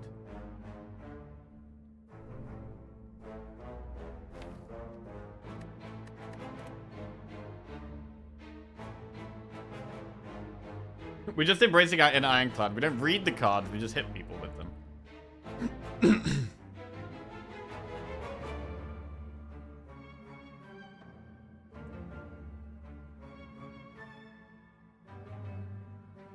Headbutt, then Whirlwind. I don't know what we headbutt, though. Pommel Strike? We could headbutt Pommel Strike and then Whirlwind. That sounds decent. That sounds pretty good. We got a lot of trash left in the deck. We're looking for the second win.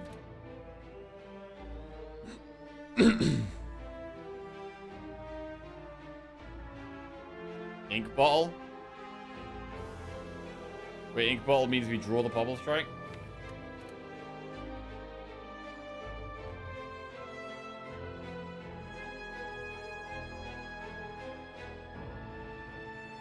Oh, fuck.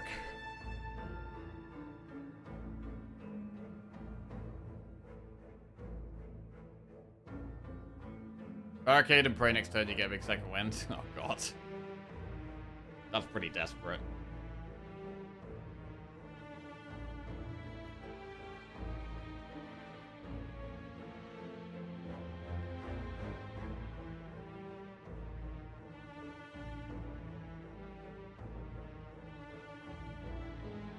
I mean, we can True Grit Whirlwind.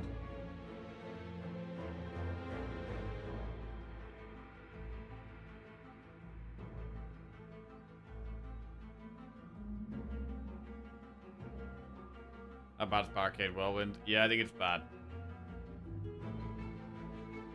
think it's bad.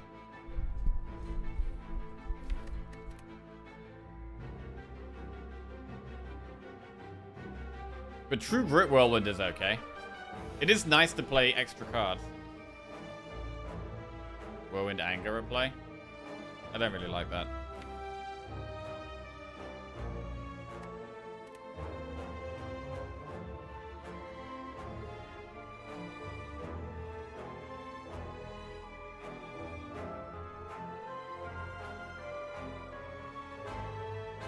I don't really see much benefit to doing that.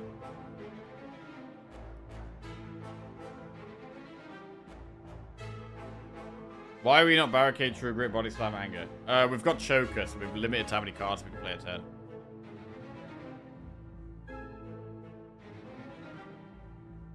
I do think the Madness has actually worked against us, which is really annoying.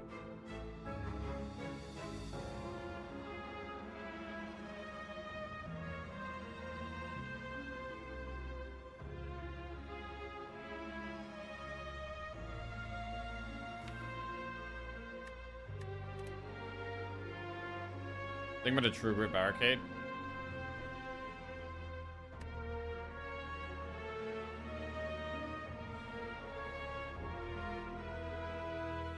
I think I prefer the... Oh, fuck.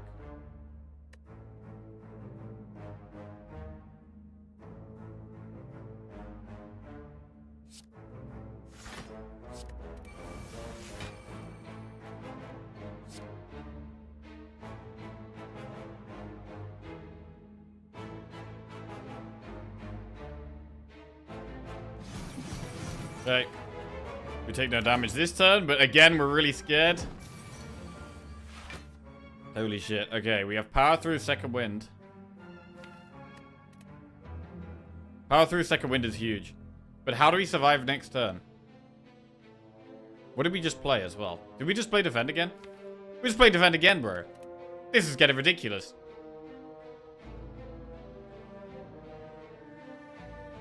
We definitely want to move Ink Bottle along.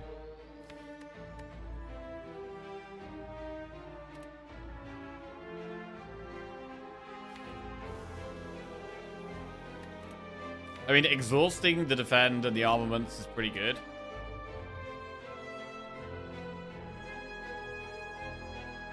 I don't mind here, like, using Battle Trance. Like, I don't think we need to draw loads of cards here. Because things like Second Wind and True Grit and Power Through, I want to draw next turn. So I don't want to reshuffle the deck this turn. So I think we Battle Trance first, and then we just exhaust the bad things, like the defend and the armaments, maybe.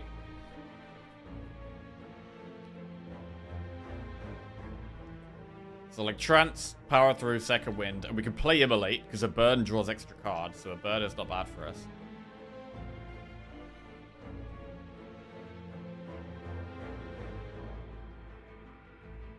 I guess I'd also want to play True Grit.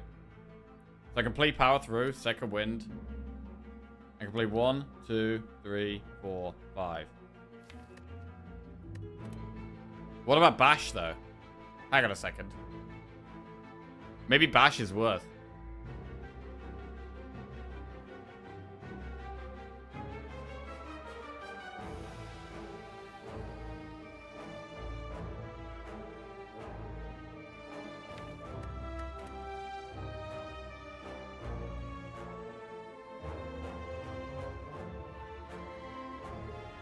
Yeah, we do have to trance, definitely.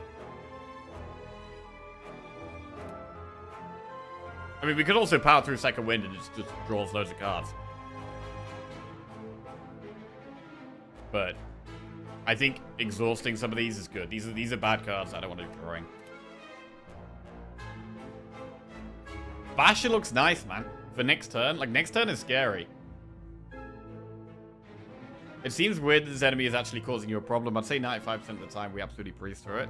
Yeah, it's one of those fights where you need consistency. This enemy is all about consistency. If you can do a good amount of numbers every turn, it's easy. But this deck doesn't do a good amount of numbers every turn. It requires a lot of setup, and then we do big numbers after we've played our powers, and we're able to do lots of stuff.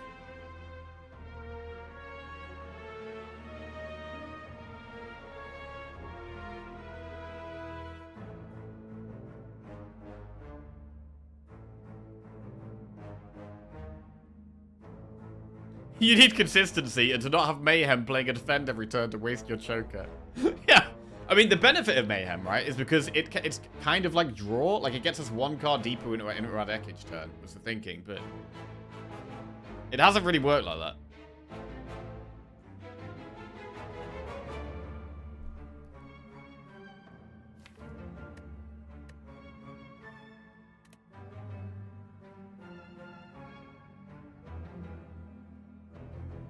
I mean, we can just power through Second Wind. And then Bash. Are we ever happy just doing that?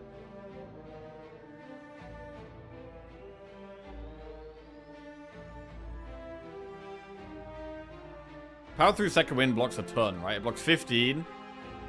And then Second Wind is going to block like 9 player exhaust. 9, 18, 27, 26, 45, 54. So yeah, power through Second Wind. We can block this turn, no problem. It is all about next turn, which is why I like the Bash.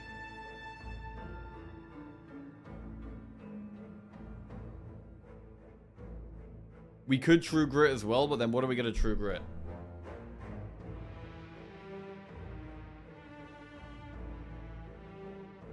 Problem with power through Second Wind before BT is that we have a worse deck after the shuffle.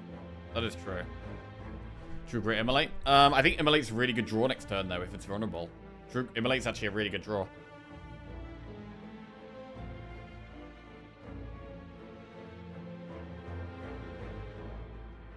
Why is the deck worse with PTSW first? Because we lose Battle Trance and True Grit, which are very strong cards.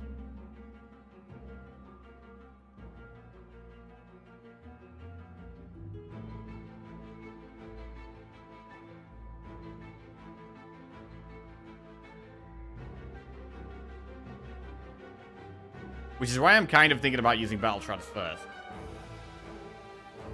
Another play, right, is Battle Trance.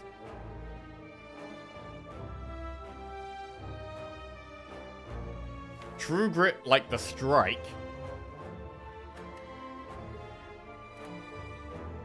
And then we could do Power Through Second Wind Bash.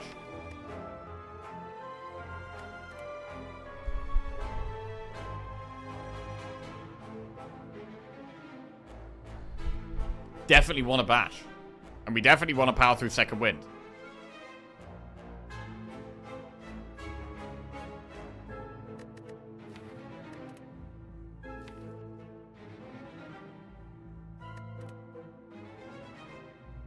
Right, I'm going to trance first.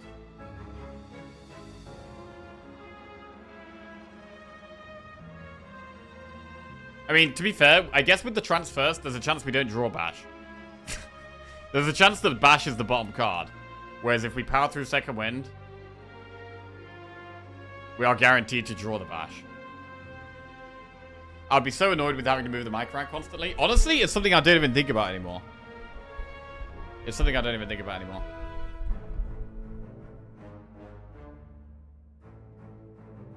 Bash would get played by Mayhem. It wouldn't, because it doesn't work like that, right? We would draw it, and then it would play something else. It would play Defend.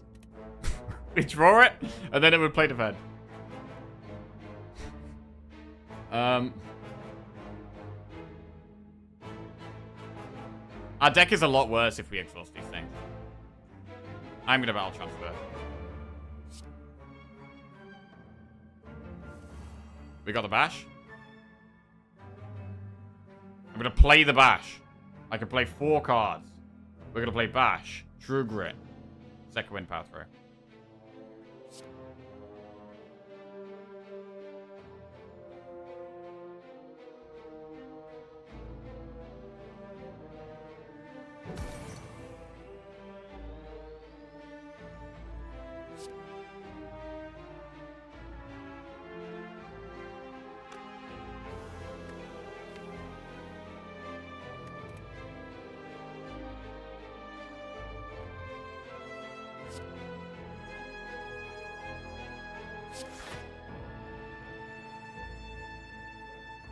Regret the strike.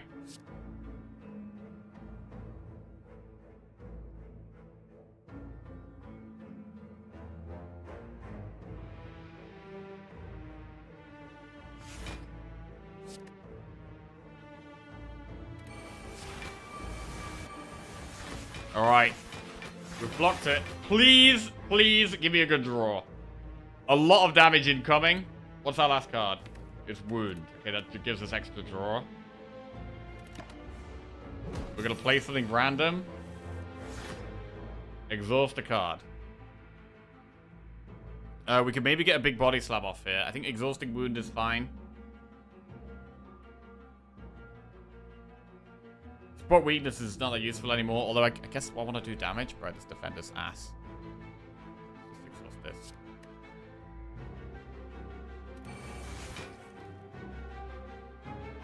Do we just play damage cards? We can do Spot Weakness. I mean, Body Slam is 27 damage. True Grit looks pretty good. I don't think Spot Weakness is enough here.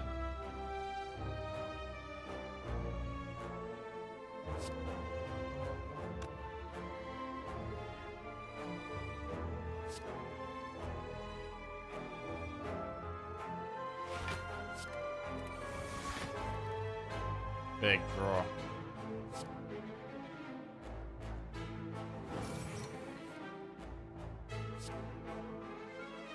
Holy shit. This was hard. This was a hard fight. God, I feel like this could have gone really badly. I think this could have gone really badly. But we got through it. We got through it. Do we get good rewards at least? Seeing Red plus, Disarm or Pommel Strike. Disarm is okay.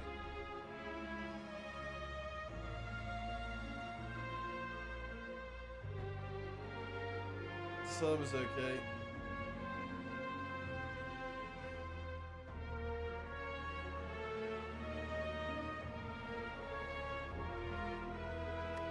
I mean, after this, it's just campfire, then boss.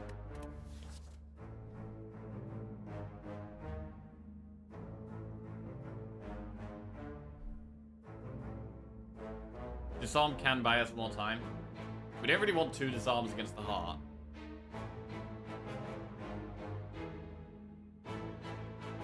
I'm more worried about the single attack from Time Eater, to be honest. I'm more worried about the one big attack from the multi-attack. So I think I'm going to skip. What are we going to upgrade? We could upgrade Dark Embrace, or we could upgrade Battle Trance. I think I quite like the Battle Trance upgrade. I've wanted it upgraded lots of times. Dark Embrace is good, but we do have 5 energy.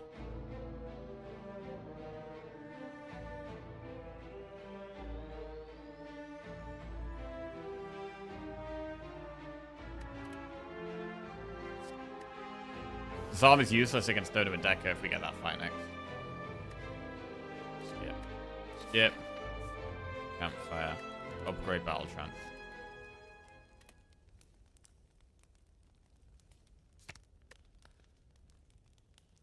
Okay, here we go. A bit nervous with this deck. This deck, it just depends how every fight just depends how we draw. We have the possibility to take like 40 damage in a turn with this deck. We could take 40 damage in a turn. Right, what's it doing? It's attacking for 32, so we won't block. We do already have 10 block with Anchor.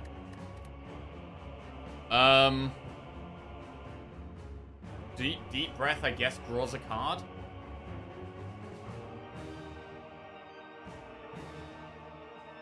We don't need the bomb or the Swift Strike.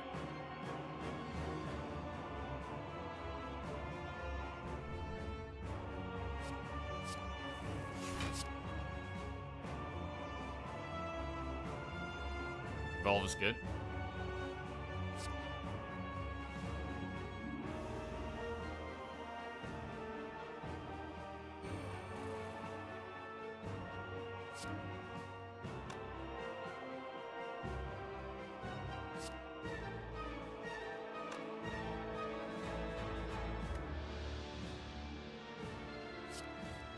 Seeing red.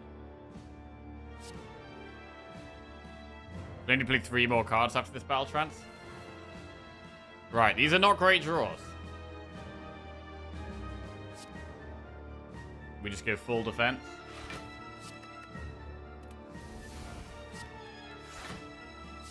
We're looking to play 6 cards a turn, if we can. 8 times 3. How many cards can we play here? I don't know. We definitely want to play Feel No Pain and Dark Embrace. And then we're going to play Pommel Strike. I'm worried that we're not going to be able to play 6 cards.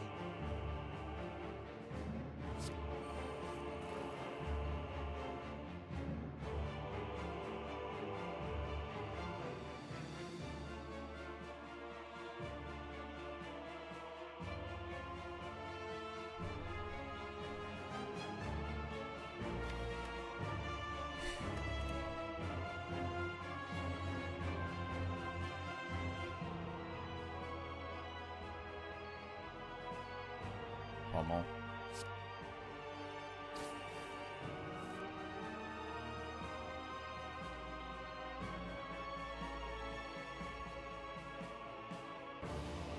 They play 4 cards.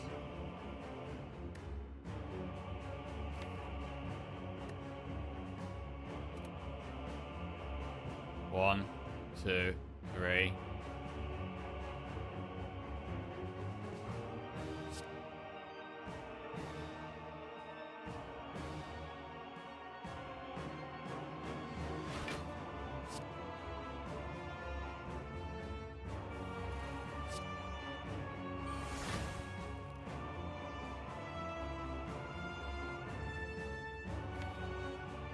What do we headbutt? We have power through second wind barricades, don't draw, disarm.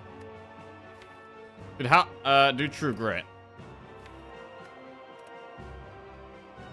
Headbutt True Grit.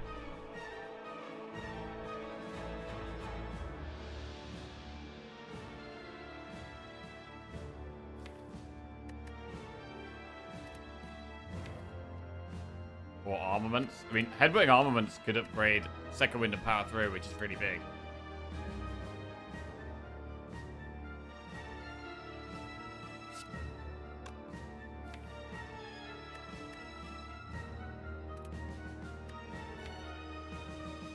It could be safer to just do battle trance.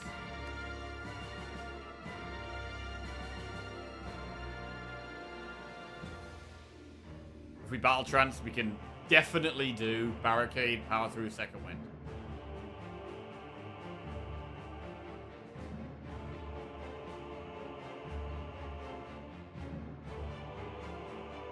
We kind of want to disarm though.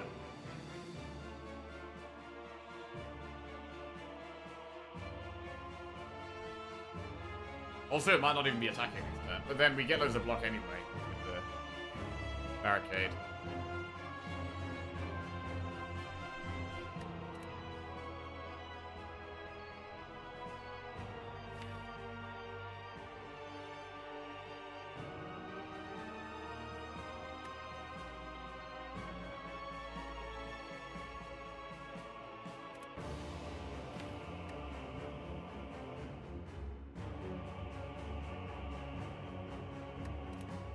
To do battle trap.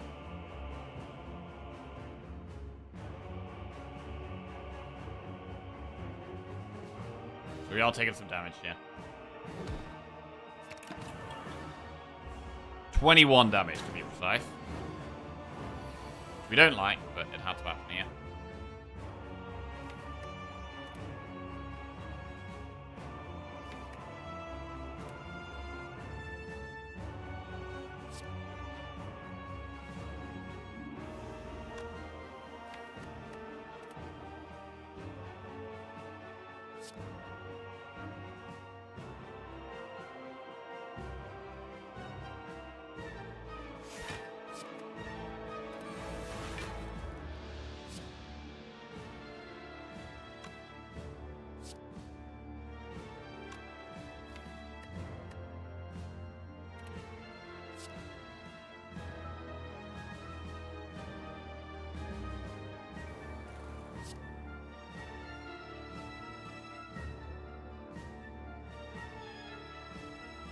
Can't draw any more cards. Cards for this. Right, and then we just power through second wind, right?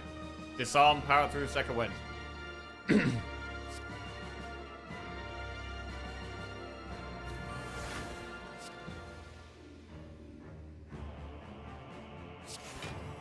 That's a good amount of block.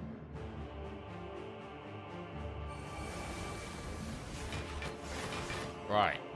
In a better spot now. Still want to keep playing 6 cards a turn if we can. True Greater Strike is good.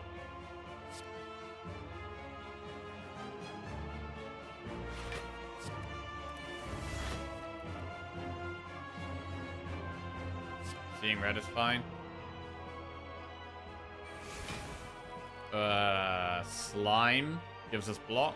Pommel is draw though. Slime is also draw, but I think Pommel is fine.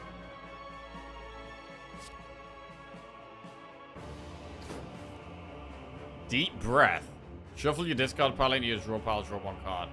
I don't know if I even want that.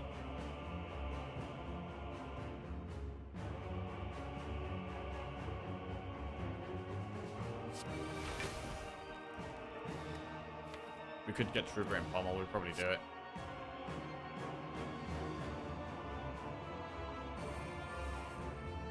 Oh god, we have to power through because we can't second wind. We can't second wind the power through, right? We can only play 1 more card this turn. Gotta be power through.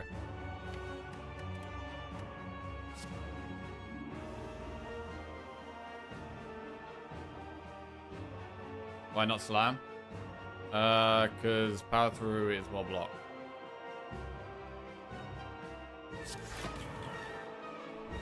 We don't need multiple slams. We just need to keep getting block until 1 slam one-shots it.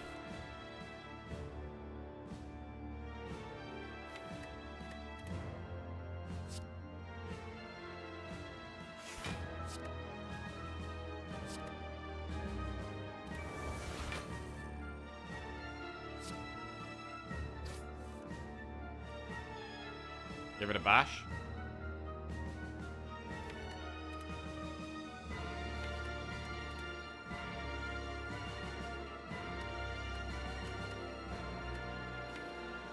Second wind and power through. We do want to upgrade them with armaments.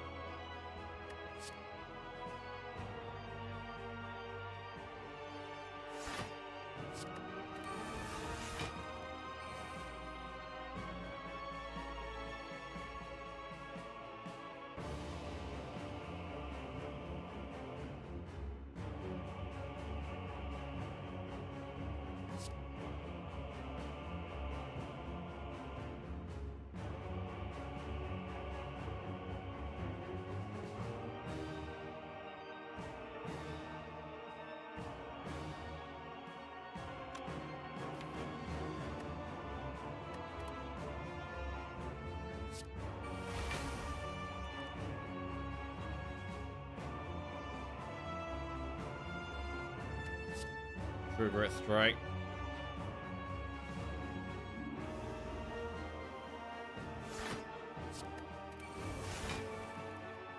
Play Battle Trance so we get to 6 cards.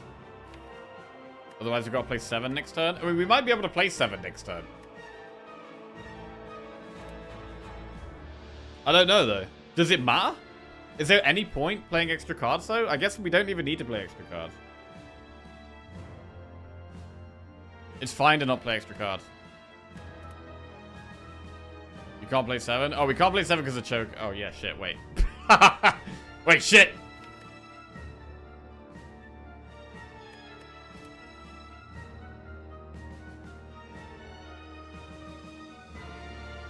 Dude, lock in. Focus!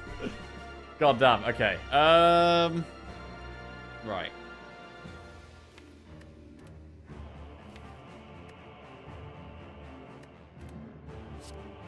Let's do it.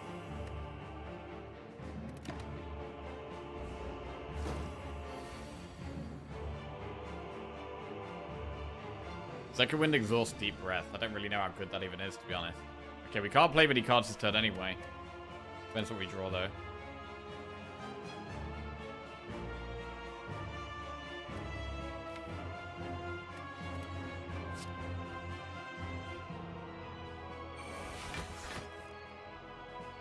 Do we True Grit Anger or Whirlwind? I think we can True Grit Anger.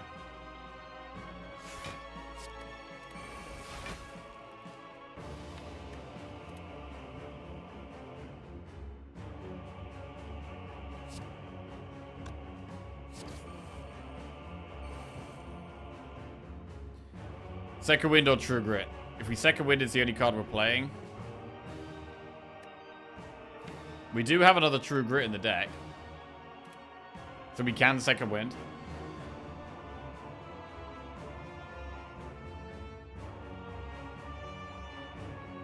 We could True Grit and Second Wind.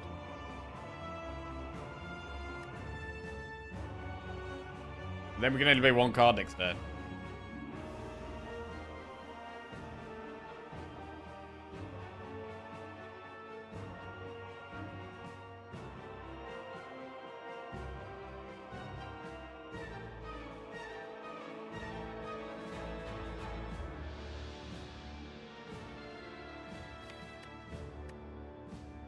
Quite a lot of status cards still in the deck.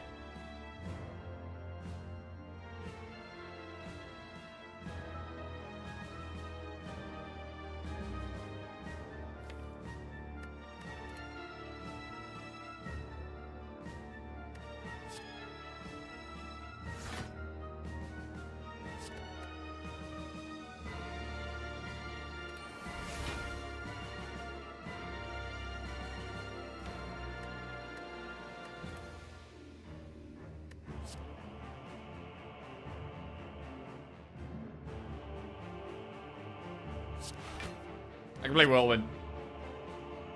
Gets 12. Okay.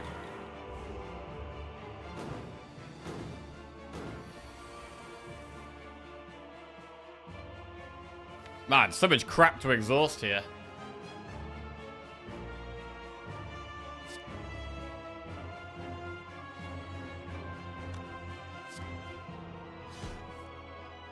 True Grit Immolate.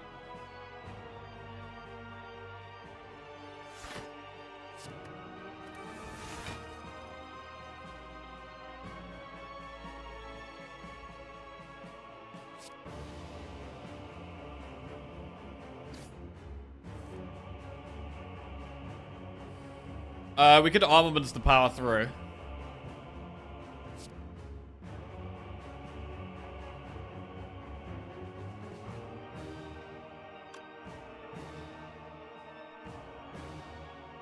We could slime armaments to power through.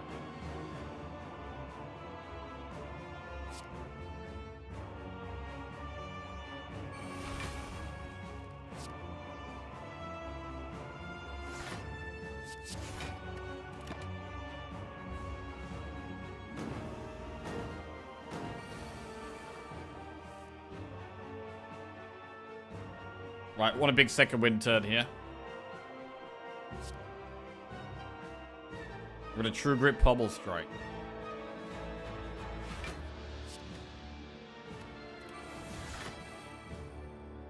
And I'm gonna True Grit Blood for Blood.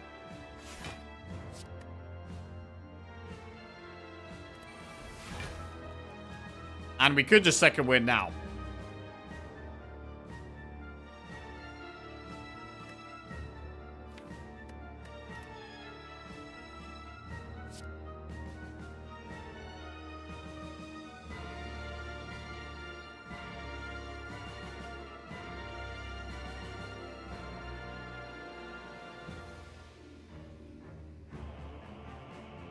Okay.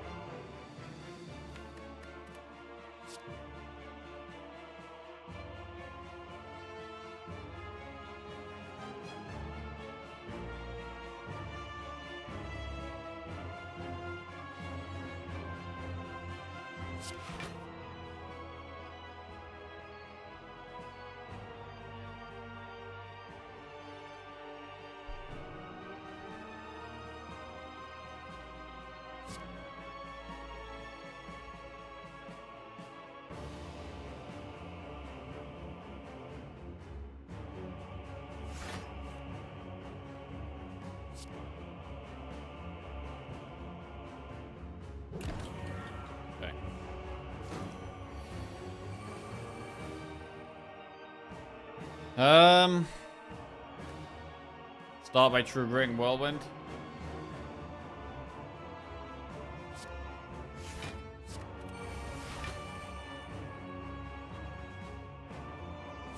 True Grit a Wound.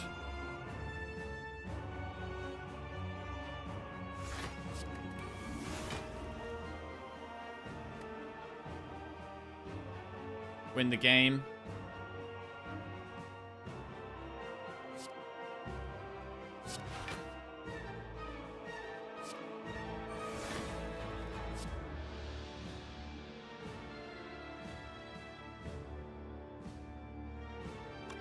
We're moving ball along. Yeah, play one more card.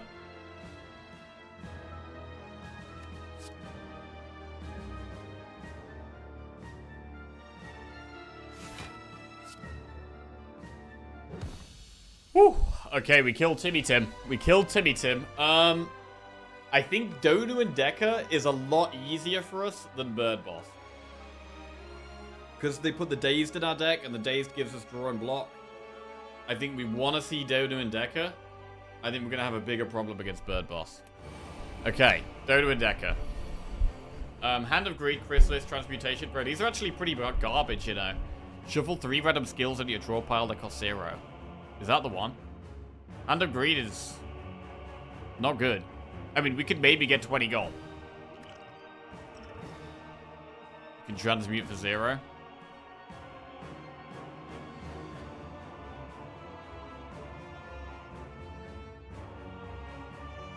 Oh, we can transmute for 5.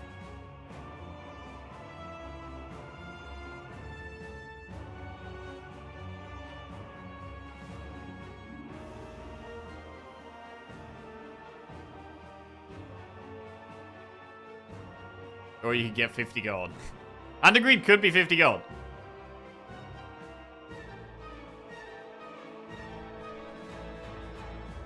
Just gonna go Hand of Greed. This is a garbage hand.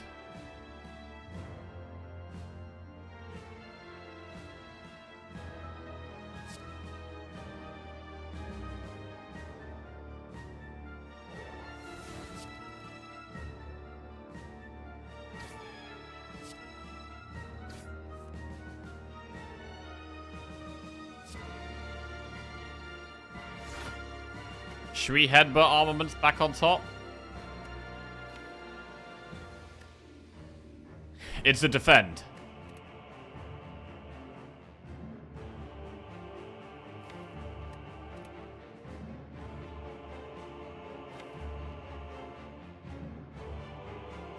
I actually don't think we should.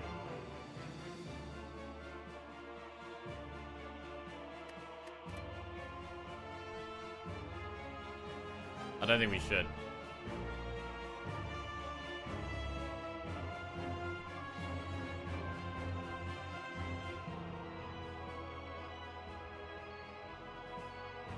This is scary. Gotta find our good cards, man. Gotta find our good cards.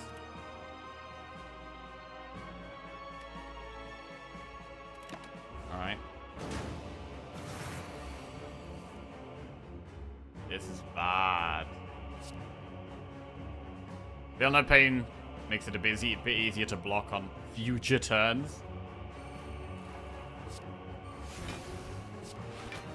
It only blocks 13 here. We don't anger.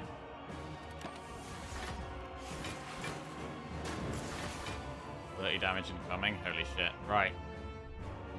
Need a big turn here. Evolve. Pommel.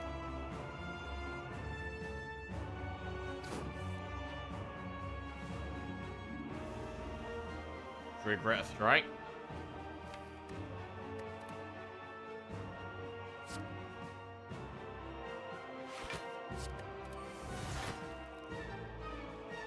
God, this is so bad, bro.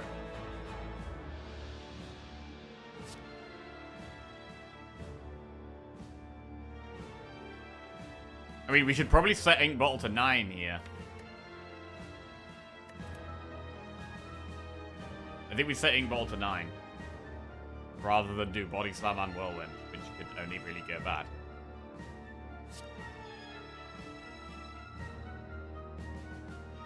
And we need a very good draw next turn. We haven't even played Dark Embrace.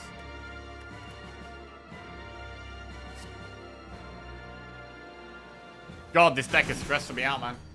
Oh, God, this deck is really stressing me out. We're on such a big streak. This deck is not that consistent. This deck is really not very consistent. We haven't had enough removes or been able to add enough card draw cards. Like, we would have loved, like, some more, like, Offering, Battle Trance, Burning Pact, the more Dark Embrace and Evolve type stuff. Like, our draw is the big problem. The Ink Bottle has actually been good. Like, the Ink Bottle is really kind of helping us a lot here. We could be dead next turn if we get a bad draw. We could be dead next turn.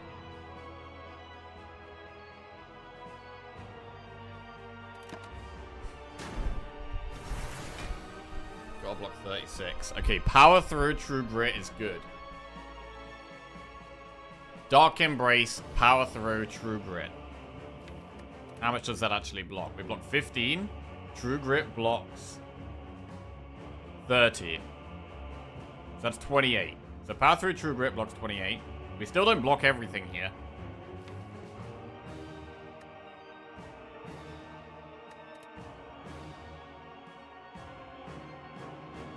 But I think the play is Power Through. I mean, we haven't played Barricade even. How are we going to play Barricade? Fuck.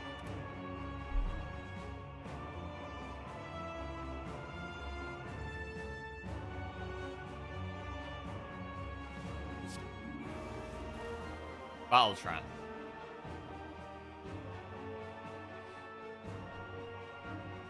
We could Battle Trance here. And then we can play 4 more cards. We might hit Barricade. We might hit Second Wind.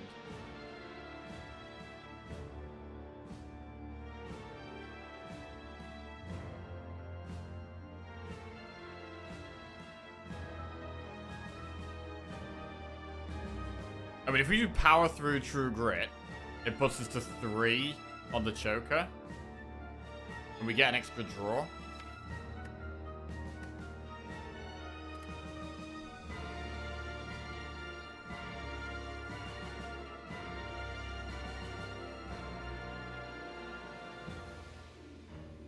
So we could power through and True Grit the strike.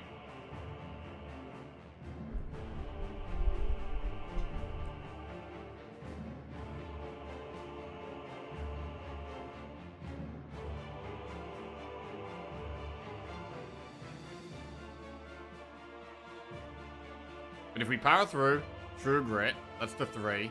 Battle Trance.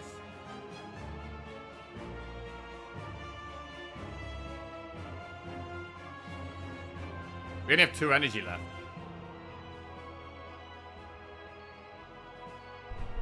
So we might not be able to play Second Wind.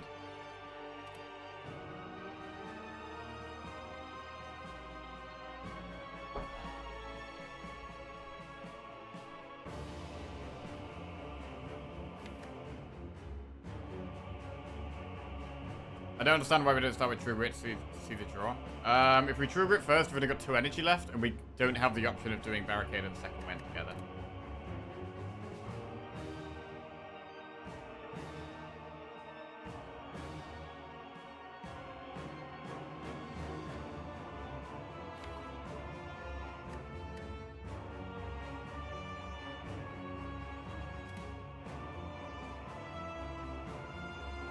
Like, we could skip True Grit. If we draw Second Wind and Barricade, we could skip the True Grit and just do Power Through, Battle Trance, Barricade, Second Wind.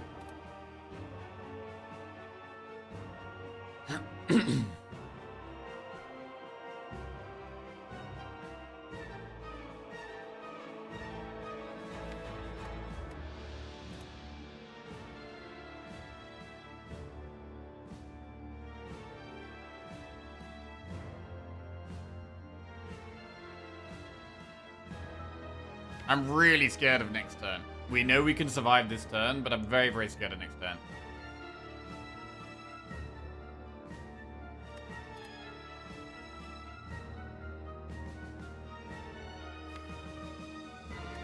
Violence says put, rather than draw.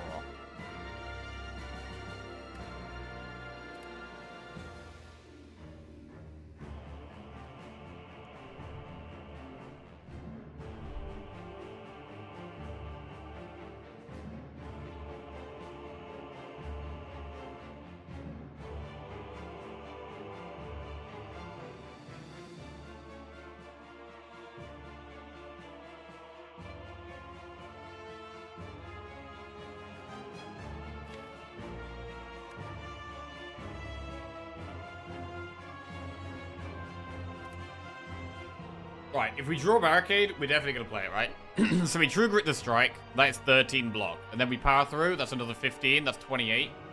So we do take quite a bit of damage this turn. And then we'd have to Battle Trance, Barricade, and then we could play a 0-cost card, but Barricade maybe reduces to 0. Or Violence, which gets us a bit more block.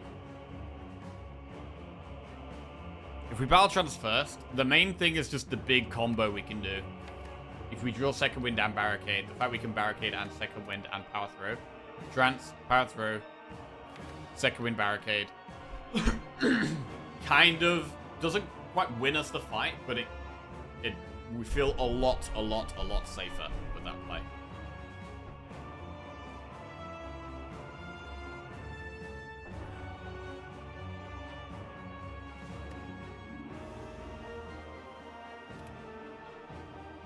I think that for the chance of getting that off, I think it's worth doing. We lose a True Grit, which is bad, because it means it's going to be a lot harder to exhaust all of our attacks.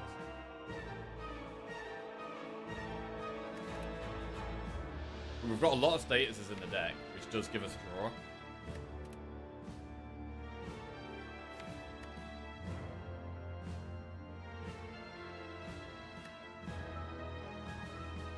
If we draw Second Wind next turn, we're happy. If we draw Second Wind this turn, we're actually pretty scared.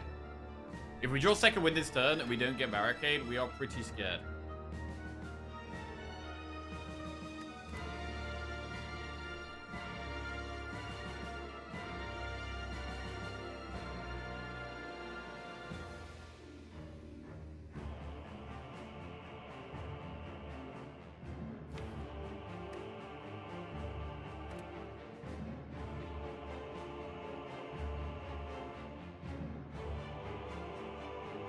Honestly, it's really hard to know which is better here.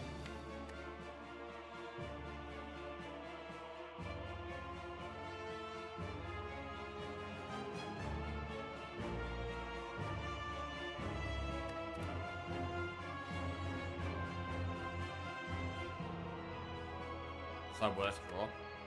Our worst draw is like both of the attacks with Second Wind and Violence.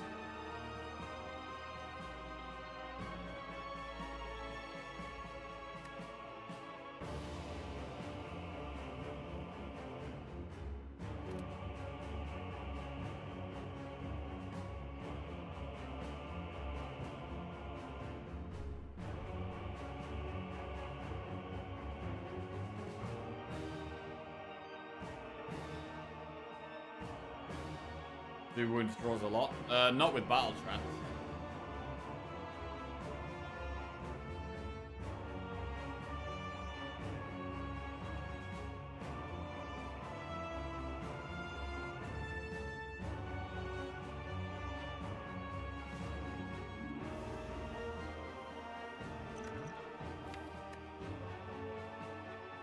Said your worst draw. I mean, I'm happy drawing wound next turn. This turn, said your worst draw didn't include the wounds.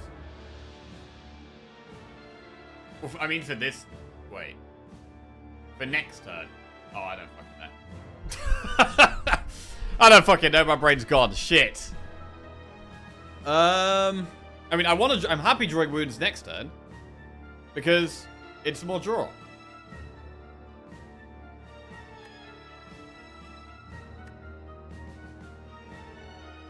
I'm happy drawing a wound now.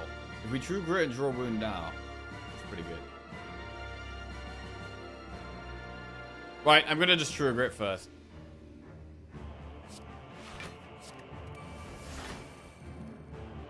Okay. Violence pulls Immolate and Blood for Blood. And then we can Battle Trance to get the barricade. So I think we can Violence, Battle Trance, Barricade. Wait, we can only play 4 more cards.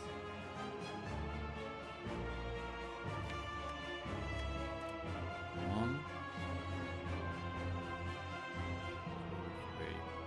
So I'm not going to be able to play the card reduced by Barricade, but we do get to play Barricade at least.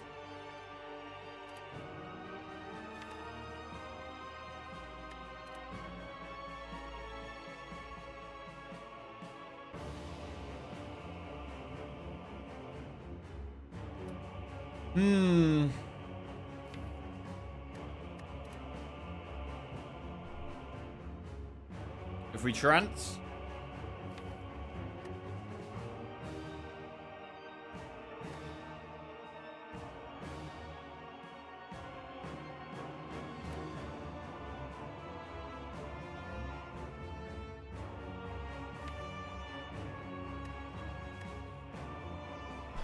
Wait, are we gonna not shuffle Second Wind into the deck, though? Are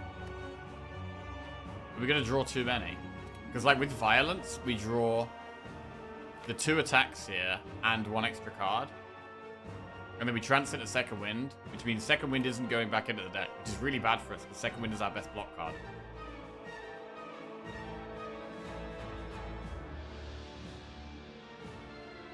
But we do need to play Barricade.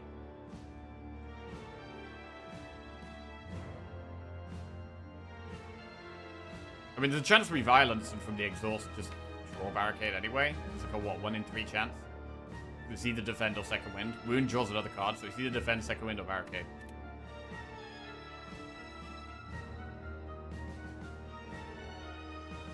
How many days do we have? Quite a few. I got 4 in the deck.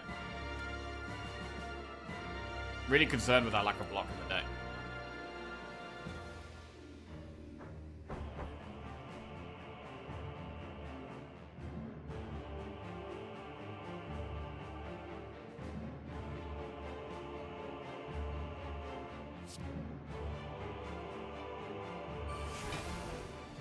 Second Wind.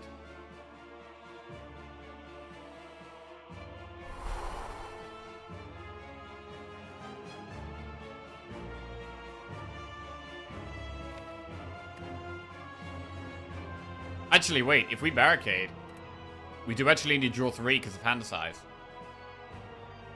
If we battle trance, we do only draw 3 because of hand size. And then we power through and we get to 32 block.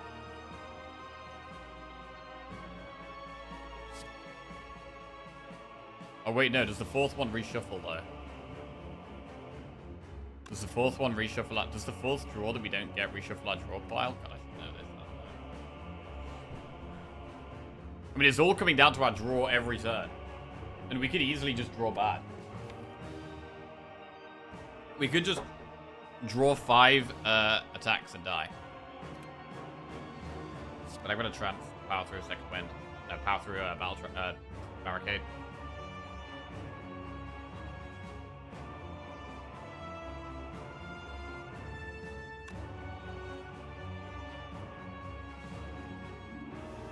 We even barricade? Is there another play? I could just power through second wind. Get a shit ton of draw right now.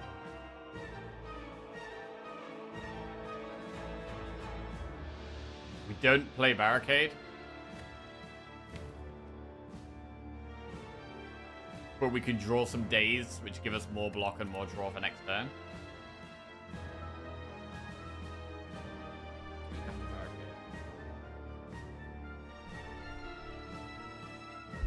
We're not going to get loads of block until we get power through second wind again. Power through second wind.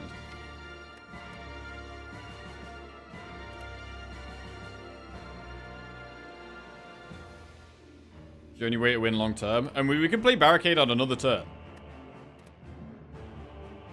We can play barricade on another turn.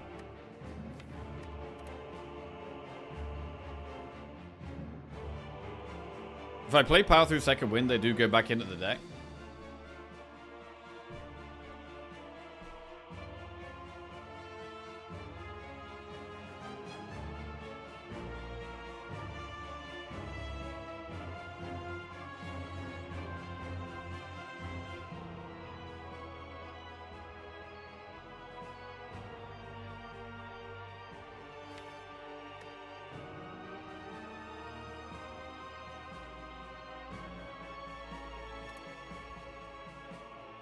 Battle trance, power through. Alright, I'm gonna battle trance.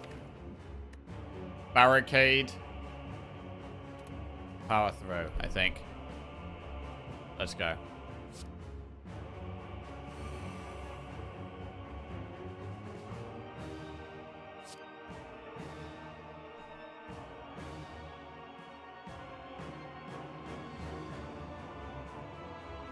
I'm scared, man. Oh, we have the option to play second wind. Holy shit. If we second wind, we lose power through.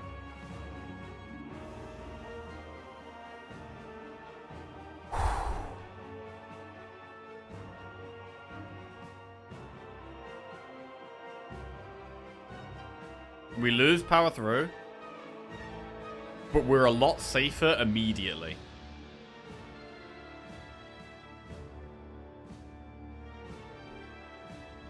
Hi. No. Yeah, I'll make sandwiches, but I'm focused right now. Thanks.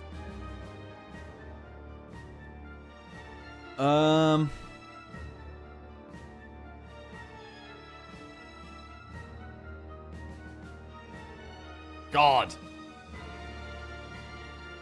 I mean, how do we win if we lose that power through? In terms of how much block we get right now, like if we power through, we get 15 block, right? So we're on 32. We take 36. So we take 4. We're down to 9 health. If we power through, we're down to 9 health. And we could just die next turn. It's all up in the air what happens next turn. It's just the luck of the draw. What happens, happens. If we second wind, we get 9 block per card exhausted. Which is 9, 18, 27, 36, 45, 54. We get 54 block.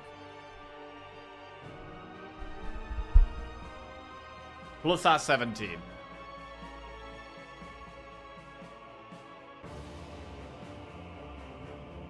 We can't do both because Choker's on 5.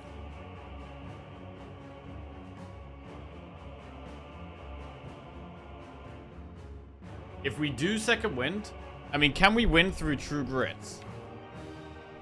Can we win through True Grits? I mean, Armaments is quite nice to upgrade Body Slam. We get lots of draw with the days. I do think we could maybe win with just True Grits, Armaments, and Body Slam.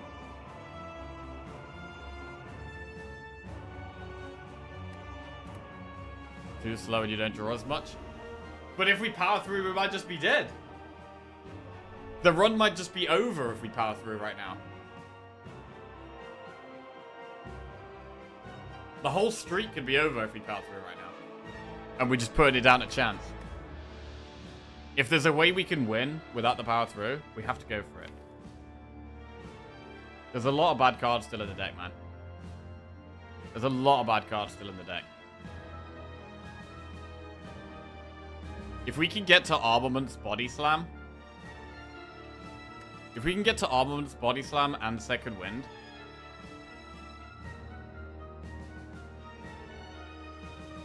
I think the play is Second Wind. Like, it's really dodgy, right? It's really dodgy to lose power through.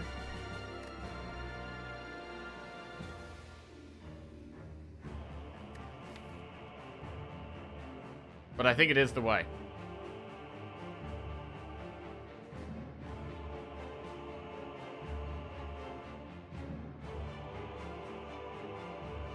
I think we have to second wind.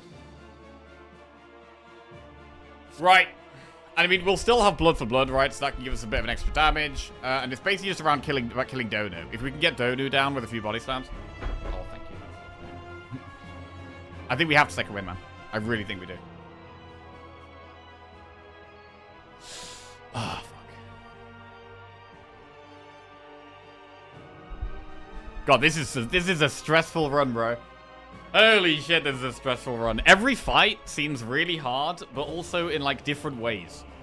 Like, the reason the fights are hard are because of the inconsistency of the deck. But we're having to win each fight in a very different way. And I don't even know if we can win this. I mean, we can, but with how inconsistent our draw is, like, and we're going to be taking, what, 36 damage a turn here? Can we block 36 a turn? It's kind of hard to even do that.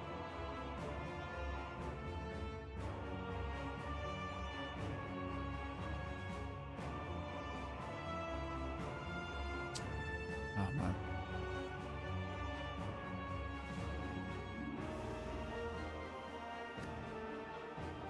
They can add statuses, which give us more draw, and they only block 4 each.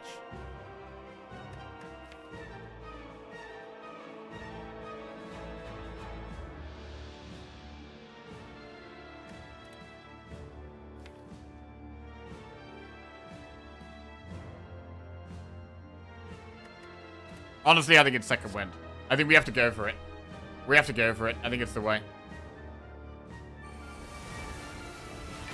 Right. No more power through. No more power through.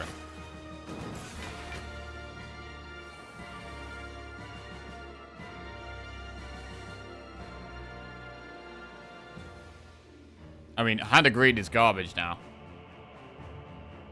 Starting with True Grit looks good.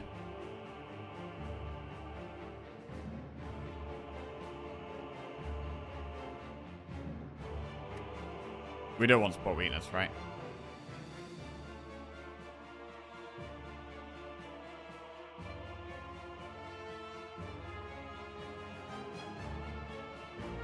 Immolate. Thank you.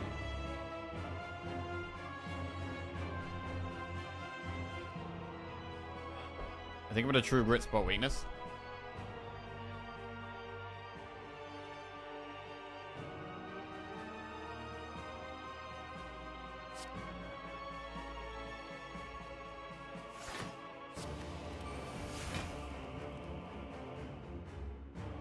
Right, I might play Blood for Blood here.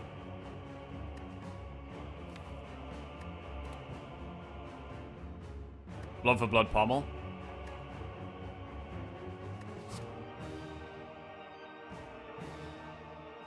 kept the Hand of Greed.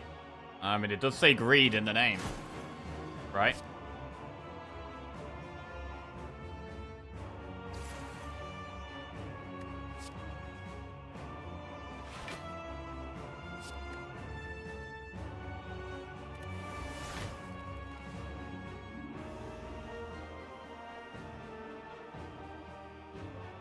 It's not called Hand of Sensible Plays.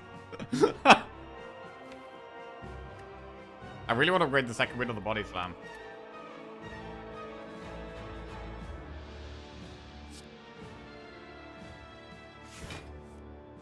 Immolate or defend?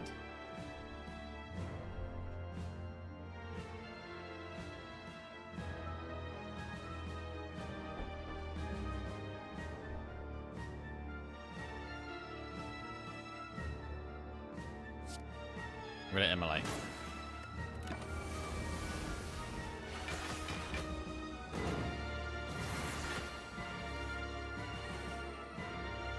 Okay, we definitely want to armament second wind. We have body slam here, so we can armaments, second wind, and body slam, which is good.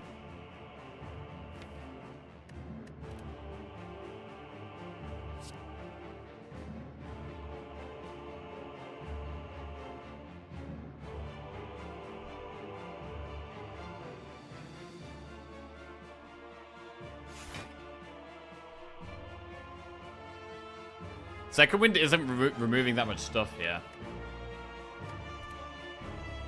Do we do it anyway? It removes battle trance and days, that's all. They do give us 11 block each.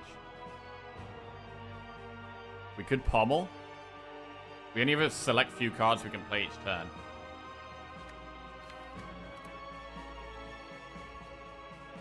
I mean, we could second wind, like headbutt pommel or something.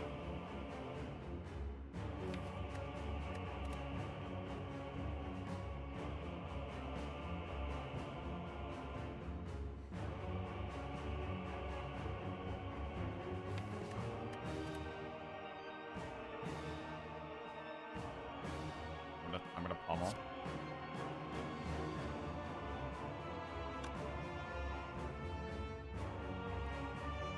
We could slam then pommel.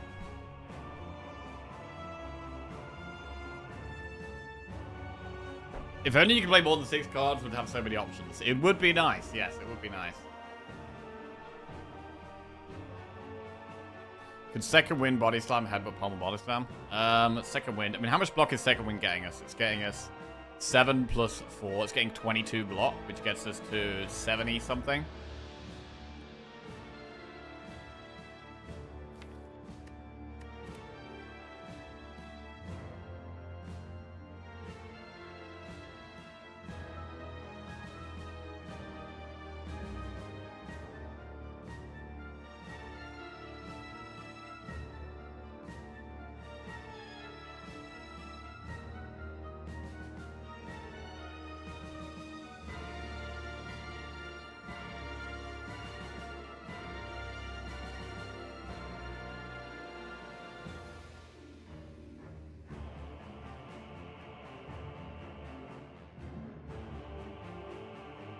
Second wind.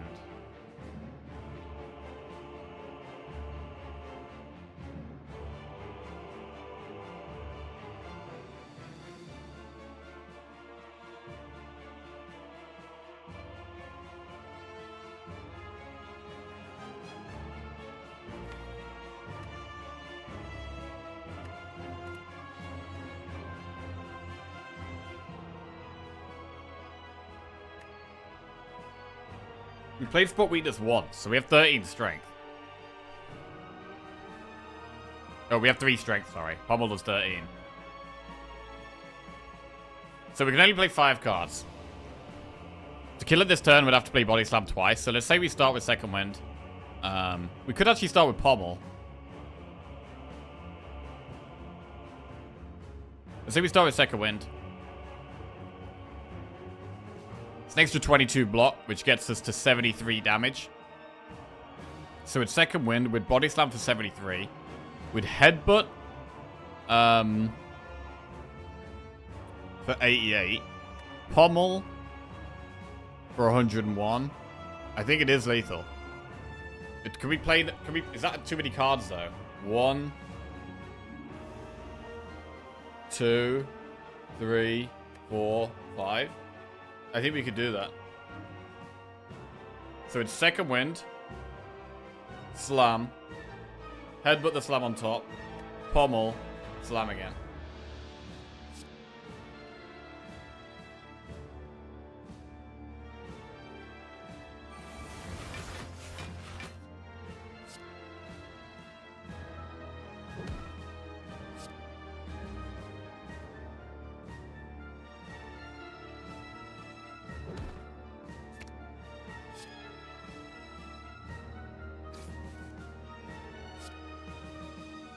Come on!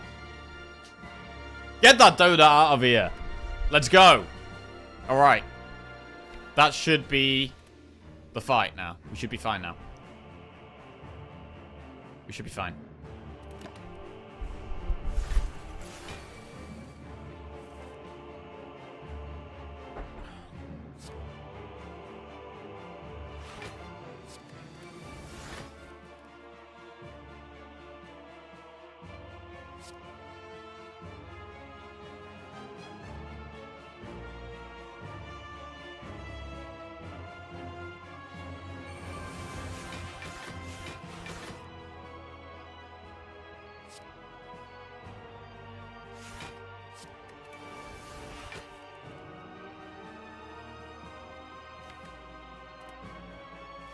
And a greed value? Oh, bro! Hand of greed.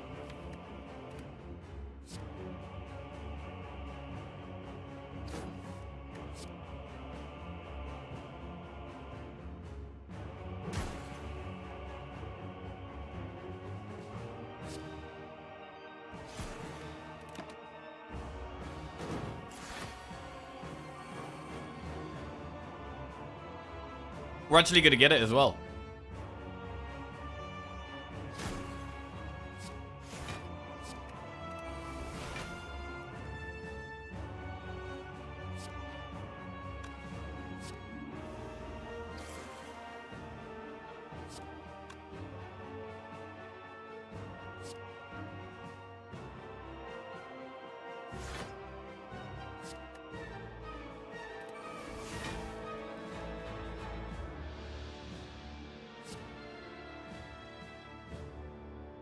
I do want to set the ink bottle to like 9, really. I do want to set the ink bottle to 9. If we can.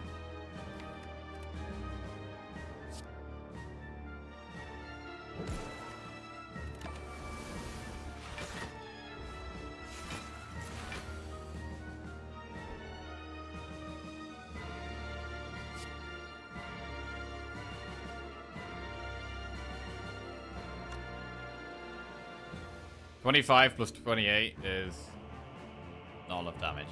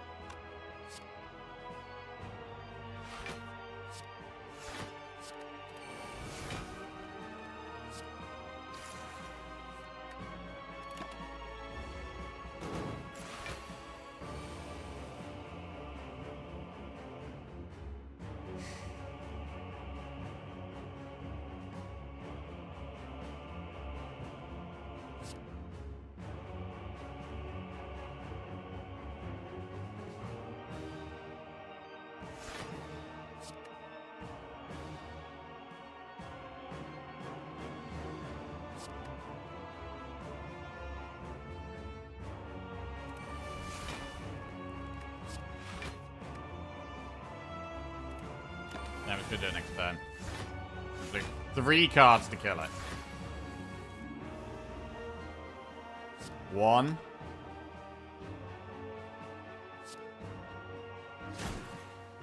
2. Great. Huge 25 gold. Oh, God. Bro, both of these fights were extremely stressful. Holy shit. Both of those boss fights were pretty nail-biting, to be honest. Especially Dodo and Decker there. We definitely could have died.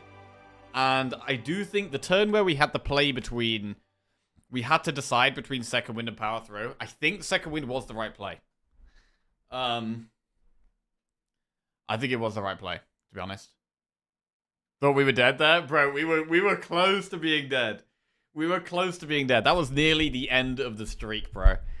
9 wins in a row, that was nearly it. That was nearly it. But we're still in it. We've got 196 gold. We've got a campfire where we can get an upgrade or a rest.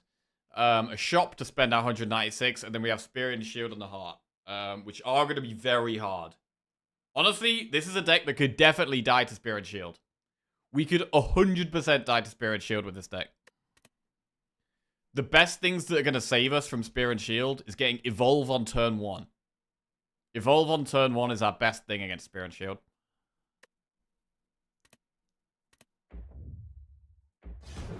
We don't have any useful pots at the moment. We go at 63 health. Rest heals... Well, it would be 15, but we do get Blood Vial heal at the start of combat. So it heals 13. Rest heals 13. Are there any really big upgrades?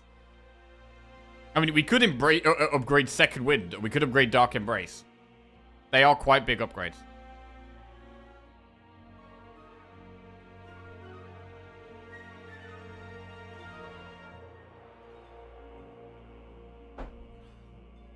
Honestly, the best thing for us right now would be like a bag of prep, probably. More consistency on like getting through the deck faster.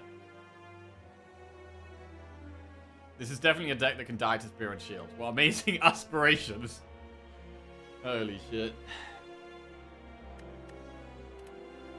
I'm considering resting here. Definitely upgrading Dark Embrace can help. As can upgrading Second Wind or Power Through. Oh, man.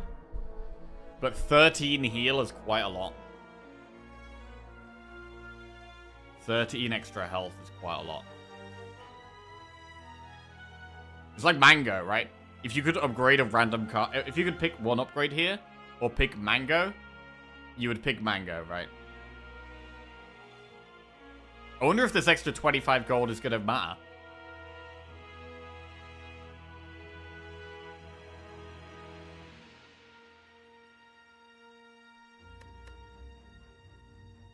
Is 5 block more from Power Through going to save more than 30 HP? I don't think so, especially because we have armaments anyway. We do get to upgrade Second Wind and Power Through anyway. I think it would be Dark Embrace, but I am going to rest. Oh, we get lots of energy turn 1. It's another reason to not upgrade Dark Embrace.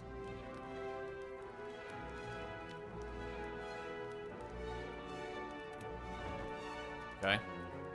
Come on, please, please, please be a good shot. Please give me something. Please give me something. Come on. This is a very, very important shot. We need consistency. So anything that gives us draw is very good. Or more of the good cards, basically. Oh, God. Okay, the relics are terrible. Brimstone is suicide. Brimstone is suicide. Liquid memories can be good. Liquid memories can be good.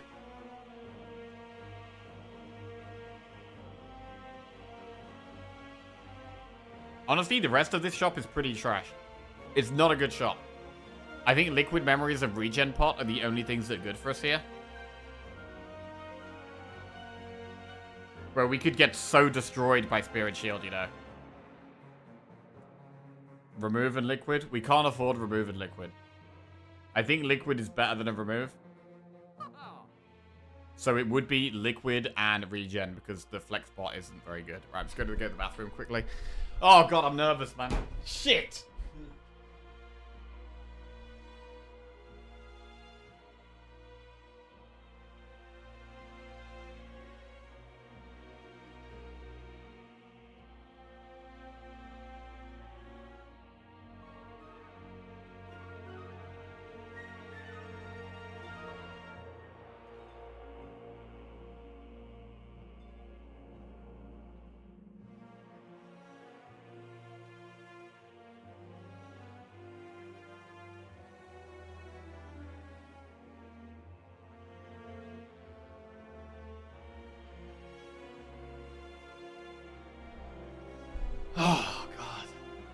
10 strength whirlwind against Spear and Shield. How much damage is that? How much damage is a 10 strength whirlwind against Spear and Shield? Wait, would it even be 10 strength? Wait, it'd be Akabeko, right? So it'd be 8.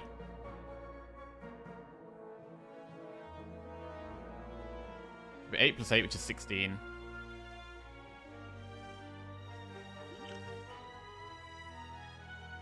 Plus 5 is 21. 21 times 5? Nah, it's not. It's not. I don't think it's better than Regen Pot. It's very gimmicky. Wait, to be fair, on turn 1, we actually have like... Wait. Hang on a sec. On turn 1, we have 7 energy.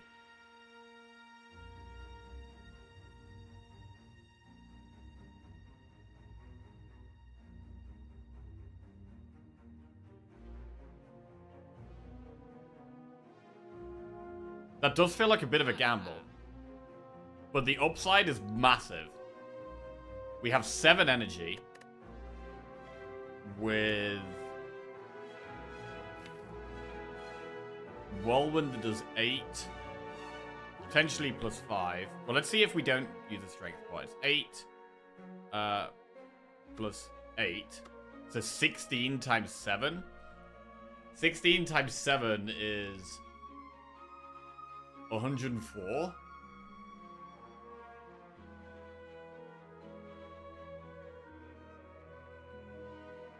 No, it's not.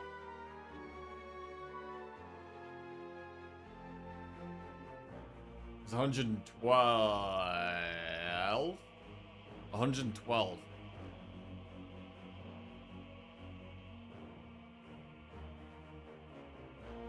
And that's without the flex pot. This deck is living off gamble right now. Oh, God. We do get an extra draw with the ink bottle. Obviously, we have the toolbox, which we've had for the whole run, which could give us something good. So there is an option to save the flex pot.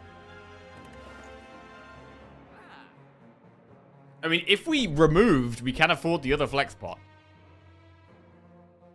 So we could remove a strike to increase our chance of getting the whirlwind on turn 1. Bro, this is some desperate play right here. This is some desperate play.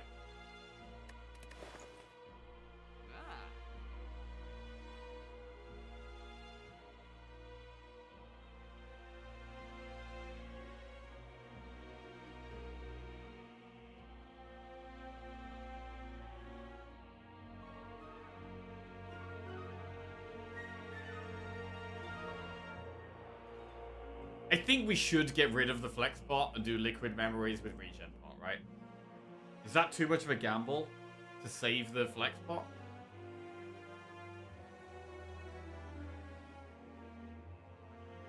Not a huge chance to draw on turn 1. No, we get 5 draws. Well, we get 6 because of ink bottle. We also have cards like, I mean, we have violence, which gives us a much better chance. You regen more life by killing them early. Oh, God, it is actually true, bro. It's actually true. Like, the upside of Flex Pot might outweigh Regen Pot. Is that a 9 streak I see? It is, Peon. We've been doing amazing. But we're on a very, very tense... This run is incredibly tense. And every fight is really close. It feels like the run could be over any turn.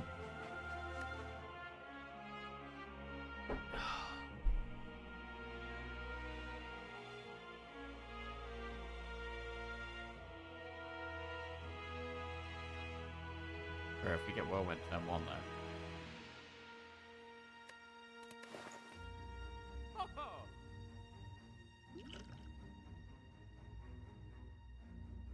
Is Memory Pot on Deep Breath bad? I don't think Deep Breath is really helping. Is a consideration a 6 and 31 draw? Kind of. But it's so big. Because it feels inevitable that we're going to take a ton of damage against them. Is the problem. It feels... It is definitely a higher chance than that, yeah. But it also feels inevitable that we take loads of damage unless we hit that. Bro, if we hit it... Oh my god, if we hit it. I mean, what if we... Wait, what if we get... If we literally get Whirlwind turn 1 with 7 energy left and Flex Pot... That is going to be an 8, 16 damage, 21 damage whirlwind. 21 times 7 is what? 21 times 7? 21 times 5 is 105. 105 plus 42.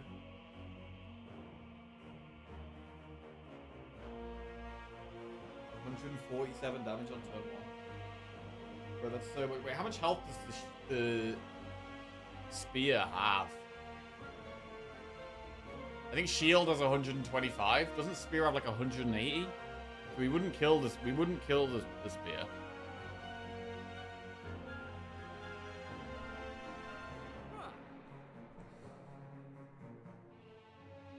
But we could kill the shield,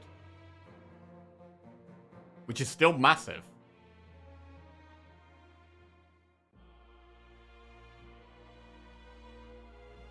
Brimstone to die at heart. I mean, if we want to go for this Hail Mary play, I think we could buy the second flex pot and remove. We'd remove a strike to increase our chance of drawing the violence. Bro, it's actually a play. It feels like incredibly aggressive. But the double flex pot would mean we kill, I think, both of them on turn 1. I mean, 10 strength.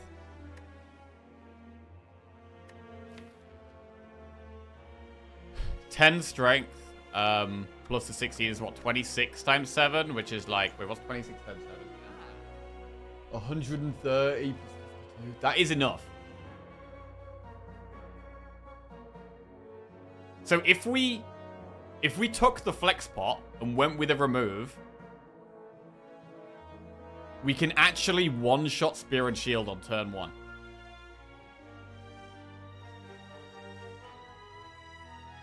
Which might be better than Liquid Memories.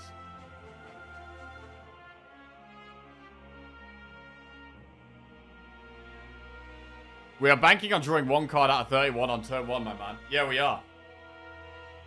Yes, we are.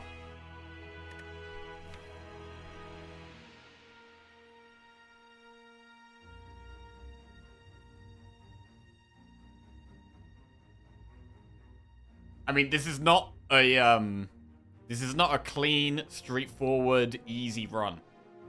We have to find another way of winning. Like, realistically, if we go with Liquid Memories, like, when is it even good? Liquid Memories is good because we're basically thinking about turn 2 against Spear and Shield, right? Turn 2 against Spear and Shield is where we're going to take loads of damage. It's only really good if we get, like, Battle Trance turn 1 anyway. So it's only really good if we've already got the Battle Trance on turn 1. Or maybe Second Wind on turn 1. Like, we have to have drawn a good card on turn 1 for the Liquid Memories to be good on turn 2 anyway.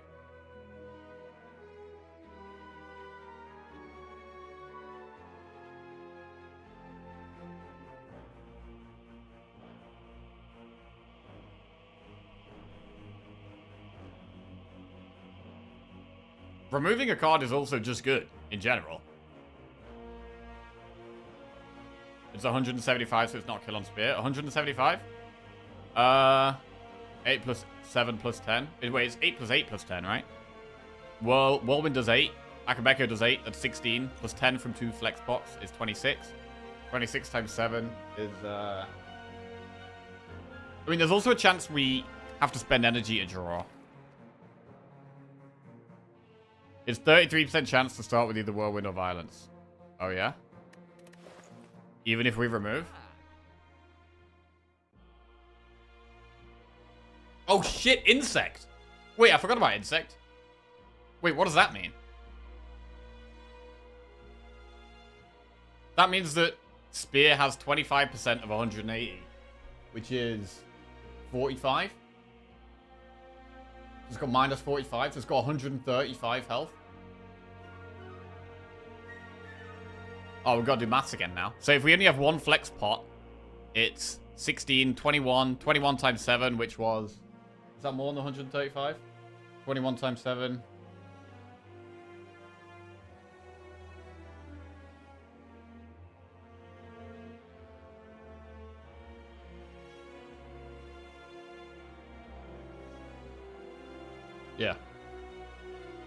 So we don't need double flex. So because of the insect, we don't need it. So maybe we do just buy liquid memories. Because we already get that. I mean, removing a card gives us a slightly higher chance of getting the whirlwind on turn 1, right?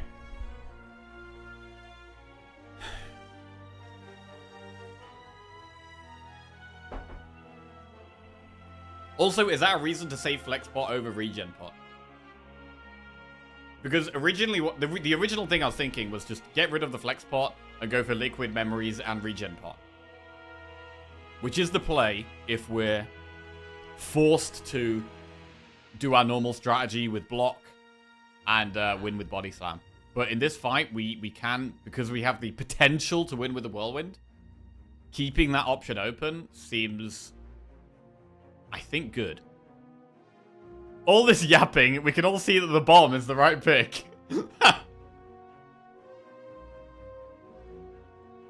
Will double flex make a difference if you preserve Akabeko for a 5 energy turn? So we don't draw whirlwind turn 1, but then we draw up turn 2. We have 5 energy without Akabeko whirlwind doing 16. 26 times 5 is 130, which doesn't quite kill shield again. Okay, I think we just go liquid memories and that's it. I think that's it.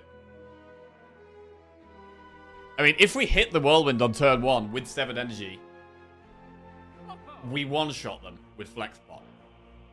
And that is what we're hoping for. If we don't get that, liquid memories is like a backup plan. It's not, I mean, it's not a solid backup plan, but it could help. Art of War 2. Yeah, I don't really like playing... I don't really like taking 2 flex pots just for the chance we get whirlwind on turn 2, because we only get 3 cards on turn 2. Like, it's pretty unlikely. I think taking liquid memories is just better. I'm scared. I'm scared.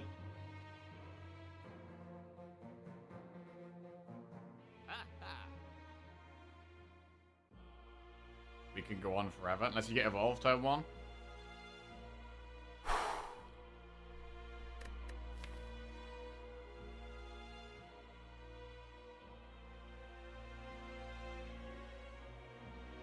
Man, so the extra 25 gold has not mattered here, unfortunately.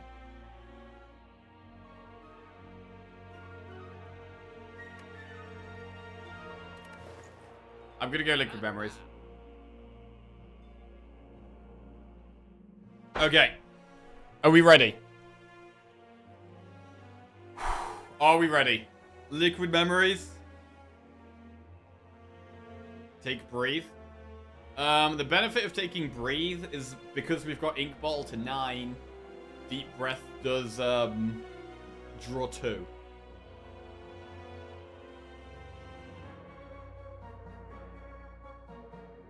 But generally, our toolbox thing has been a zero-cost card that does that anyway.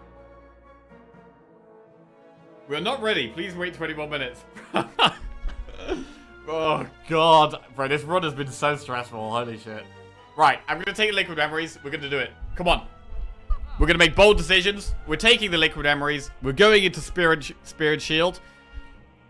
With our head held high, and we're going to try our best. Liquid memories. Let's go. Leave.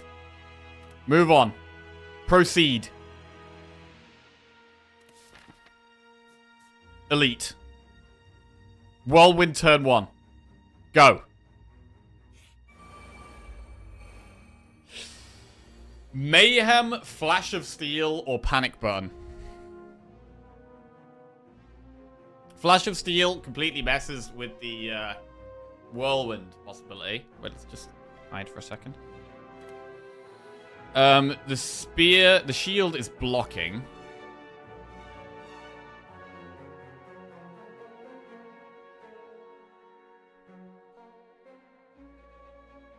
One thing that's nice about Panic Button is that we could Liquid Memories Panic Button on turn 2. We could not play Panic Button turn 1, and then Liquid Memories Panic Button turn 2. We played Mayhem earlier, and we realized it's utter garbage. So I think it is Panic Button. We don't play it. We Liquid Memories on turn 2 if we have to. I think that sounds good. There won't be a turn 2. Whirlwind incoming? Bro, are we ready for this absolutely humongous, gigantic, giga Whirlwind draw? Bro, I think I'm ready. I'm ready. I'm going to click Panic Button. And then we're going to see what we draw. And the Whirlwind is going to come straight into our hands. 3, 2, 1. Okay. Okay. There is no Whirlwind. There's no Whirlwind, but there is a Battle Trance. Hang on a second. Hang on a second. There is a Battle Trance. Ooh. That's a... Shit! We could draw 4 more cards here. We could draw 4 more cards. Oh, shit. Let's just have a look. Right, just breathe for a second. Let's breathe for a second. We have 7 energy here. Absolute gambling addicts in here. Right, shh. This is very important. We're on a 9 win streak here.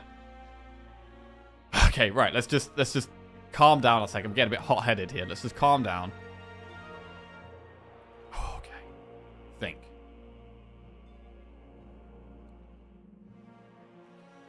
If we Battle Trance, we don't draw the 5th card for Ink Ball. That is bad. Right? What if we have 6 energy? We're not going to kill this, are we? I mean, with the Anchor, we're not really bothered about blocking turn 1. We already pretty much blocked this. So if we were to play, like, True Grit, for example, here. And then use Battle Trance so we get 5 draws. Then Whirlwind would do... Well, it was 21 times 7, right? So it's 21 times 6. Which is 105 plus 21. Which is 126. So it doesn't quite kill the spear.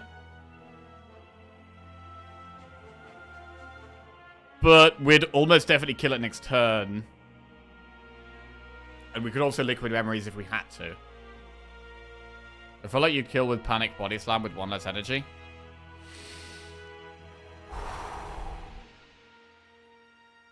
Right, let's think about... Oh, shit, wait. We could Liquid Memories Body Slam. We could do True Grit and Panic Button to block 39 plus 10, 49. We Body Slam twice. For 49 plus 8.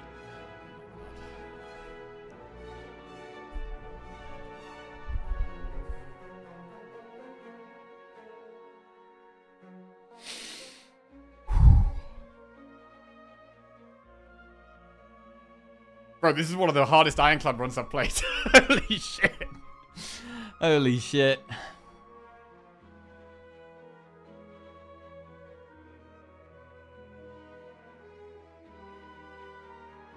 Battle transfer if you with 5 in hand, then draw 4 plus 1 for ball.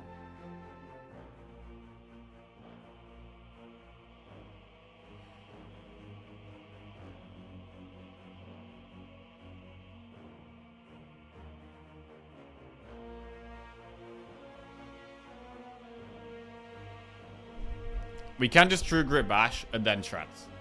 That might be the play. Like we've got this idea of Whirlwind in our head, right? Where like Whirlwind with the Flex Pop was amazing, and it could still be amazing. Even if we True Grit and then Battle Trance, the Whirlwind would still be a very, very strong play that one-shot Spear, the shield. And also puts Spear very low. So I think True Grit Bash into Battle Trance is the play. True Grit is also great first if we go for a Body Slam line. So True Grit first does just look good overall. I mean, we could potentially draw into Barricade, is another thing. Which could change things. We could go with a big second win with the Barricade up. Right, I'm going to start by True Gritting Bash.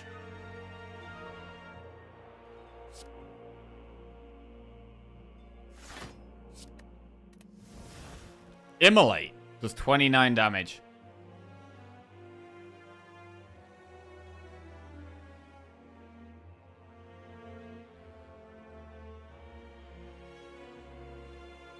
We can play 5 more cards.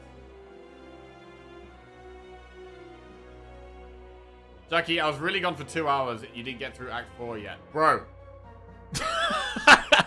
It's hard, okay? It's a hard... Bro, we nearly died to both of the Act 3 bosses. We also nearly died to Transient in Act 3, actually. We nearly died to Transient, which is a normal-ass enemy in Act 3. We very nearly died to Dodo and Decker.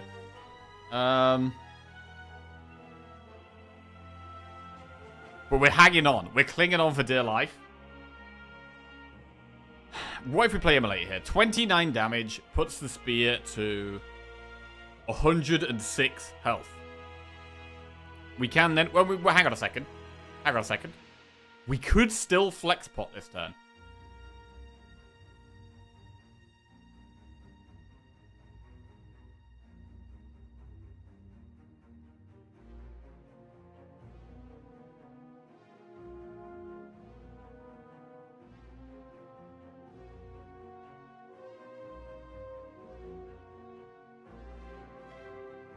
If we flex pot, we get 5 strength, right?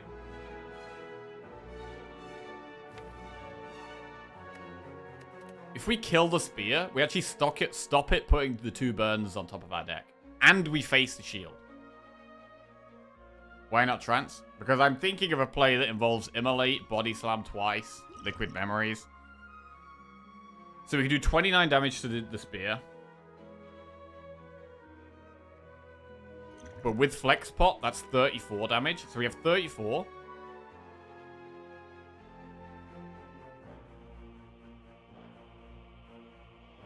We Panic Button for 30 block. Giving us 49. We have 49 block.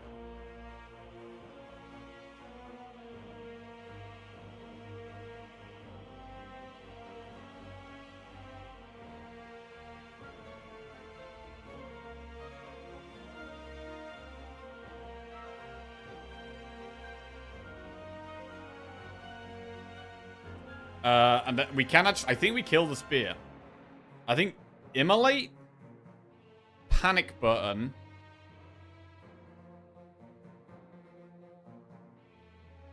Body Slam, Liquid Memories, Body Slam, kills the spear as long as we play Flex Pot. That is 4 cards, so we can Battle Trance first. We can Battle Trance first. Is there any reason to not Battle Trance? I think we do it. Do you want to use both pots here? I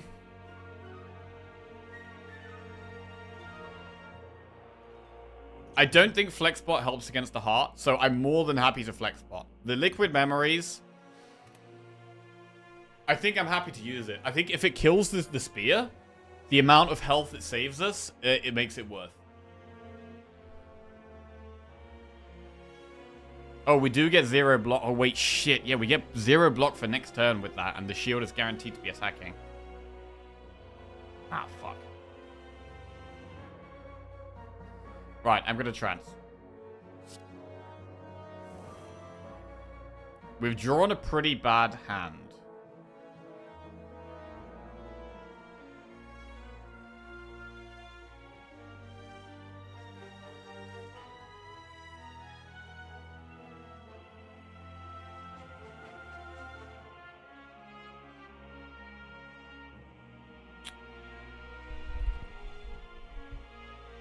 I mean, I do like Flexpot on this turn, generally.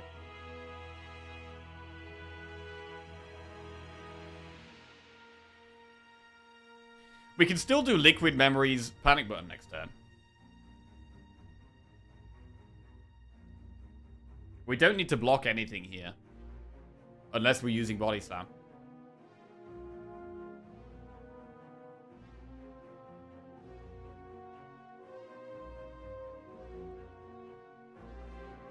Second Wind exhausts 1, 2, 3 cards. Second Wind is only 15 block. Also, the bad thing about Second Wind is that we exhaust Panic Button, so we can't Liquid Memories it next turn. We will be able to Liquid Memories Second Wind next turn, though.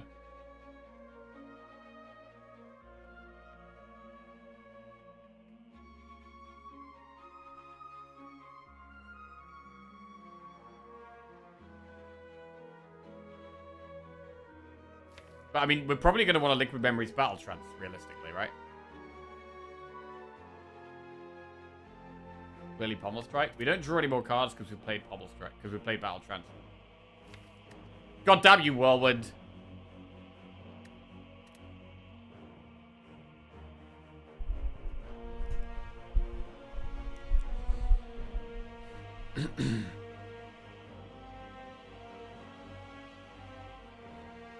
I mean, we could save the flex spot for when we draw Whirlwind, because we won't have the Akabeko, but it'll still be potentially a 13 damage Whirlwind. 13 times 5 is like 75. That's still a lot of damage.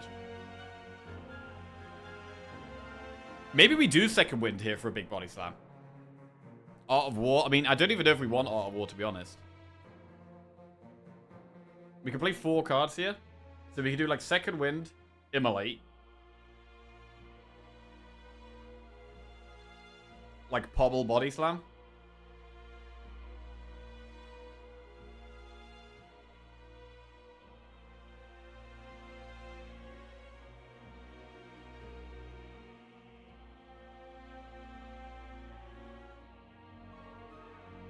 You can kill shield.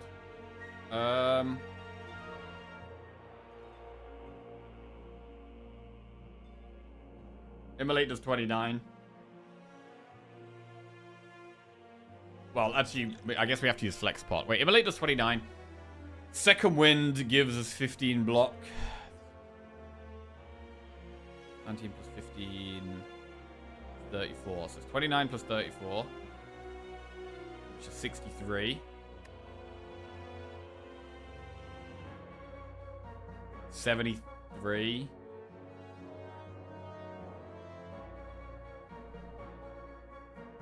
No.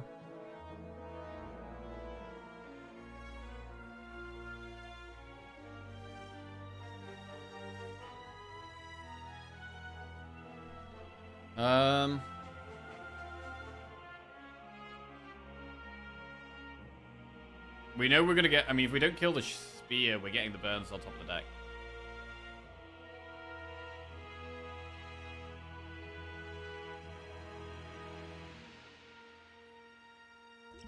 Flex Pot. Immolate will do 34 to this.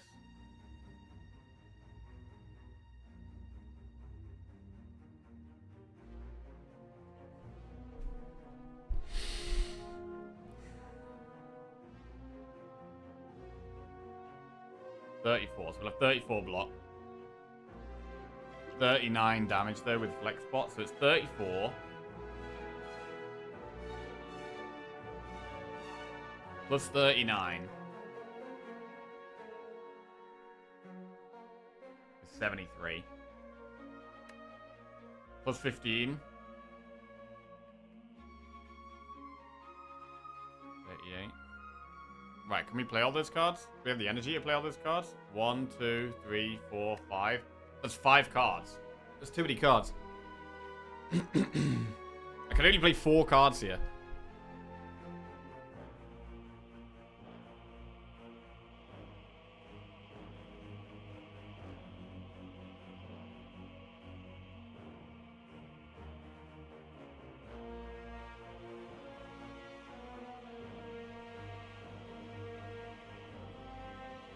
Should we play Flex Pot? It does feel like a good turn to play Flex Pot, even though we don't have the Whirlwind. It feels like a good Flex Pot turn. Panic and Body Slam equals 54. Yeah, I don't think we're doing Panic.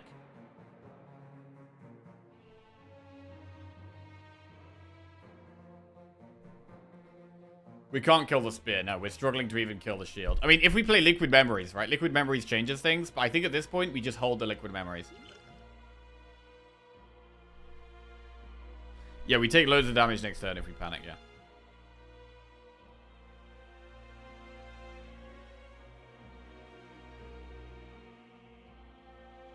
Like, there is a way we can kill the Spear, but that way involves playing Panic Button, which means we can't block next turn, and then we're guaranteed to take damage from shield. Whereas the other play, I think we get to kill the shield with Flex Pot, maybe, and saving Liquid Memories. I mean, saving Liquid Memories for next turn feels very important right now.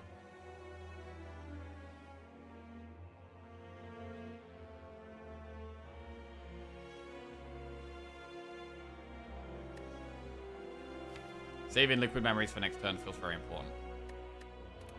We haven't drawn any of our powers, which sucks.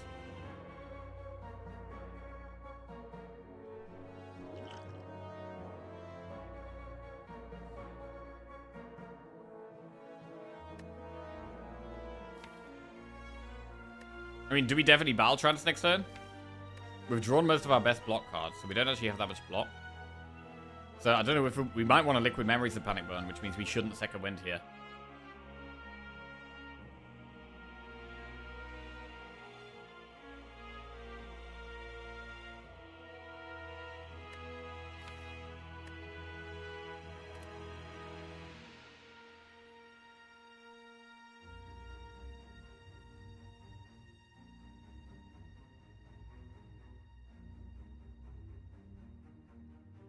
Am I stupid or does even Flex Pot not give you lethal against shield? I actually don't think it does. I don't think we can kill either of them unless we use both pots.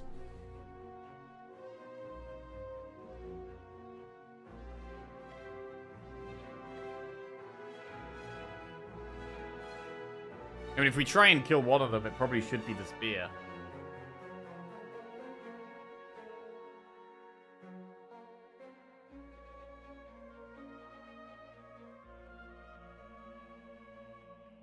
With Panic, you spend one pot. Yeah, with Panic we spend one pot, but you know we don't want to. Yeah, we don't want to take damage next turn. So I don't like Panic. I don't like Panic at all, actually. The main reason to Panic is to pull it from Liquid Memories next turn. Right. I mean, I think we're going to Immolate.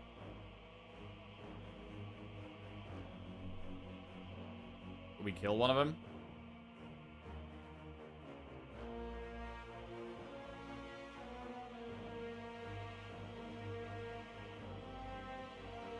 I mean, Spear is the one that does do loads of damage next turn.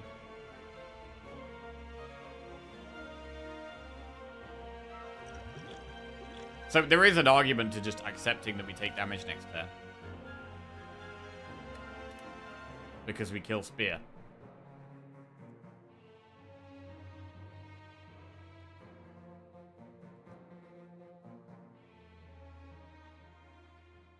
You really want to crack the 6-hour mark, I guess. Just woke up from an 8-hour sleep. Still turn 1.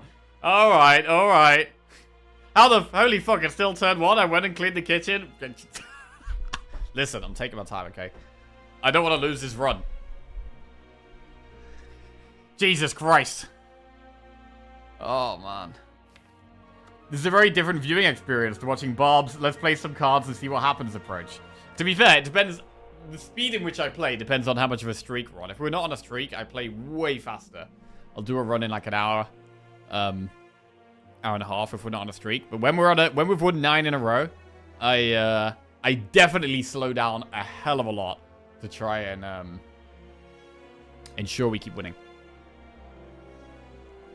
Right, let's have a look at our deck. Our deck does not have good block. Like, the reality is, there is no good block in our deck. So we can't assume that we're going to be blocking well next turn anyway. The only way we're going to block well next turn is if we Liquid Memories. Realistically. Realistically, we need to Liquid Memories to block big next turn.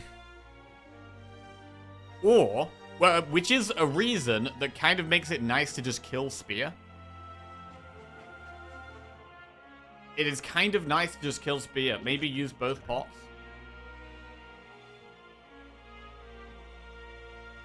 Just need to double check we do have the damage to do that. It would be Flex Pot, Immolate.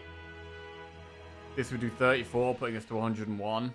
And then with Panic Button, going to 49 block, but actually be 54. And then we Body Slam, Liquid Memories, Body Slam. So Immolate, Panic Button, double Body Slam is lethal on the Spear with both of our pots.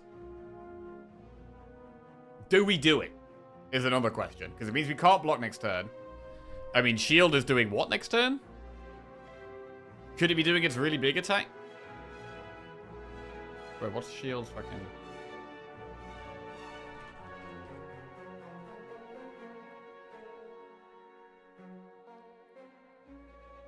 %50 chance of using Bash, then Fortify, or Fortify, then Bash. That is the lower damaging one.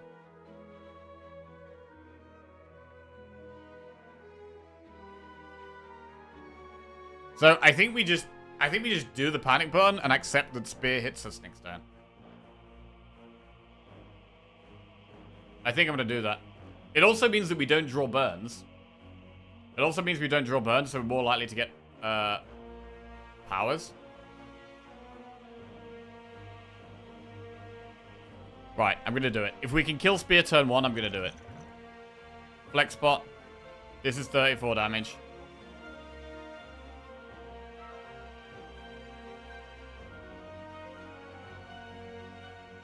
Which puts it to 101. Then we panic button, which puts us to 49. We have 5 strength, so body slam is doing 54. We body slam, we liquid memories body slam. That's 108, we kill it. Right, I'm gonna do it. I'm gonna make a play. I'm gonna click some cards. Let's go.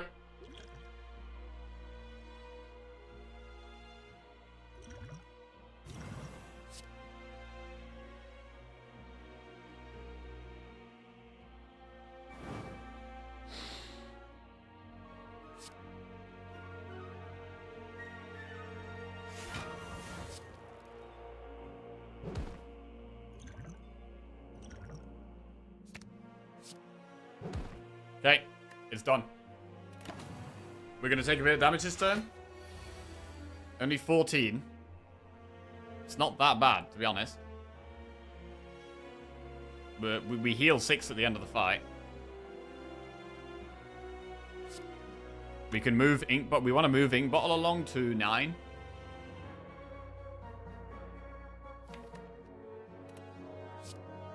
I'm scared of next turn. I mean, next turn it's going to be doing damage, which is scary, especially when we've drawn our good block cards. Oh god, we've drawn our block cards and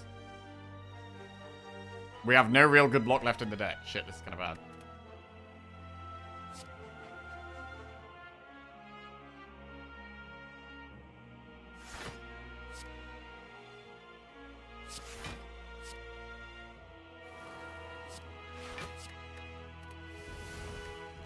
Okay, I'm kind of scared of this next turn as well.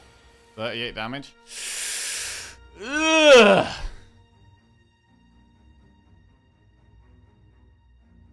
Headbutt puts something on top of our deck.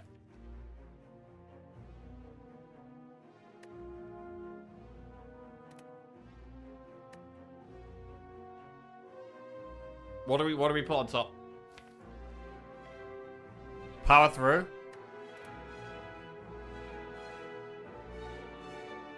We haven't played Feel No Pain, so we don't get loads of block from exhausting.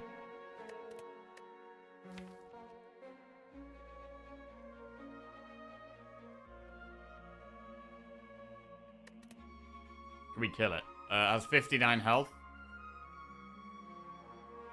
We have -1 strength. I think no.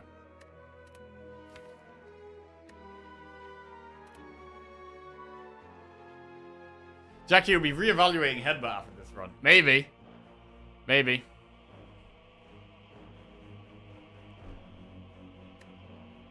Is Power Through just the most block? I mean, we just do whatever is the most block, we do that. I think it is Power Through.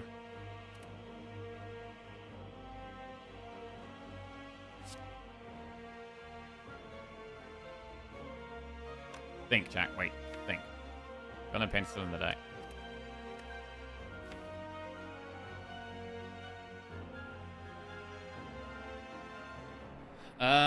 No, I think it... I mean, Battle Trance is a lot of draw, but I do think it is Power Through here.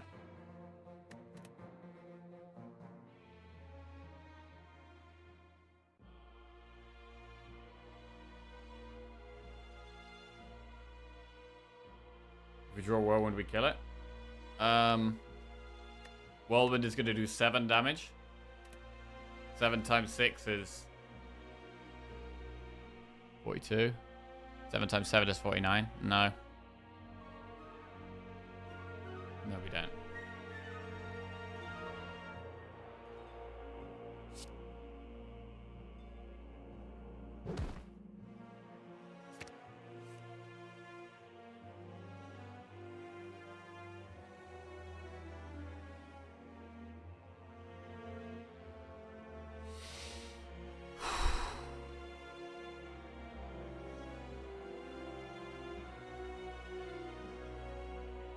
Start with Dark Embrace.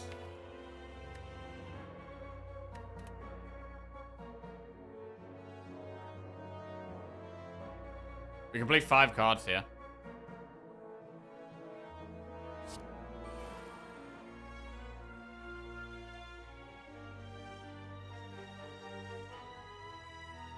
Play 4 cards.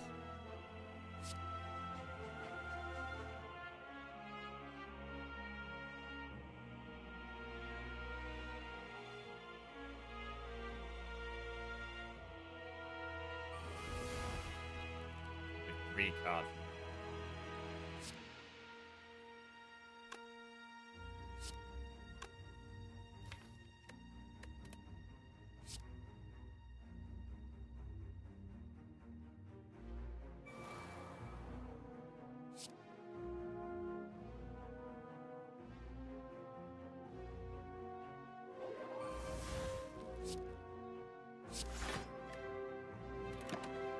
Okay.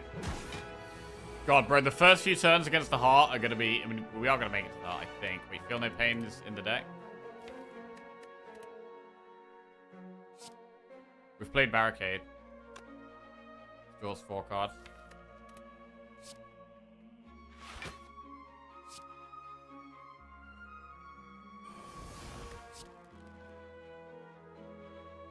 Drew the deck backwards. Classic? I know.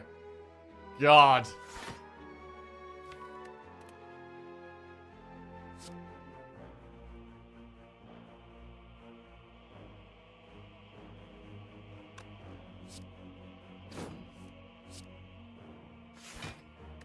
Okay.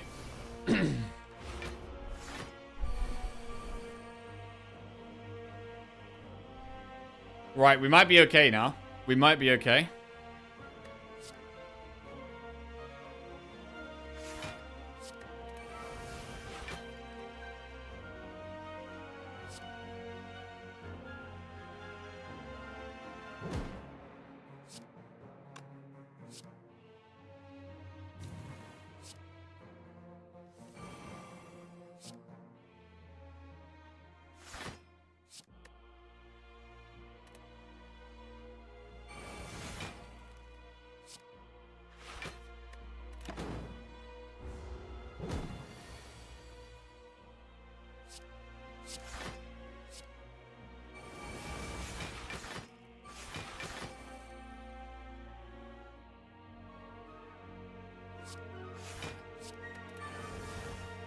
Gradually getting rid of these strikes.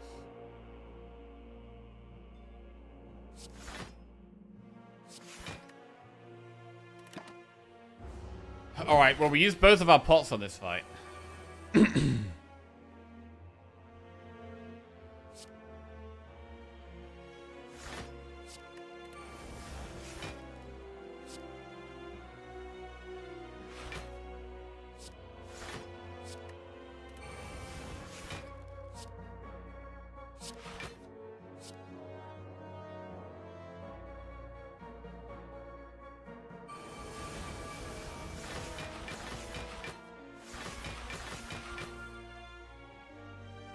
If we... I can only play 1 more card this turn, but I need to play 2 more Frink. I need to play 2 more Frink Bottle. We could just put Ink Bottle on 8. We could just put Ink Bottle on 8 instead of 9. But actually, is there any point? There's literally no point, right? We can basically guarantee... Like, we could end it on 8, but we can just get it on 9. Like, why put it on 8 when we can put it on 9, right?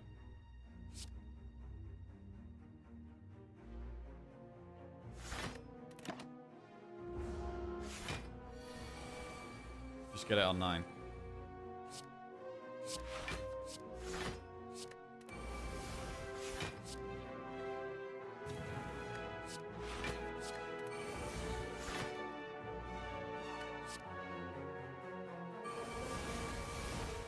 Six-hour run and you're gonna sell on Ink Bottle for 8? Yeah, that's... yeah. No, we're not doing that.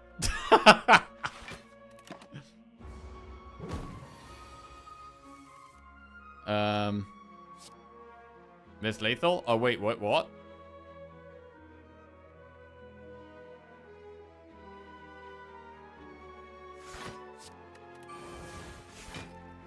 It's fine, it's fine. Shh, shh, it's fine.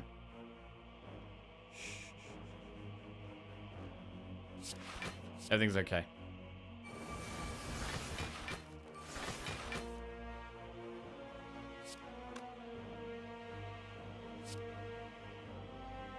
This man is cracking. Bro, this has been a long run. Bro, we've been playing this run for like almost 6 hours. It's a ridiculously long run, bro. Oh, okay. We've got Inkball to 9. There we go. Nunchaku, Liquid Bronze. Liquid Bronze does some damage against the heart. Nunchaku, I don't know if it's that useful. Entrench Plus. Do we put that in?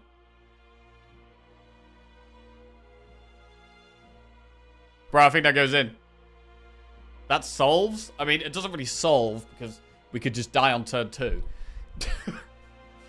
Right. Oh, bro, I'm scared. I'm going for a quick piss, and then we're doing the heart. This is gonna be so tense, bro. Holy shit. Bro, we need our powers fast. Right, 1 second.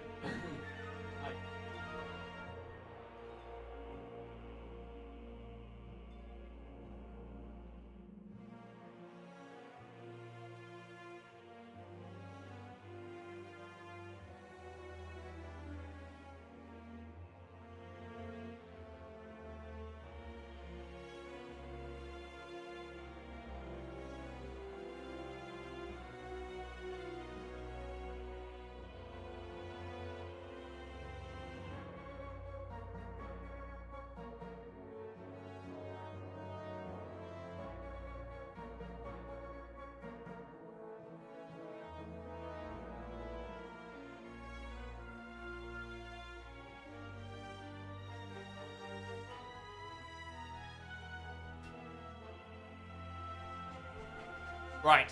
I swear you got entrenched in this fight for a deck similar to this like 2 weeks ago. I mean, we don't necessarily need a trench. But it can help. It definitely can help. Right. We're going to take Entrench. I didn't know a run could take this long. Well. I didn't really want it to take this long. But it's been a really hard one.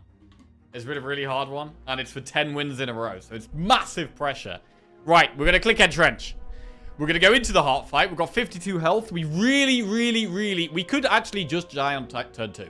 We could literally die on turn 2 with this deck. Turn 2 and 3 are going to be the hardest turns. And I'm very scared. I'm taking Entrench. We're going into the heart fight. We get 2 heal for Blood Vial. We're on 54 HP.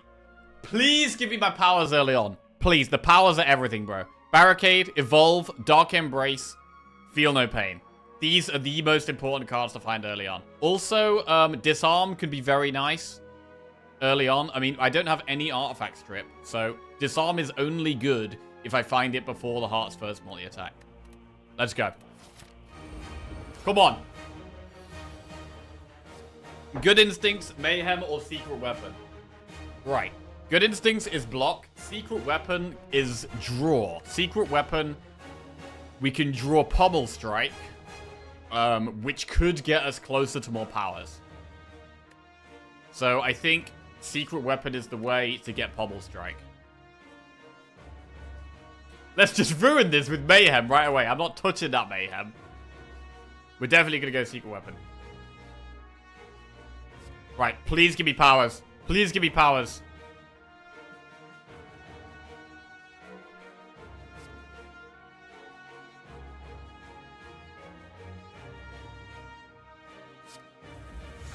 Okay, Barricade turn 1 is big. Barricade turn 1 is quite big. Is that only power, though? There's no reason to hold the pot, so we just play the pot here.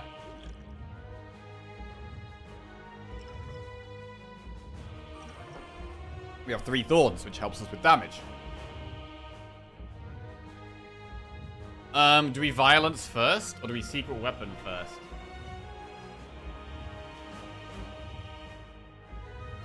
I think starting with Violence is probably good.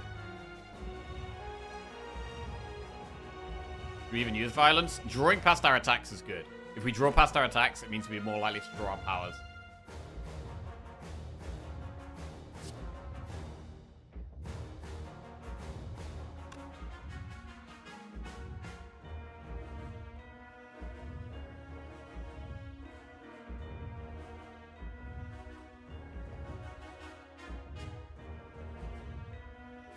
Then again, we could also second wind Secret Weapon of Violence.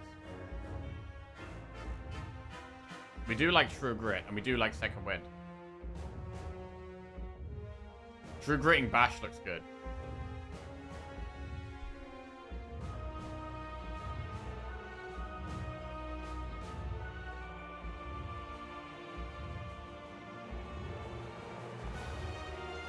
Start with Barricade. I mean, we are 100% playing Barricade.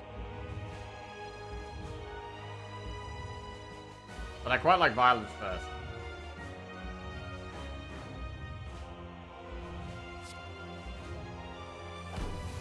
Defend is a pretty bad draw.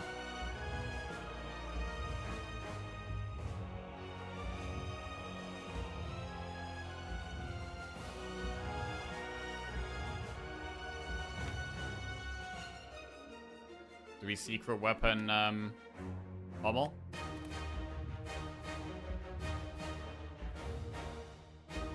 We can only play 5 more cards. We secret weapon Pommel, and then we play Barricade.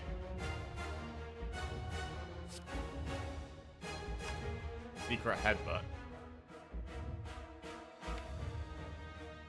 We have Pommel, Headbutt, Anger, Strike, Body Slam, Immolate, Whirlwind. We don't really, to be fair, we don't actually want any of these attacks in our deck.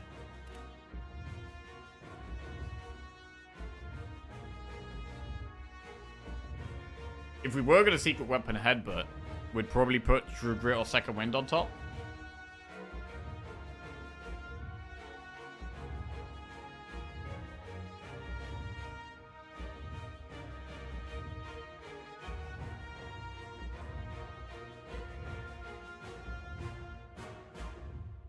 Second Wind doesn't actually get us much here.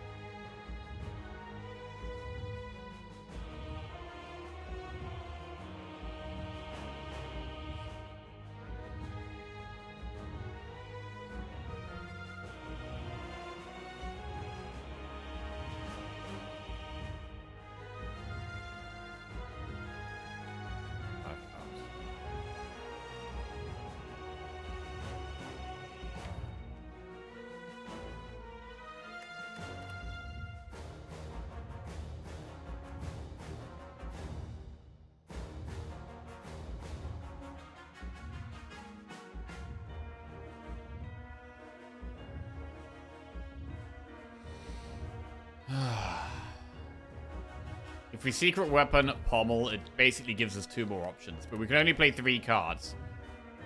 So we can only do like Barricade, True Grit, and then maybe one of the cards we draw.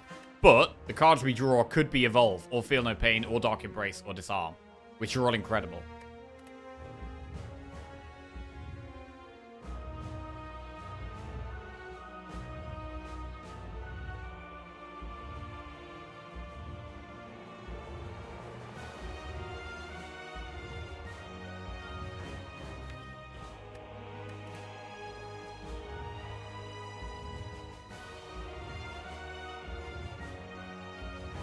I mean, if we did Headbutt, we could Headbutt True Grit on top, right?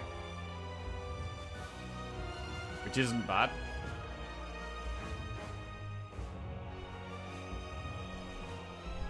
And 7 block at least.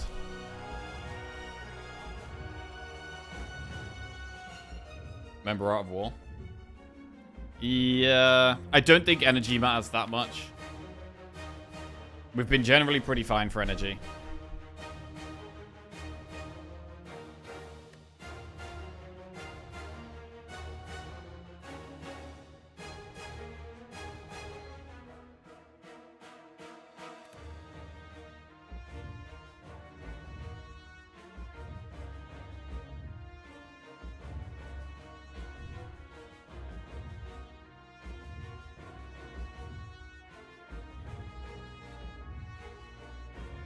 I'm going to Secret Weapon Pommel.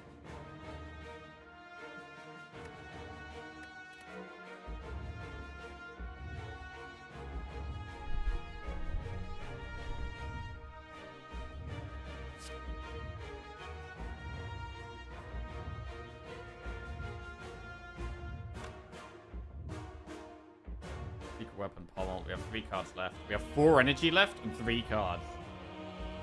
Which means it is Barricade, True Grit, and 1 other card, which might be Second Wind.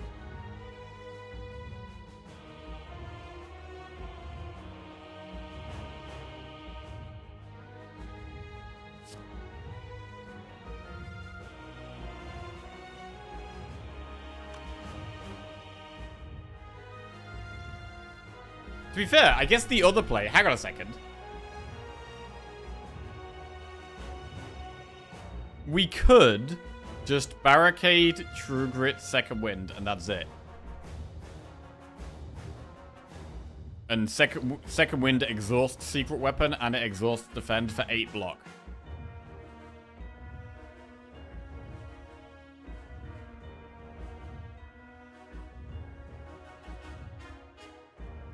But then we're not doing anything with attacks.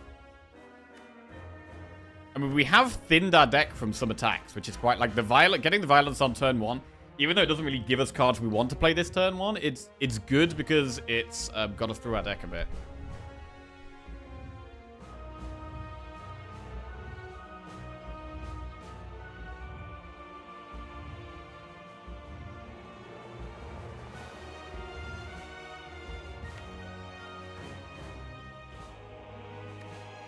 I was tempted by the Secret Weapon pommel.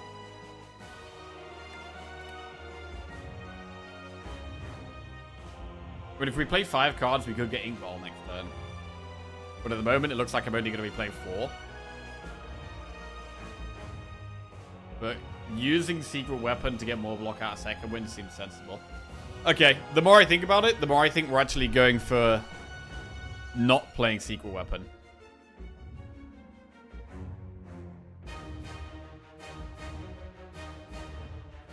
But I mean, we could still Secret Weapon pommel.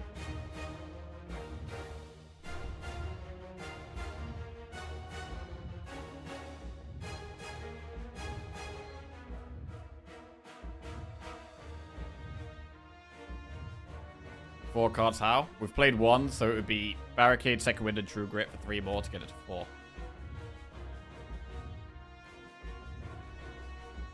God, this is well hard, man. This is well hard.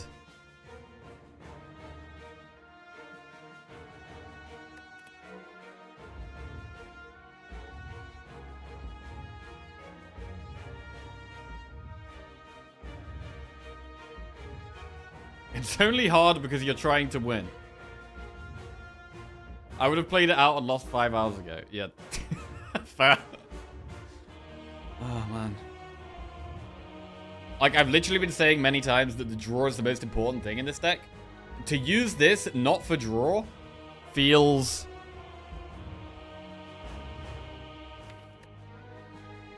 I don't want to say wrong.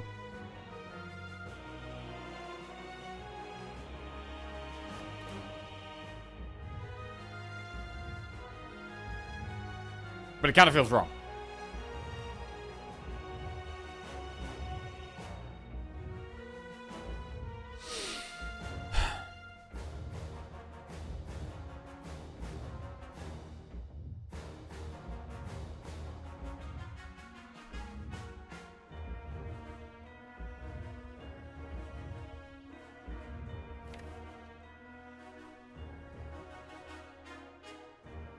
I mean, we could also... There are some... To be fair, there are some draws that are bad this turn, right? Like, drawing Battle Trance would be bad. If we don't pull the pommel, it's still in the deck, and it's actually quite a good draw.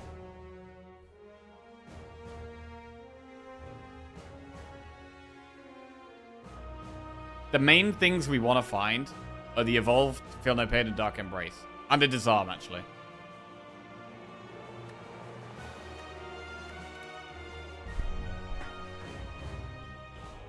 Alright. I'm going to do the Barricade, True Grit, Second Wind play. How much block do we have with that? Barricade, we go down to 6. True Grit, we go to 13. Second Wind, we go to 21.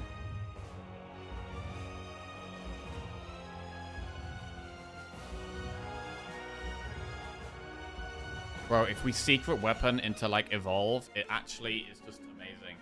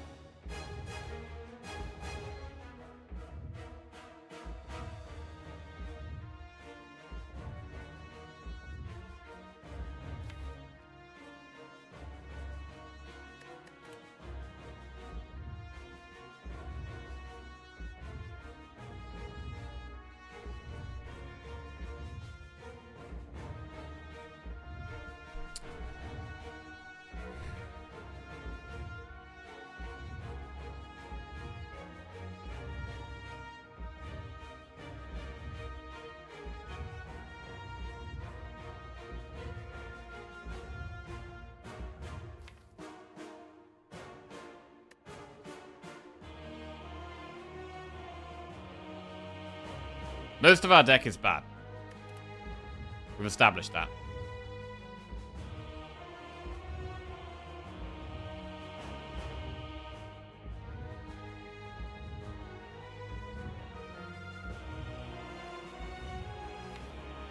The main things we want next turn, I mean, Battle Trance is the best thing. We want Disarm. Christ almighty. Oh! Bro, this run has been so long, losing it here would just be absolutely devastating.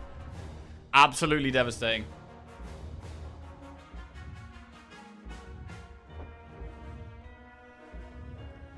Right, if we secret... Let's see what happens if we secret weapon, pommel, and just draw garbage, right?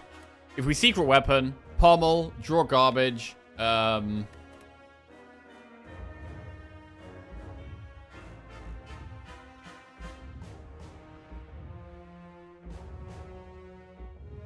we've got 4 energy left.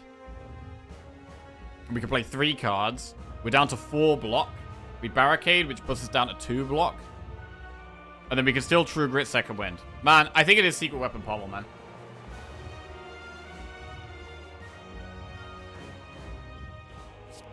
I think it is.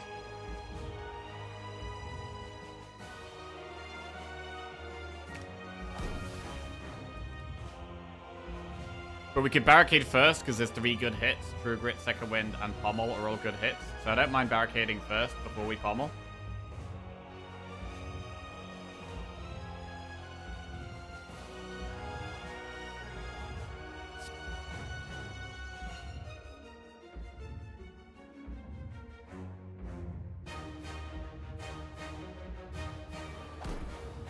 Right.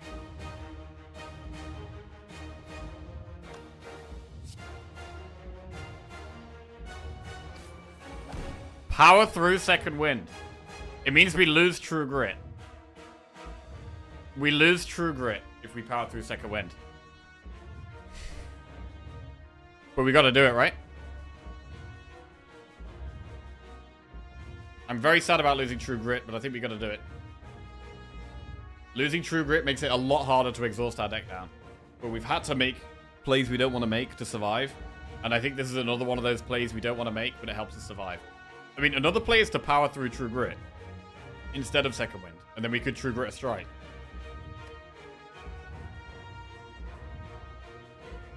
Either way, we definitely power through.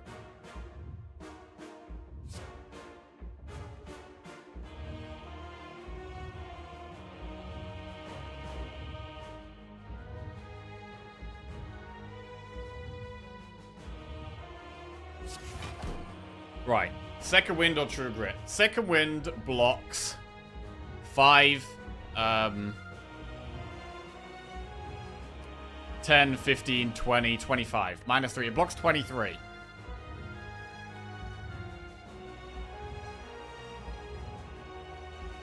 I think we have to Second Wind. Even though I want to play the True Grit, I do think we have to Second Wind. Wait! Think about it for 20 minutes first. Oh, yeah, sorry. Forgot that part. Right, anyway. We could play Strike. If we Second Wind as well, it does make Entrench better next turn.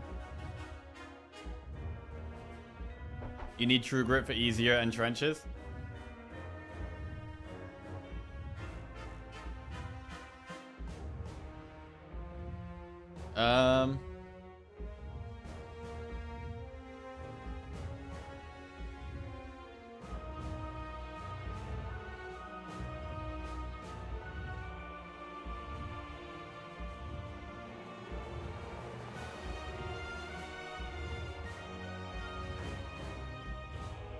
No True Grit means no getting rid of the strikes. It does, but we do have a second True Grit, so we can still get rid of them gradually. It's just going to be a bit harder. Most important thing, we have to stay alive. So I think we have to Second Wind.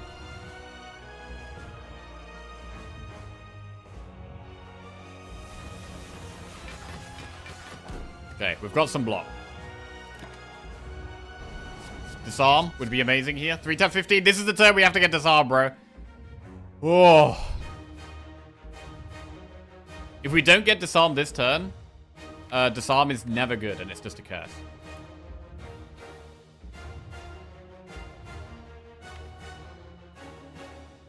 So what do we even do here?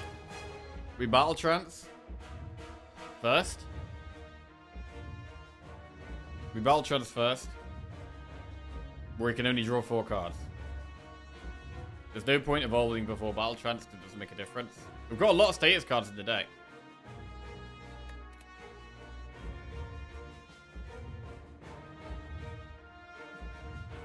Right, we're gonna battle trance. Oh, we got the disarm. That is a massive draw. That is a massive draw. We've still got loads of powers we want to get. But disarm really helps. Disarm really helps. We play disarm.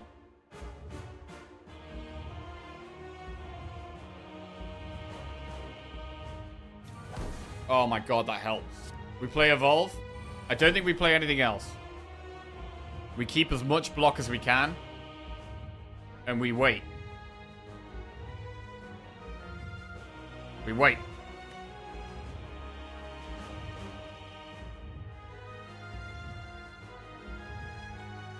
We could play Strike to move Ink Bottle to 9. I mean, I guess we'd play Whirlwind. We could play Whirlwind to move Ink Bottle to 9. We don't need to do damage, because eventually the plan is to get enough block that we just body slam it and kill it in like 2 or 3 turns.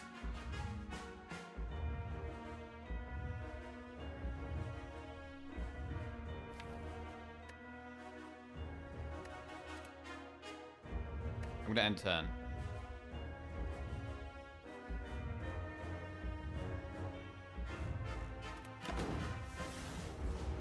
God, the disarm was such a huge draw here. Right, now it's doing a big lot of damage. And we don't really have much to deal with that. We are taking a big hit here. Right, what do we want to headbutt on top of the deck? We probably start by playing Armament's Dark Embrace.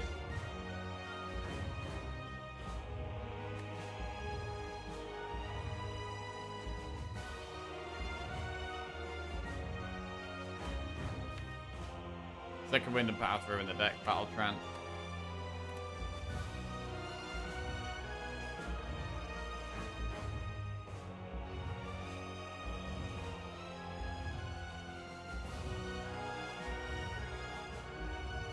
What we could do is we could headbutt the Power Throw, Dark Embrace to draw the Power Throw, and then do like Armament's Power Throw.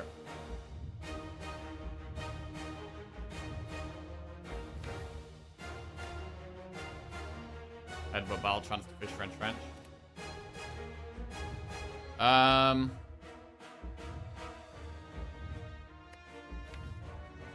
Yeah, Battle Trance is good. We don't get Second Wind or Power Through then. But we could get Feel No Pain. We could get True Grit. We cycle through faster.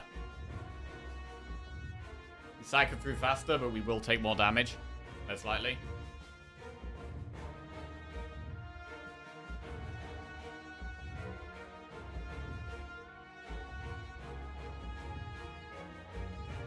Headbutt Battle Trance. Play Dark Embrace. Draw the Battle Trance. We get 4 cards.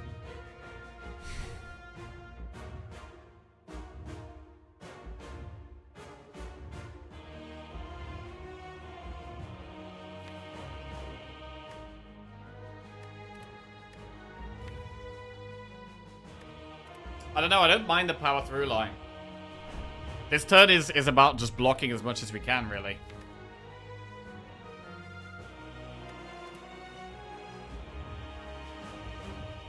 I definitely don't mind the Power Through.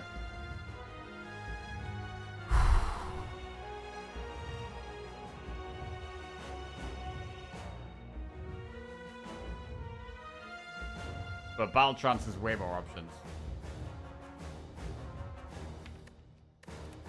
Like, getting closer to Feel No Pain is really big. True Grit and Entrench. Like, next turn, I don't want to have a dead turn next turn. We want to get set up. Next turn we want to pop the fuck off.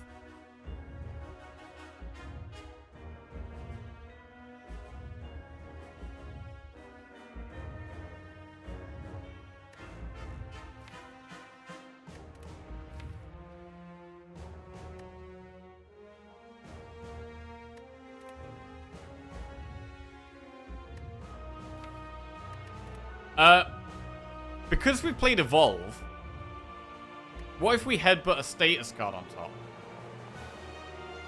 Like a wound. Because we do have 4 more status cards in the deck.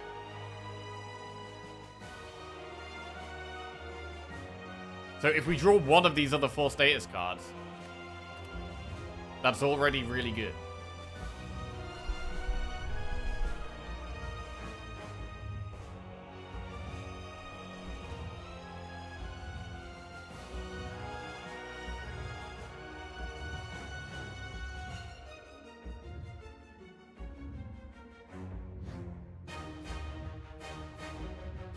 This is an important turn.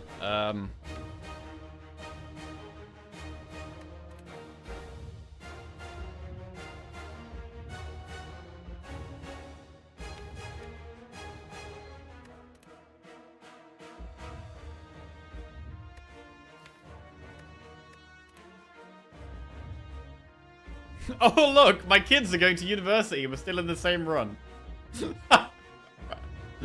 Fuck's sake.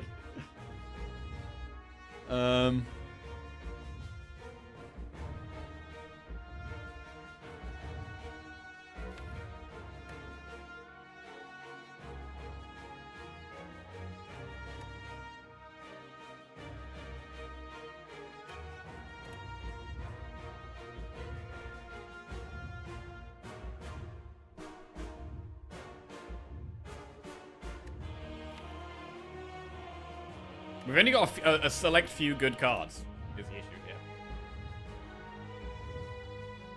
I'm actually halfway through a 3-hour training that started during your last turn for Stodu Decker. Oh, fuck me.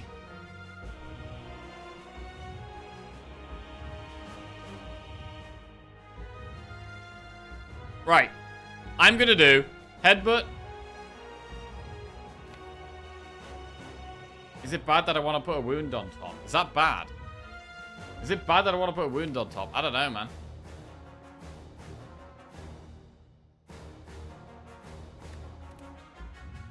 Shit. Battle Trance is 4 draw.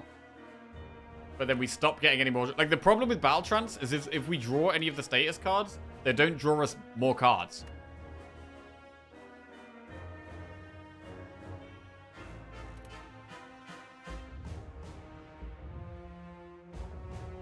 I do think it's actually wound on top because we're not stopped. We're not like stopped from drawing more cards. It is scary though. It is definitely scary.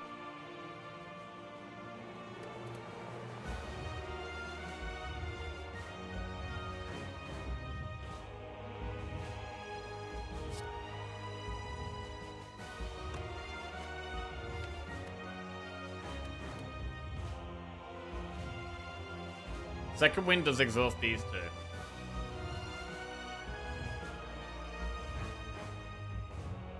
So we could Headbutt Second Wind on top. Headbutt, Dark Embrace, Second Wind these two. I mean, it means we lose Upgrade on Second Wind and Power Through.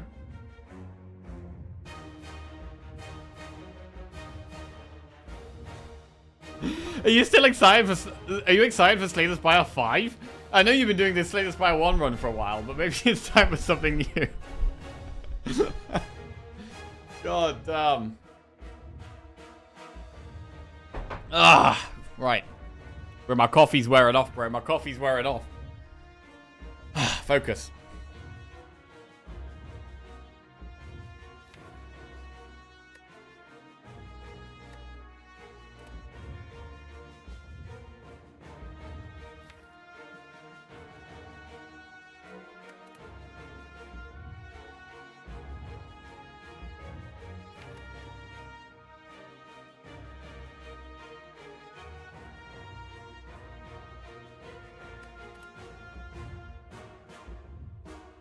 Second Wind exhausting these is actually quite good, because it does make the deck thinner, and I'm less likely to draw armaments to defense, which are actually just bad cards.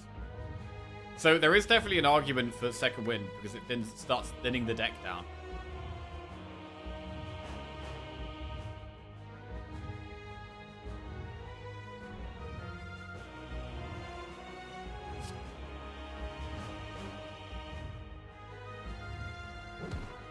Oh my god, he played a card. Holy shit, what's going on?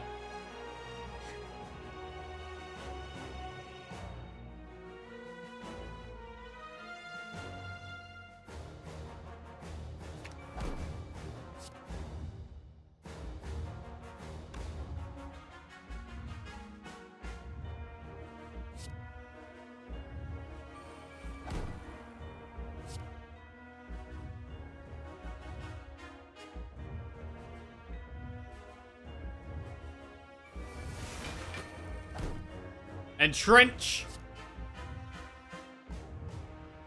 Saves us a lot of health here.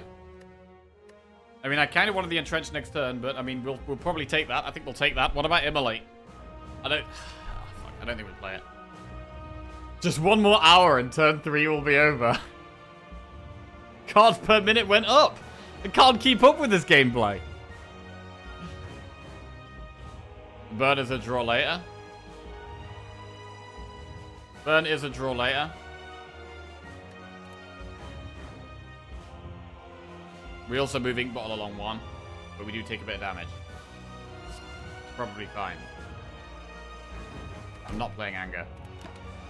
Okay, here we go. Holy shit, he's playing so fast. Feel no pain. True Grit is in the deck. Oh, we could never upgrade Body Slam because we... No, that's fine. It might be fine.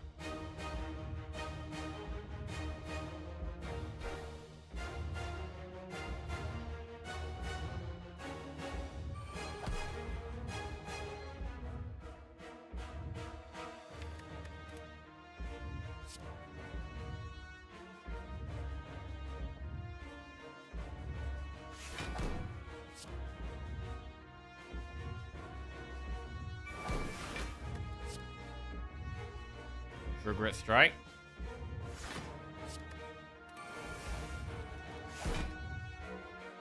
Battle trance. I can only play one more card after this. Wow, this is a load of garbage. Play defend. Wow, this is a load of garbage.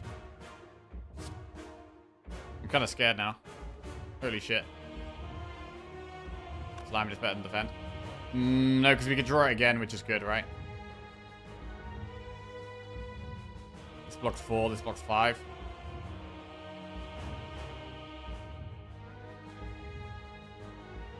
You can't draw? Yeah, which is bad.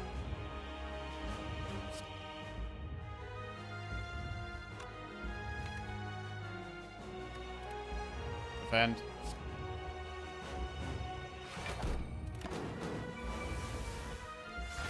$21 block. 47 damage. Right, True Gritting Anger looks good. Should we start with that? We have Entrench in the deck. We have Entrench in the deck.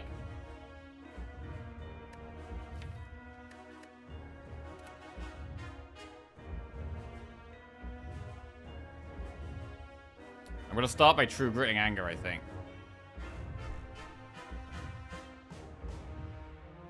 Headbutt.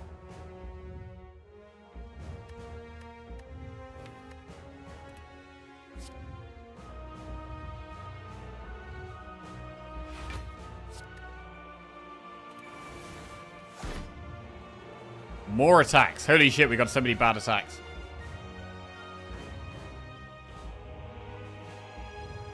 We could headbutt. We could headbutt True Grit again. I got so many of these crappy attacks. We could also Pummel Strike and do like second win with Entrench or something. Like, I do want to cycle through the deck here. Headbutt Pummel, we only have 3 energy left.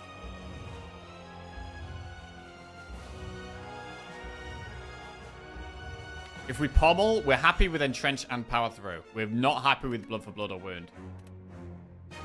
I guess Wound... To be fair, if we get Blood for Blood Wound... We just Pummel and then we second wind. And that's probably fine. The Pummel does look pretty good here, generally.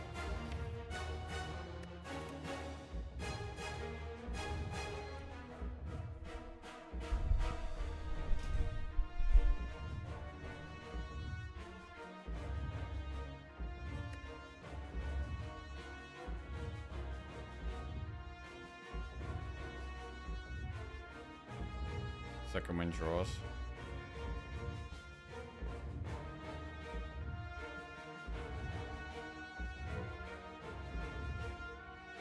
If we headbutt the True Grit, play Pommel. 3 energy left.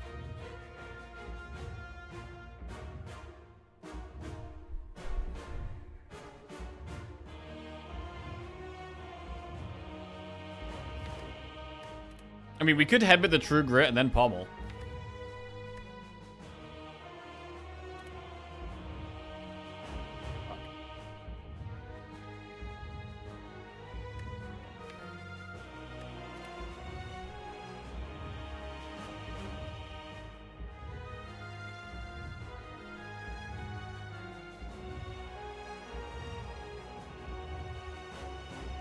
I want to be playing... I mean, we definitely want to be playing in Trench if we can, I think. Feels like we're more likely to be able to play it in Trench if we Pommel.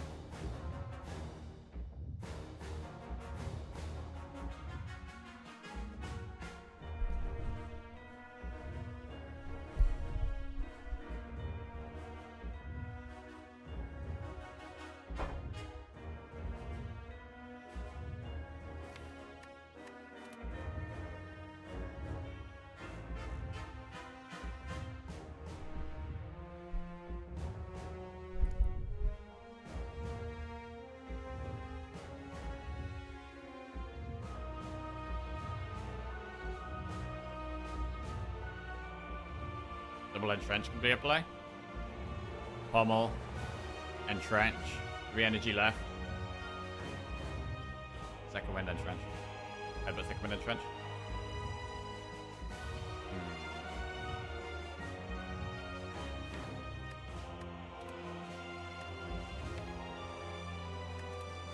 I mean, we've only got 1 True Grit in the deck.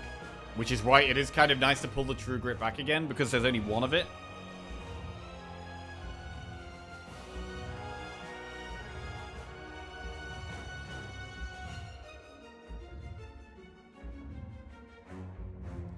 So I'm leaning towards the headbutt, and Pommel.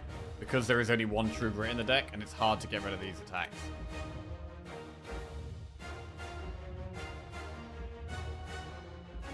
Headbutt.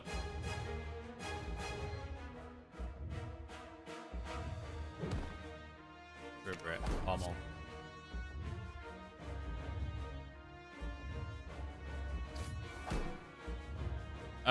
This is a pretty bad draw. True Grit, a strike.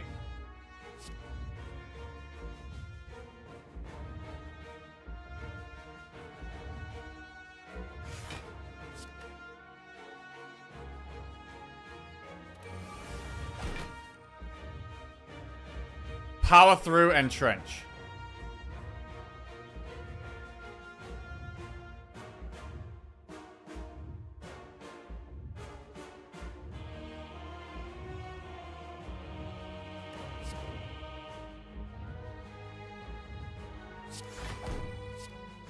That's big. Okay, 55 block. We could start by True Gritting an attack here and then do Power Through Second Wind. That's a big play. That's a big play. This is big. Do we even care about Battle Trance? Or should we just exhaust it right now? We could just Power Through Second Wind right now. Fuck. Who cares about Battle Trance, right? Just Power Through Second Wind. Power through.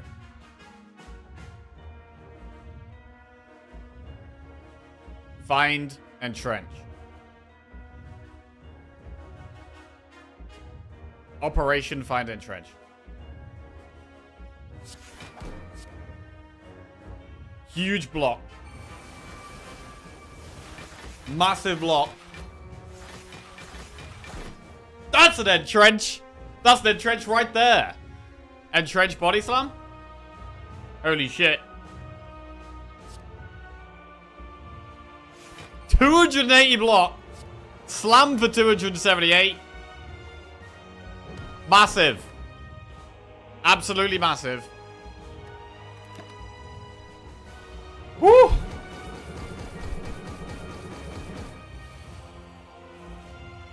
Entrench. Body slam. Oh, God. Oh!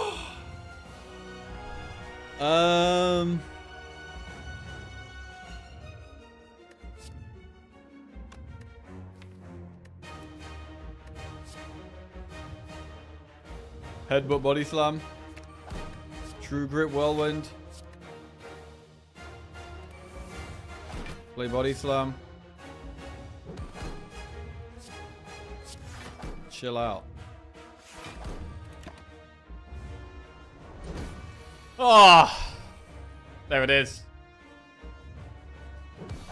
There it is. Oh my God, bro. 6 hours and 20 minutes. This is one of our longest runs ever. That is a ridiculous amount of time to be playing a run for.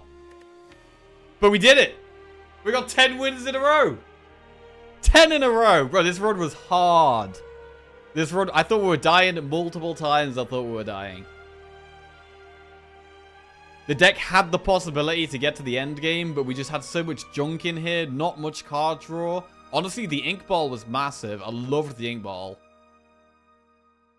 Woo! Is that my new personal record? My record is 14 wins in a row. So 10 is my second best run ever. This is my second best run ever. Back to run a day. Well, the intention when we started the day was to do 2 runs, but the way this run has gone, yeah, that will not be happening. My streamer, Ironclad and not much card draw. Name a more iconic duo. Jesus, bro, that was draining, bro. Holy fuck, that was Prof hard. Knight tipped $100. That's a HUUUG 10 in a row. Holy GG. shit, Prof Knight with a $100 donation. Massive! Huge plus 100. God damn. Holy shit. Thank you very much, Prof. Big love. Woo! God, now I feel even better. Holy shit. Surely you can squeeze in one quick silent run, bro. If we try and squeeze a quick silent run in now, we will 100% throw the streak away, lose everything, cry, and then I'll hurt myself over exercising. Oh God. Wow, what a relief, bro. Holy shit. What a relief. I've been stressed for like 4 hours. Oh my God. Jesus Christ.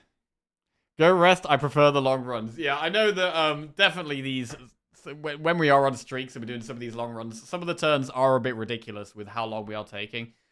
But I've just got to do what I got to do to try and make sure I got the win. I'm doing anything I possibly can to try and make sure I get the win. If that means I take a little bit longer or a lot longer, that is fine by me.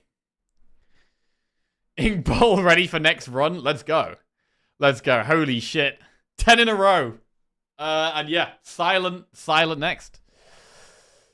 God damn, silent next.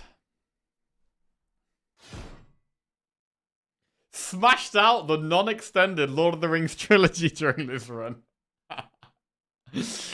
Hey guys, I'm Spain's son. Dad bequeathed his Twitch account to me and asked me to continue watching this run that started before my birth. Congrats on the win.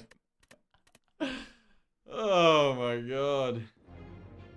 That was well odd, bro. That was well odd. Pat on the back. Very happy with myself after that. Nice.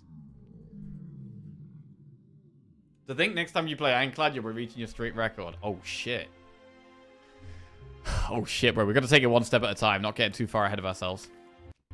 Look at that. 1, 2, 3, 4, 5, 6, 7, 8, 9, 10.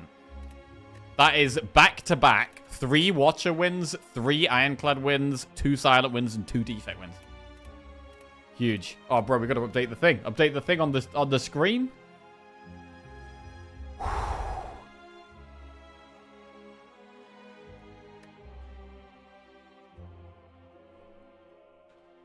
Ten wins in a row. And 4 Ironclad wins in a row. Huge. Oh, look at that. Oh, God. Well, even more stress and pressure tomorrow then, I guess. I'm gonna hop straight in the shower because I am sweating like a pig. You could buy a better chair if you're gonna do 7+ hour runs with the donut. To be fair, this chair's good. This is a good chair, bro. This is a good chair. I got this chair, well, I say relatively recently, like a year ago, about a year ago, and it's been very good so far. Oh, right. I'm gonna go breathe for a bit.